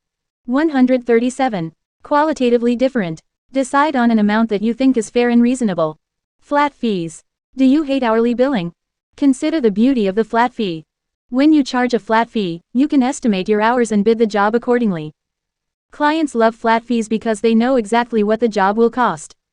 You have an incentive to get the work done faster, your flat fee will be the same, and you do not have to spend all that time adding up every quarter hour you spent on a project. 2. Give clients reasonable notice. Whether you intend to raise your rates $10 an hour, 25%, or whatever, you need to give your clients advance warning so that it is not a shock and so that they can plan for it. When you tell them, be businesslike. Do not apologize, and do not explain. Confidence is key. People raise their rates, that is a fact of business. You are good at what you do, and you deserve to raise your rates, too. Be sure to explain that your new rates are in line with the norm in the industry. If you do feel the urge to explain the rate hike, you can always say, for instance, my fees are still reasonable, and I have not raised them in years. I have to keep up with my overhead, or, I decided that I need to raise my rates 10% every other year. 3. Test. This is an optional step. If raising your rates makes you nervous and concerned that you will lose clients, consider trying it out on a few clients for starters. Discover their reaction. If it works, then roll out fee increases across the board. If not, retreat. 4. Handle resistance. Clients who voice their displeasure will need a little extra TLC. Explain how much you do for them and how much extra you do that is gratis. Make sure they understand that your new fees are not out of line, and besides, if they switch to someone new, it would require time and training, and that would eat up any savings they might get. Reiterate all that you do. Explain that you dislike raising your rates but really have no choice. Based on your long-standing working relationship, you hope they will understand. If they still balk, consider giving them a perk, maybe another 60 days at the old price. That might work. C17_1. July 22, 2008. 138. C18_1. July 22, 2008. 139. VPART. Business on a shoestring. C18_1. July 22, 2008. 140. C18_1. July 22, 2008. 141. CHAPTER. 18. The Shoestring Entrepreneur. I am an optimist. It does not seem too much use being anything else. Winston Churchill. Starting and growing a business on a shoestring may not be the optimal choice, but if you are an entrepreneur at heart, it still beats working for the man. Indeed, starting on a shoestring puts you in good company. It is safe to say that most startups begin without as much money as the owners would like, but they get off the ground anyway. But understand this, too, though starting and growing a business on a tight budget is possible, it is not easy. Doing it successfully requires several things: the right attitude, OPM, other people's money, and frugality. The right stuff. While many startups do not have optimal funding, a shoestring startup is a different animal. Starting on a shoestring means that, rather than having less than optimal funding, you have little or no funding at all. It means really starting from scratch. But you can do it. Countless others have done it. To do it right, you need to begin your bootstrap entrepreneurial journey with a grounded understanding of what it will take. There are 5 rules of the road to follow. 1. Know that fortunes have been made on minuscule beginnings. Peter Hodgson borrowed $137 to buy the goop he would rename Silly 141. C18_1. July 22, 2008. 142. 142. BUSINESSONASHOESTRING. Putty. Arnold Goldstein, author of Starting on a Shoestring, began his first retail discount store, containing roughly $100,000 of merchandise, using only $2,600 of his own money. Real estate is one way you could start on a shoestring right now. By obtaining a 3% loan from the Federal Housing Administration (FHA), you could buy a $150,000 duplex for $4,500 down. That is amazing. Even without 97% of the money needed, you could start a real estate business. There are ways to do it. If others have done it, you can, too. 2. Understand the difference between good debt and bad debt. When you do not have enough money, you usually have to go into debt to start or grow a business. But it is important to understand that not all debt is bad debt. Bad debt is unmanageable. Credit card bills that you cannot pay are bad debt. But debt that helps you get ahead in life, start a business, buy a home, or finance a college education, is good debt. Most millionaires start out in debt, but it is good debt. No, it is not ideal, but if you have a plan to pay it back, startup debt can be good debt for you, too. 3. Serve the market. Every successful business must serve a market need. Whatever your shoestring idea is, it had better be a darn good one. Shoestring entrepreneurs rarely get second chances. Tapping friends and family to help finance your dream can happen only once. Invest in only your best, most commercial idea, or suffer the consequences. 4. Shoestring businesses require creativity. Improvising, making do, juggling, and borrowing from Peter to pay Paul will be necessary if you have to start or want to grow a business on a limited budget. Hire students. Buy some software and learn how to design your own website. Ask for free help. You will have to be highly energetic and very creative if you are going to succeed in this sort of endeavor. 5. You gotta believe. Northwestern University once conducted a survey of successful shoestring entrepreneurs and discovered that most of them had never owned a business before, had little business education, and, even though they did not have enough money, started a business anyway. Essentially, they did know enough to realize that they should have been afraid. You have to have the same chutzpah. To be successful, you will need to be out there raising money, selling, projecting a confident image. If you are afraid or unsure, stop right there and make a U-turn. Do not pass go and do not collect $200. Shoestring entrepreneurship is for the hardy alone. C18_1. July 22, 2008. 143. The Shoestring Entrepreneur. 143. Other people's money. There are 2 types of shoestring operations. The first is started on a shoestring without borrowing any money at all. Maybe you have $500 or $1,000 or $2,500 and want to start a business on your own but do not want to take on any debt. Usually, such ventures begin as part-time home-based businesses that grow incrementally. It is possible to make a go of it, but the margin for error is so slim that it makes the possibility of succeeding very small.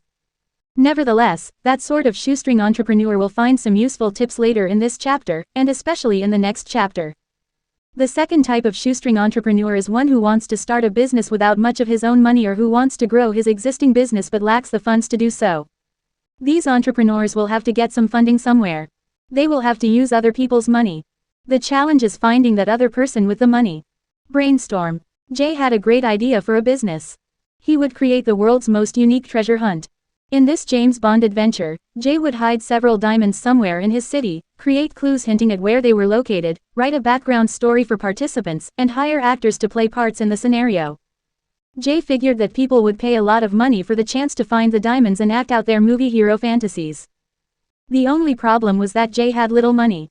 Undaunted, he wrote the script, asked some friends to play the parts, spent what little money he had creating a nice brochure, and then ran out of money. He finally put a little classified ad in the paper, hoped that a few people would sign up, and then he could use that money to buy the diamonds. One person called. Finding that money is a 2-step process. First, you will need a solid business plan. No investor will put money into your idea based on the idea alone. You will need facts and figures to back up rosy rhetoric. You need a business plan. Then you must go out and start knocking on doors. Funding a startup without your own money is a numbers game. You will likely need to talk to a lot of people before getting the money you need. Begin with friends, family, business associates, and professional colleagues. Most of these people will want to see that you are investing in the business, too, figuring that if you are unwilling to take a financial risk, why should? C18_1. July 22, 2008. 144. 144. BUSINESSONASHOESTRING. They. If you have no money to put into the business, you have to be upfront about that. Explain that your time, effort, and expertise will be your investment, and that is worth a lot. If you have some money to invest, do so. Even a little bit can impress. Try not to get discouraged. Remember, it is a numbers game. Chris Haney and Scott Abbott spoke with more than 100 people before getting 32 to invest about $2,000 apiece to fund their business based on a game they had just invented, called Trivial Pursuit. Understand that, armed with a business plan, a good idea, a winning smile, and little else, you represent both peril and promise for would-be investors. The peril is that you could take their money and lose it on some untried scam. The promise is that you could take their money and make them wealthy with your great idea. Your challenge is to prove that the latter is far more likely to occur than the former. Be professional. The key to winning over any investor is to look like a pro. If you talk big without having the facts to back you up, you will look foolish. You have to be a businessperson. Draft a business plan. Have your elevator pitch ready. Know your market. Know your numbers inside out. Know thy competition. Be able to defend your plan of action. Explain with conviction why your plan is a great opportunity for the investor. The friends and family plan works sometimes, and sometimes it does not. If it does not work for you, here are a few other viable shoestring funding sources. Locate a partner. Many partnerships begin because one person has the idea, skills, experience, or opportunity while the other has the money. If you have the desire and passion to start a business or need to grow your present business but lack the funding to do so, then teaming up with the right partner, one who has money, is a very real way to fund the plan. Of course you will have to give up half your equity, but that is a small price to pay to live your dream. Here is an example. Chester Carlson was an inventor by nature. When he landed a job in a patent office that required him to duplicate detailed patent applications by hand, he decided that there had to be a better way to recreate them. So at his workshop at home, Carlson. C18_1. July 22, 2008. 145. The shoestring entrepreneur. 145. Began to tinker and fiddle. He eventually figured out a process that would allow him to reproduce documents electronically. Carlson then spent the next few years trying to sell his invention to companies such as General Electric, RCA, and IBM. He had no success. He was an inventor, not a salesman. Then a man named Joe Wilson heard about Carlson's invention. The president of a small photographic company called Haloid, Wilson went to see Carlson, saw a demonstration of the process, and said, "Of course it's got a million miles to go before it will be marketable. But when it does become marketable, we've got to be in the picture." Wilson and Carlson decided to become partners. Carlson had the invention, and Wilson had the money. Haloid eventually pumped $100 million into Carlson's invention before taking it to market and naming the machine, and the company, Xerox. The question you probably have is, where can I find that magic partner? There are several sources. You start by networking. Speak with your lawyer, accountant, and other business associates. Talk to friends, family, colleagues, and people where you worship. Get the word out. Networking works. You should also speak with suppliers and distributors, as they may know people in the field who are looking for an opportunity. Consider speaking with people in your line of work who have retired. They may want to get back in the saddle or become a passive investor or partner. Conduct an internet search. Put an ad in the paper under the section, Capital Needed. Scour the Capital Available section as well. Online resources. The web is a fine place to find a business partner. Try these sites: www.businesspartners.com, www.partnerup.com, www.findyouриdealbusinesspartner.com. When speaking with potential partners, you will get the money you want only if the partner gets what he wants. It may be that he wants a say in day-to-day operations. It may be that he just wants a monthly cut. C18_1. July 22, 2008. 146. 146. BUSINESSONASHOESTRING. Of the profits. Here, then, is another winning concept from the desk of the successful small business person. Ask the investor what he wants and give it to him. Your partner might want to be a 50-50 partner, as Joe Wilson and Chester Carlson were, or he might want to be a silent partner who merely wants to invest in return for a share of the company. You will get what you want if he gets what he wants. Supplier and distributor financing. Distributors and suppliers want your business, and they know that by offering you some financial assistance, they may be able to turn you into a long-term repeat customer. Your job, then, is to show them that if they lend you some money to get started, they will get your continued business. This happens more often than you might think. Suppliers or distributors will want to learn about you, visit your business if you have one, and check your references. Like any lender or investor, they need to be convinced that you will be able to pay them back. The key to success is preparation. You need a solid plan showing how helping you will help their bottom line. Franchisor financing. There are many franchisors that offer some degree of financing. While financing 100% of a franchise is not unheard of, 50% or so is more typical. According to the International Franchising Association, roughly 33% of all franchisors offer some type of financing. Some franchisors offer interest-only loans, others offer loans that require no payment for the first year, some finance everything, and others finance the franchise fee only. It all depends on you and the franchisor.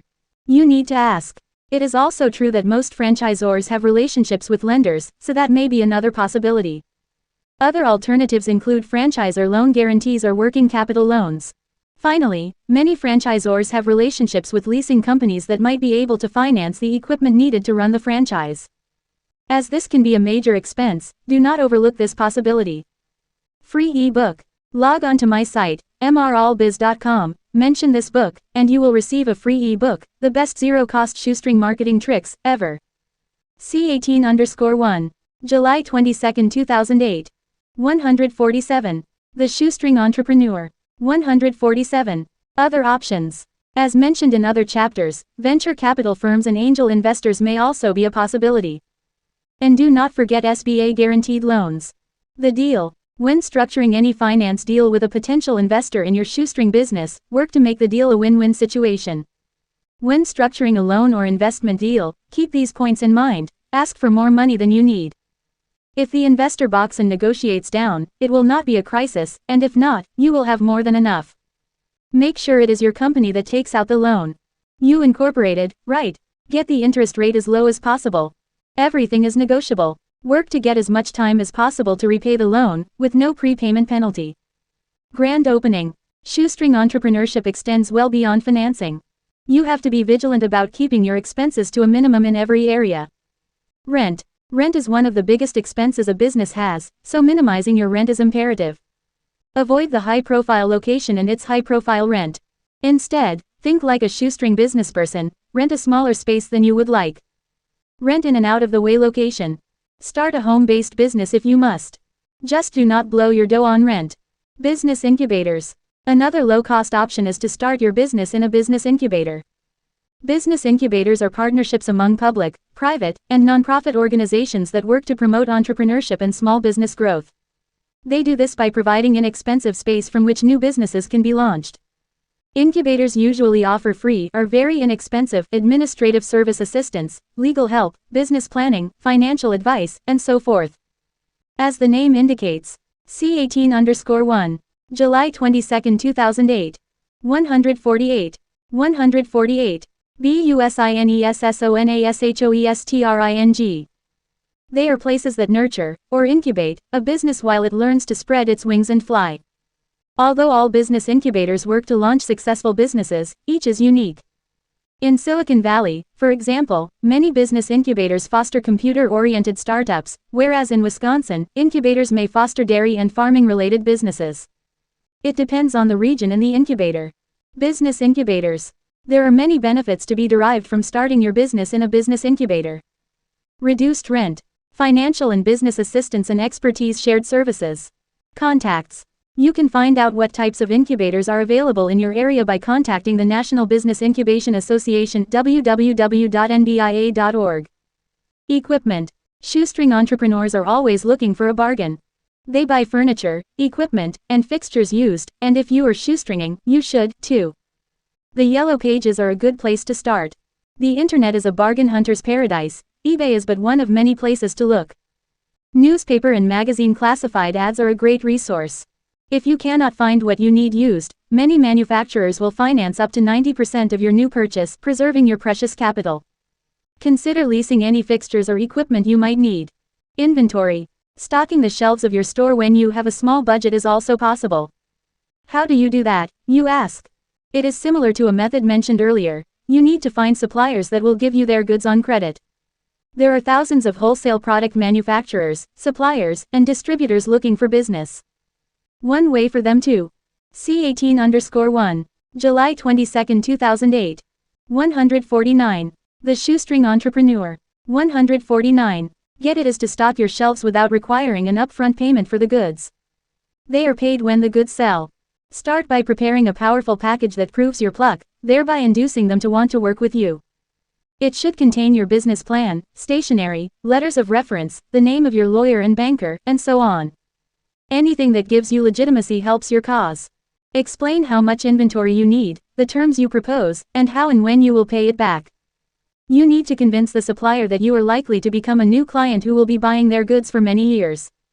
That is what works. After you have the package ready, you need to contact the sales representative from the supplier, manufacturer, or wholesaler whose products you want to purchase. Present the package to each one and ask for an appointment with the company's credit manager or regional sales manager. You stand a pretty good chance of success if you have a good package, a decent credit rating, and some trade references. If the supplier agrees to stock your shelves for no money down, you will need to agree to continue to buy from the company for the term of the loan. You will also need to agree to grant the supplier a security interest in the merchandise, meaning that if you default or go bankrupt, the supplier gets its merchandise back. Tip: when negotiating the terms of the deal, do not agree to buy from one manufacturer exclusively. For you, that should be a deal breaker. You may get most of the product you need from one supplier, or it might take many suppliers lending you small amounts. Either way, the plan is to get the shelves stocked without investing a lot of your capital up front. When you are doing business on a shoestring, you do whatever it takes. Buying a business with no money down. Is it possible to buy a business with little money of your own? Indeed. It is akin to buying a small piece of real estate without a lot of money. Remember that $150,000 duplex? Using a 3% loan obtained from the FHA, you only need $4,500 to buy it. The bank secures the loan with a lien against the property and loans you the rest. That is called leverage. With the asset securing the loan, you can leverage a small. C18_1. July 22, 2008. 150. 150. BUSINESSONASHOESTRING. Amount of money to make a large purchase. Leverage can be applied to the acquisition of a business, too. The secret is to find a willing seller who is open to some creative financing. If you can get a conventional bank loan, great. Existing businesses have track records and assets, accounts receivable, autos, machinery, and so forth, so getting a bank loan is certainly possible. However, if you cannot get a bank loan, you still might be able to buy the business using seller financing. Sellers are often willing to finance some or all of the purchase. Sellers need buyers, and if your purchase is made contingent on seller financing, the seller just might do it. Buyers are not always easy to find. Of course, the seller will want to secure the loan with the ability to foreclose on the business and take it back if you default. That is fine. If you agree to that, and you should, then getting the seller to finance your purchase is very realistic. The optimal plan would be to combine bank and seller financing. Say, for instance, you want to buy a furniture store that is worth $100,000. It may be that the bank will finance half if the seller finances half, and away you go. But what if the seller is willing to finance, say, 40%, and the bank will only match that amount? What if you need additional creative financing options to swing the deal? Where do you find that $20,000? There are several choices. Debt financing.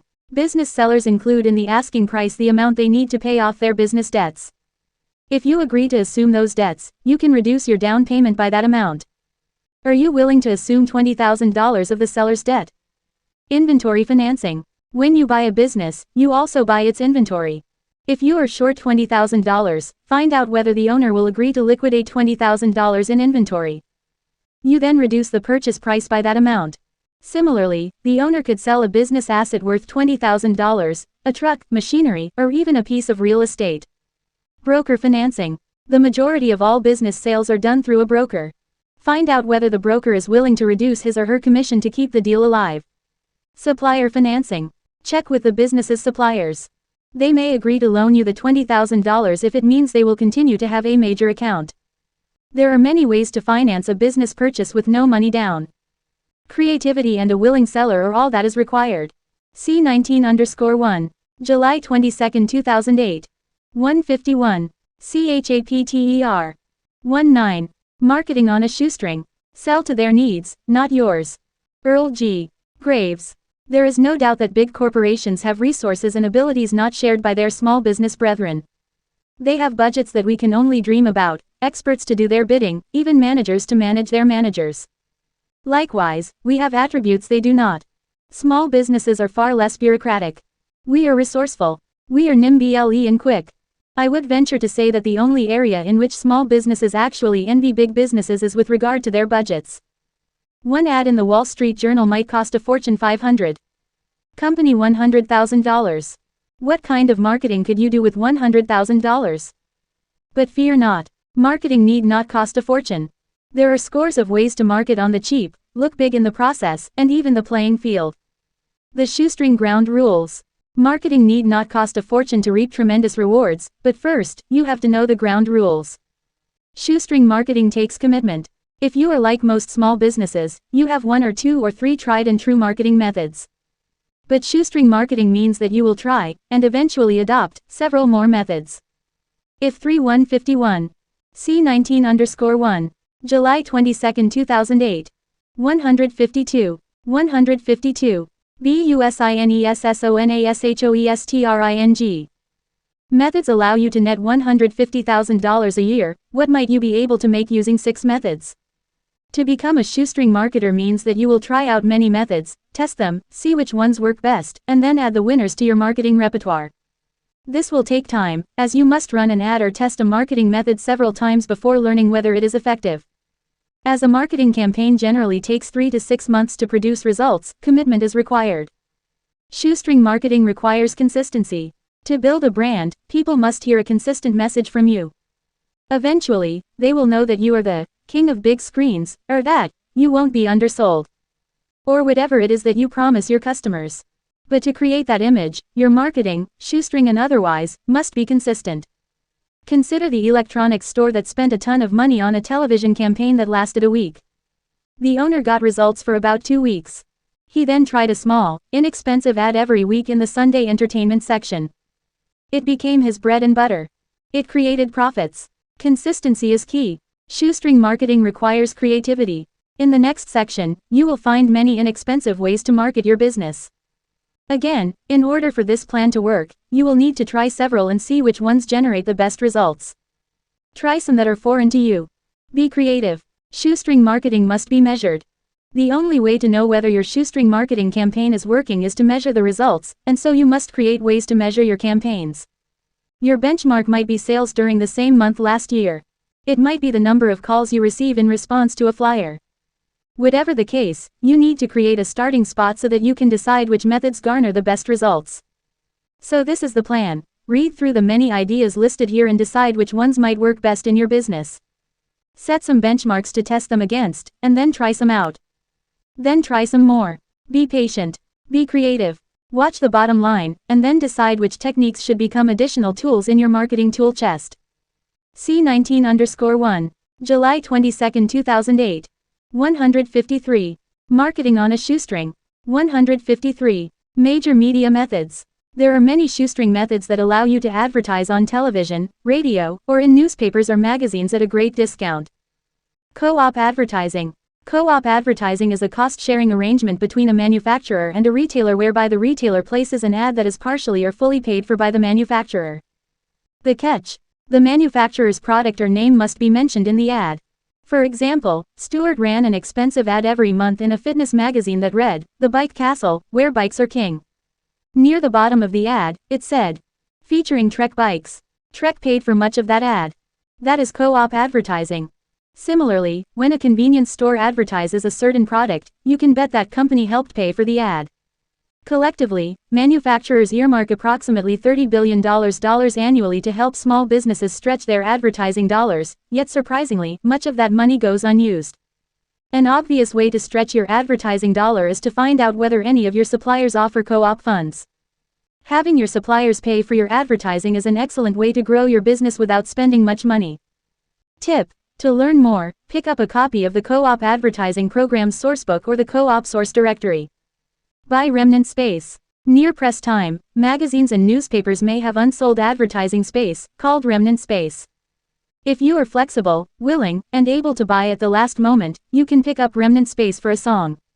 The same principle applies to unsold radio and television time. Call your local media outlets and ask about remnant space possibilities. Overnight radio. One inexpensive way to build your business is to use overnight radio advertising. In major media markets, advertising during drive time, 7 to 9 a.m. and 4 to 7 p.m., can run anywhere from $250 a minute to a whopping $1,000 a minute. At those prices, the repetition you need to create. C19_1. July 22, 2008. 154. 154. BUSINESSONASHOESTRING. A successful campaign may be unaffordable. But overnight ads, though they certainly reach a far smaller audience, cost much, much less and still can be very effective. Christy Hicks is a radio account executive who explains that many large news talk stations have nighttime or overnight ratings that rival the ratings of many smaller stations during their drive time, but this time is sold at a fraction of the cost. For a recent client, for example, she was able to get overnight 60-second spots at a major station for $10 a minute in a major market, and the audience size rivaled smaller stations' drive time audience. This is not atypical. Overnight spots are usually undersold at most stations, and they can be had at a great discount. Secrets to success. Christy Hicks says that an effective overnight radio campaign requires 3 elements. A compelling message. You have to be selling something that people want to buy. Frequency. Repetition is the key. Consistency. Hicks points out that we all know the famous radio tagline. "We'll leave the light on for you. Because Motel 6 never fails to use it." That is the power of consistency. Cable television. Whereas broadcast television is often cost prohibitive, cable television, especially late at night, is not.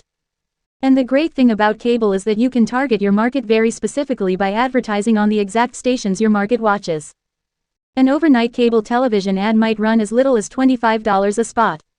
Newspapers. Advertising in the newspaper can be expensive. Here are a few ways to reduce your costs.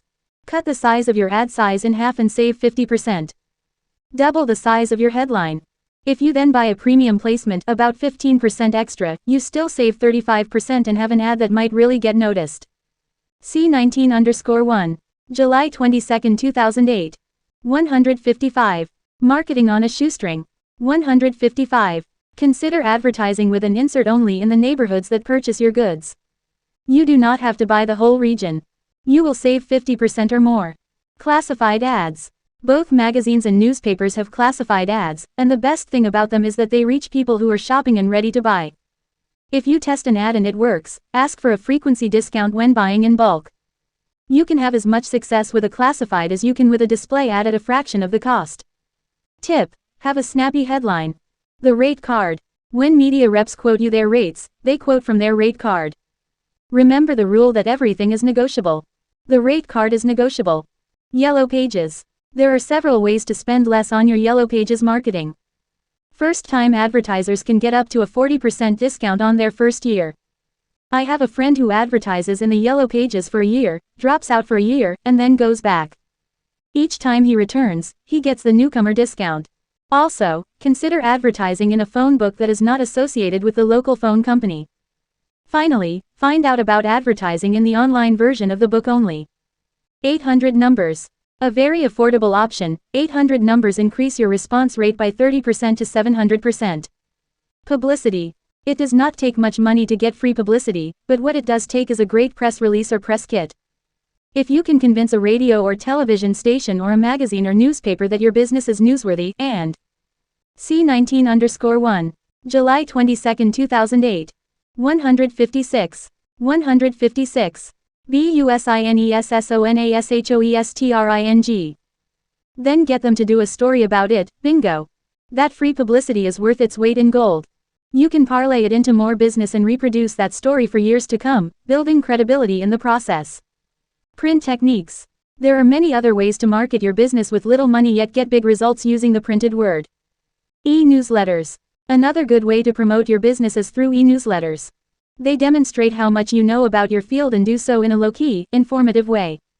Then, when a recipient needs someone with your expertise or products, he thinks of you. While online newsletters are all the rage, physical newsletters should not be forgotten either. Consider also advertising in other e-newsletters. It's very cost-effective and you reach a highly specific, qualified audience. Testimonials.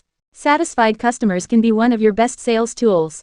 Ask customers to write a testimonial on their letterhead and then include these letters in your marketing materials and promotions. Testimonials lend credibility to your advertising offer. They also are great to use in sales presentations. My standard speaking contract states that if the meeting planner is happy with my speech, he or she will write a letter of recommendation within 2 weeks after the event. I then send these letters to upcoming prospective speaking clients. Tip: you may want to ask happy clients if they would mind a potential client calling them to ask about your products and services. This shows that you have built strong relationships with your clients and customers and are confident in the quality of your work. Flyers. 5,000 flyers at 3 cents each equals $150. Hire a student to put them on cars downtown. The key to a good flyer is to offer cheap prices and emphasize benefits. C19_1. July 22, 2008. 157. Marketing on a shoestring. 157. Coupons. Most coupons are never redeemed. Even so, creating a coupon costs almost nothing, and if your brand stresses low costs, coupons, even unredeemed, build your brand. And if they are redeemed, you drive more business your way. To be effective, coupons must offer at least a 15% discount. Invoice coupons. Try adding a coupon to your invoices to sell more product to existing customers. Gang run. Some printers wait to do all of their large printing jobs at once. This is called a gang run. If you can wait a while to get your marketing materials printed, contact a local printer and see when its gang run is scheduled. Tell the printer that you would like to buy the unused, extra space if there is any. Usually there is. If you are patient, you can get printing at a fraction of the cost by buying unwanted, unused, remnant space. Personal letters. President George H. W. Bush is said to have written more than 10,000 thank you letters and credits that, at least partially, with getting elected president. Cost. Not much at all. In this era of instant communication, people really remember an actual letter. Consider writing a letter to your current customers, offering them a special discount, sale, or something else as a way to thank them for their business. Then hire some students to address the letters by hand. Actions. There are plenty of other low-cost marketing tricks you can try. Barter. There are 2 forms of barter. Using the traditional method, you and another vendor agree to trade goods or services. More often these days, barter is done through a barter exchange that acts as a middleman. The C19_1. July 22, 2008. 158. 158. bussinessonshoestring. Exchange issues. Barter bucks, to you when you do something for someone else in the group. You can then use those bucks to purchase goods or services from anyone else in the group. As with everything else, the internet has changed barter, too. Online barter exchanges have cropped up across the net, and they are great places for small businesses to get started. A good virtual barter exchange should keep track of transactions, act as an intermediary, issue the currency, handle the paperwork, and keep its fees to a minimum. Barter. According to the International Reciprocal Trade Association, almost 500,000 small businesses use commercial barter exchanges every year, generating more than $10 billion in sales. Barter offers several benefits. You can get rid of excess assets. Store owners have excess inventory, restaurants have empty tables, chiropractors have free hours, and so on. Barter allows you to move assets and products that are not being used. You create new customers. Barter exposes new people to your business. By joining a barter group, you may find that people who bartered for your goods or services may become regular clients. Barter saves money. When you use your time rather than your money, you save money. Contests. A contest can generate interest and free publicity for your business. For example, a restaurant might have a yearly contest to see which customer can eat the most of its famous, flaming chicken wings. Not only would this generate interest among its clientele, but also a local newspaper might pick up the contest as a fun human interest story. Networking. Having a good elevator pitch can create opportunities out of humdrum encounters. C19_1. July 22, 2008. 159. Marketing on a shoestring. 159. Demonstrations. Demonstrating your product at a mall, trade show, or other high-profile location usually leads to sales. Infomercials are nothing but 30-minute demonstrations. Samples. When the car dealer lets you take the car that you are considering buying home for the night, what is that? It is a free sample. Gourmet grocers set out free food all day, as does Costco. Why? Free samples are inexpensive loss leaders that create sales. What can you offer for free? Seminars. Seminars are a good way for service businesses to introduce themselves to potential customers, build rapport, and entice people to want to know more. Seminars are used by many professionals. Doctors offering LASIK eye surgery or lawyers who create living trusts are common. Though not the most inexpensive option, seminars can be a very lucrative marketing mechanism. Become the expert. When you become known as an expert in your field, whatever your field, you will find that the world will beat a path to your door. Consider the following. By being the expert, you immediately distinguish yourself from the competition. By being the expert, you immediately offer your clients something of value that competitors cannot, and do not, offer. By being the expert, you can charge more for your services. By being the expert, you become the first choice. How do you come to be known as an expert? Pick something that you know or do, something that you are passionate about, and begin to devote more energy to it. Then, share your analysis, ideas, and insights with colleagues and the public. How else can you become known as an expert? Draft a press release, and have a television or radio segment produced about you, or have a newspaper article written about you. Write an article for the local paper or for a trade journal. Advertises, specializing in, like the car dealer whose ad reads, specializing in customers with credit problems. C19_1. July 22, 2008.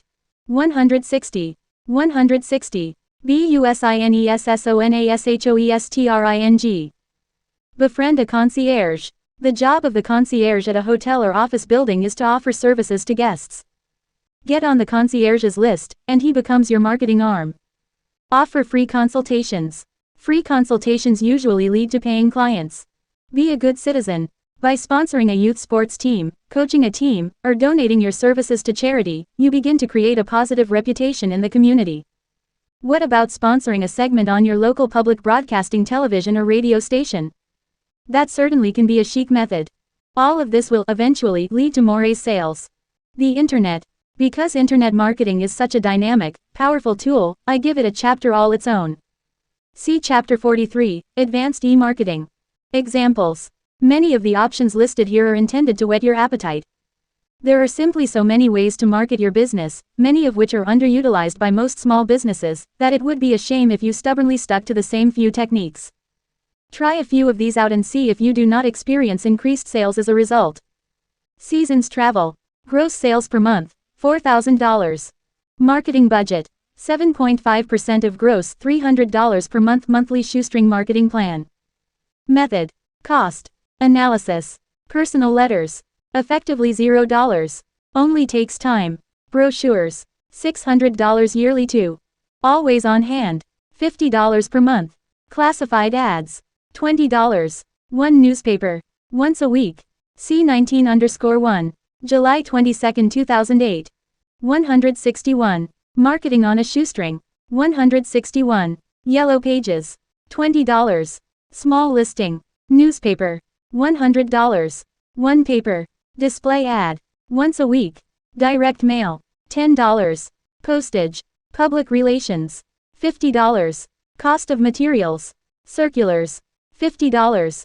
Cost of materials. And payment to Sun to put on cars. Total. $300. Consistency is key. Larry Allen and Associates, attorneys at law. Gross sales per month, $20,000. Marketing budget, 15% of gross $3,000 per month. Monthly shoestring marketing plan. Method. Cost. Analysis. Yellow pages. $500. One large ad.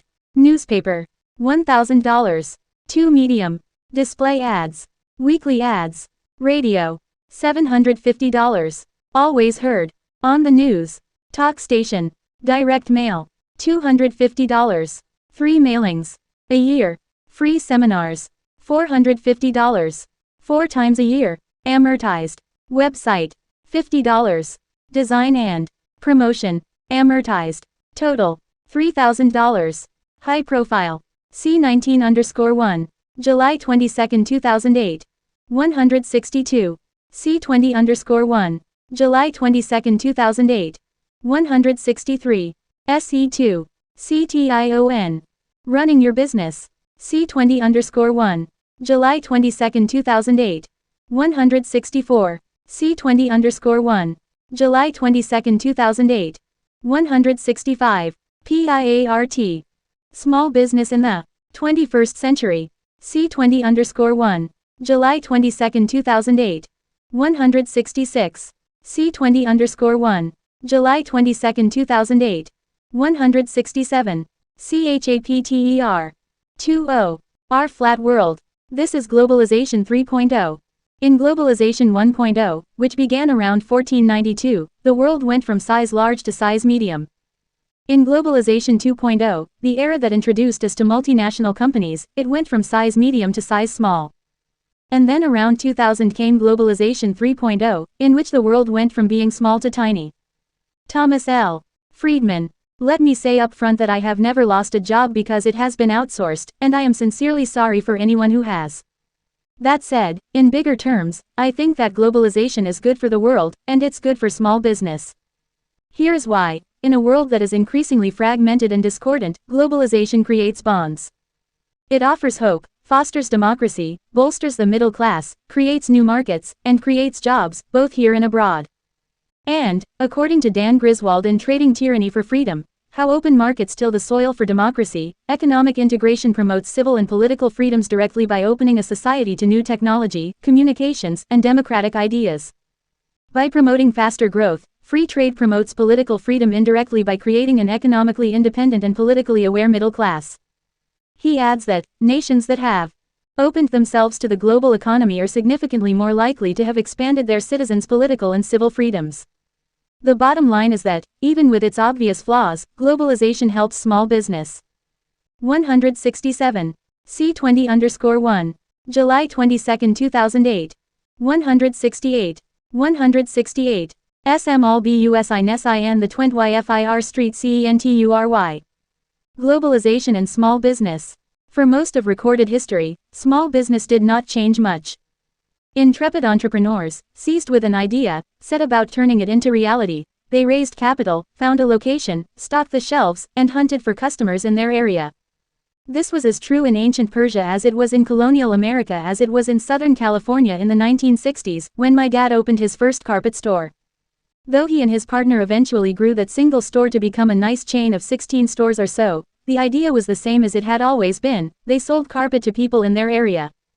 But in this new, wireless, 24/7, networked, global economy, everything has changed. Sure, you can be like my dad and every other small business person who came before him and sell your products or services in your little area, but why? The fact is, there are more markets available to a small business person today than at any time in recorded history. Between the internet, the fall of communism and corresponding rise of capitalism across the globe, and new technologies that are turning the world from, as Thomas Friedman says, small to tiny, there are incredible opportunities to grow your business in ways my sweet dad could never have dreamed. This is the biggest single transformational event to ever occur in the history of small business. Read that sentence again, because not only is it true, it means a lot to your small business. It used to be that the only businesses capable of operating outside their region were large multinational corporations, the IBMs, Nikes, and East India Trading Companies of the world. But no longer. Today, any entrepreneur armed with a computer, an internet connection, and a good idea can become a global player. There has never been a better time to own a small business. The opportunities are incredible. Little is the new big. Not long ago, big was big. Back in the 1960s, 1970s, and 1980s, television was dominated by the big three networks, the automobile industry was run by the big three automakers, and the telecommunications industry was controlled by Ma Bell and the Baby Bells. Chevron's acquisition of Standard Oil in 1984 was the largest merger in history. Politically, two giant superpowers ruled the globe. But all that began to change in the 1990s, when we saw the breakup of the Soviet Union, the rise of capitalism in China, and the beginning of the C20_1. July 22, 2008. 169. Our Flat World. 169. Internet Revolution. Suddenly, there were billions of new capitalists and consumers and radically new ways to reach them. Suddenly, little was big. With millions of people selling to millions more online, with capitalism spreading across the globe, and with technology making it easier to do more with less, small business came into its own. That we are now experiencing the golden era of small business cannot be disputed.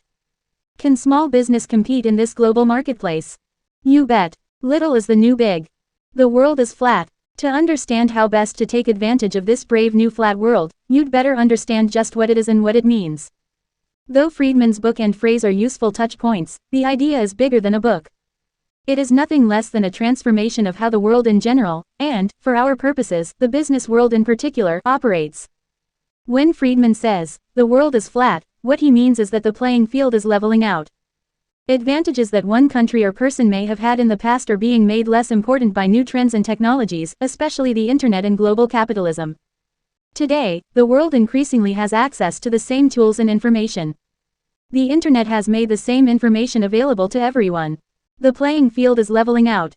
Whereas my dad once had an advantage because his market was affluent Southern Californians, now anyone anywhere can access that same market.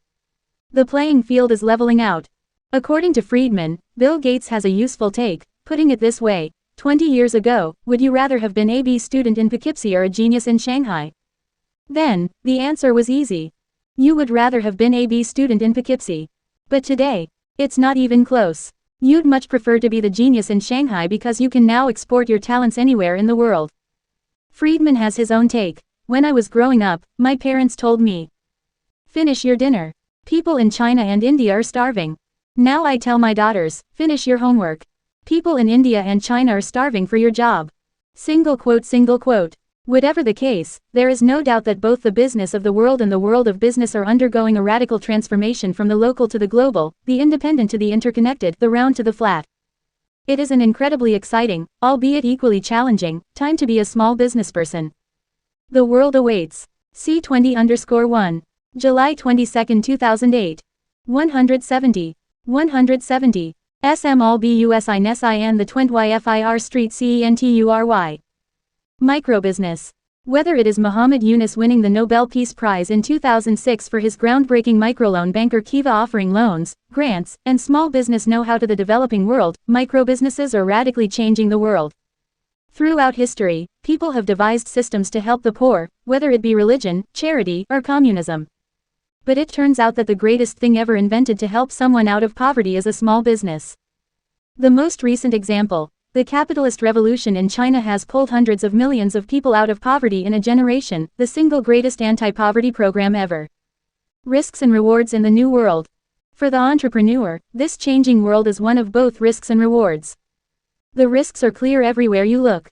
The collapse of communism and subsequent rise of capitalism throughout the world, especially in the former Soviet Union, China, and India, means that you have far more potential competitors, that more people are now seeking the same dollar. In addition, international trade agreements such as NAFTA have made international trade far easier. And if yours is, in fact, a business that can be done remotely, the truth is that people and businesses are increasingly looking to buy goods and services from parts of the world where costs are far lower.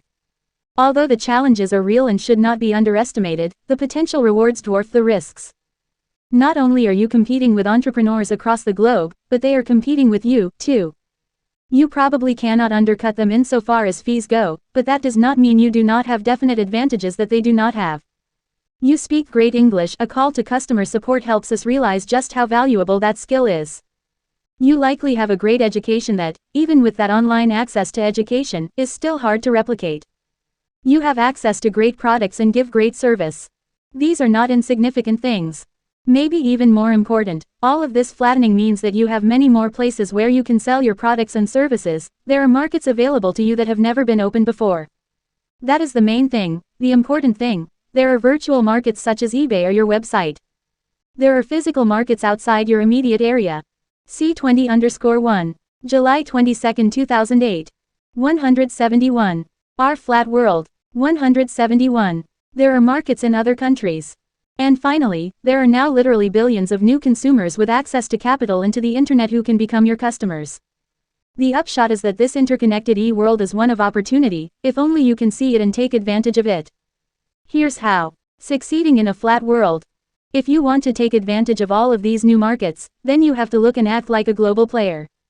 Even if you are a micro business, the good news is that, thanks to another remarkable effect of the computer technology internet revolution, no one ever needs to know how small your business is if you do not want them to know.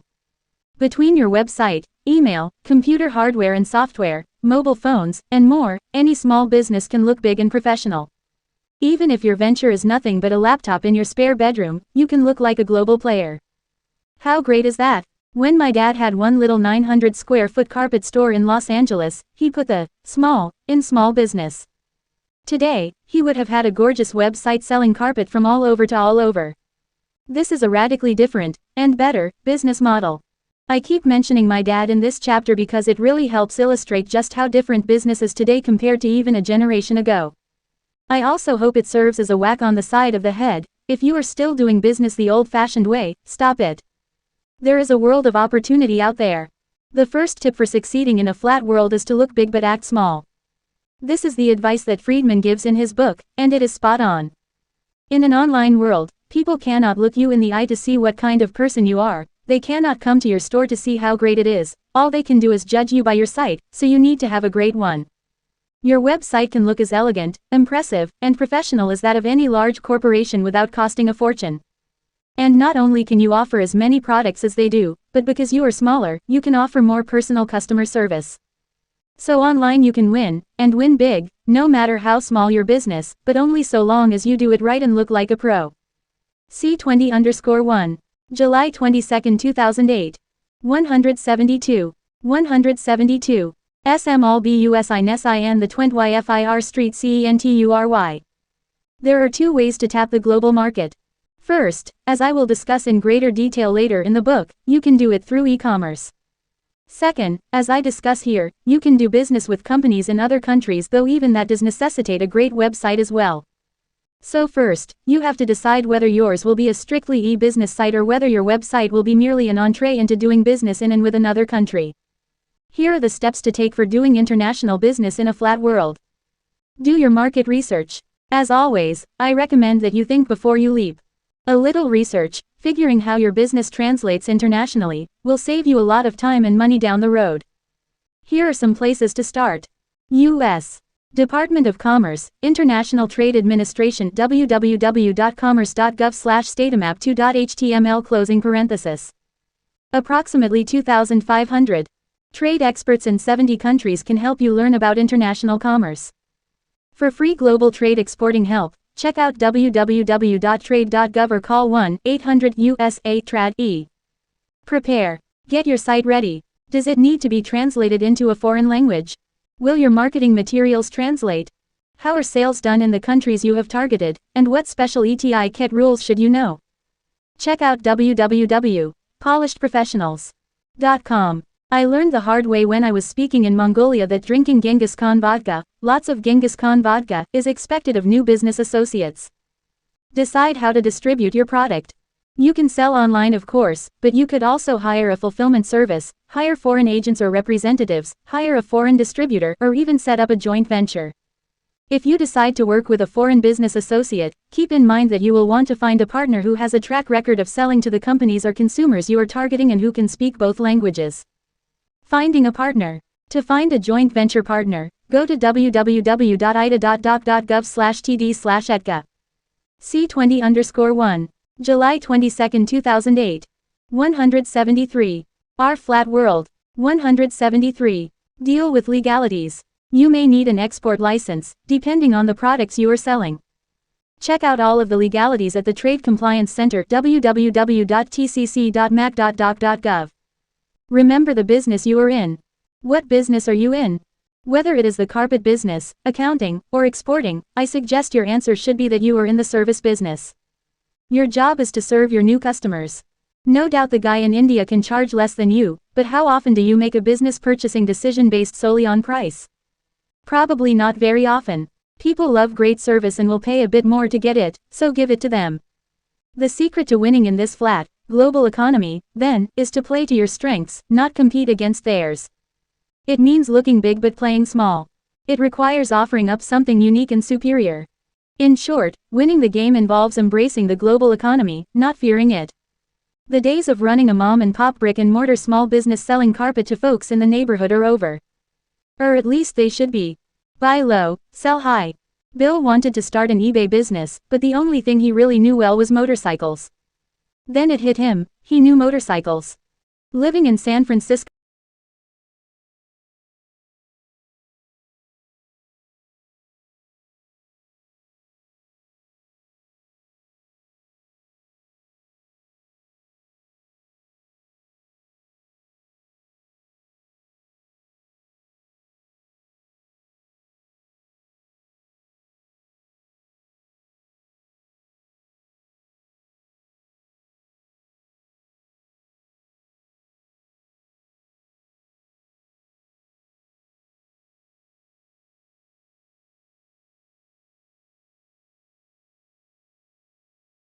Living in San Francisco afforded Bill the chance to go to lots of garage sales and junk shops to pick up cheap motorcycle parts.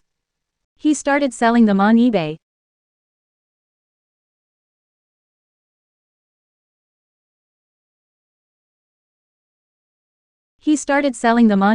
And before he knew it, was making more than $5,000 a month selling to people all over the world. Sell what you know. Sell something unique to your area. Sell something people need. Buy low and sell high. C21_1. July 22, 2008. 174. CHAPTER. 2-1. The Green Business. The message to the business community is there need not be any conflict between the environment and the economy. We will find the way not only to reconcile those but to find new profits and new opportunities as we do the right thing. Al Gore. Whether we are talking about Al Gore winning an Oscar and the Nobel Peace Prize in the same year or continued reports of the melting of the polar ice caps, there is no doubt that climate change is changing the world. For the small business interested in this trend, this means one of two things. Either you can take your existing business, green it up, and make it more environmentally friendly, often called creating a sustainable business, or you can start a new business intended to capitalize on the green marketplace. Either way, you can do well by doing good. This chapter explores both options. Green Business Overview. Just what constitutes a green business? Broadly, sustainable businesses operate in ways that minimize their environmental impact by reducing waste, conserving natural resources, reducing, reusing, and recycling, preventing or minimizing pollution, operating more efficiently. 174. C21_1. July 22, 2008. 175. The Green Business. 175. Selling green products. Supporting other eco-friendly businesses. Creating a sustainable business can be as simple as instituting a recycling program in your office or as complex as, say, creating a carbon-neutral airline. Nature Air was started in 2001 in Costa Rica with 1 plane and 17 employees. Today, it has become one of Central America's premier airlines and runs a sustainable business by donating 2.7% of its pre-tax revenue to saving Costa Rica's rainforest, thus making it a carbon-neutral business, a cost it does not pass on to its customers. Says Alex E. Kajavi, founder and CEO of Nature Air. Nature Air is proof that a sustainable business model is good for business. Carbon neutral defined.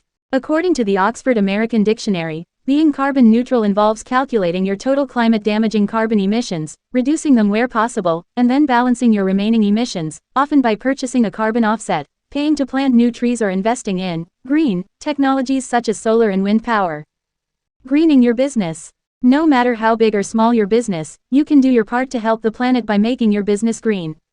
Indeed, whether yours is a micro business, a business with no employees, usually a sole proprietor, consultant, or freelancer, or the biggest small business possible under the SBA definition, a small business with, get ready for this, 499 employees, making your business more environmentally friendly need not be difficult. For example, Elisa Hammond was hired by the energy bar company Cliff Bar in the summer of 2000 to be the company's corporate ecologist.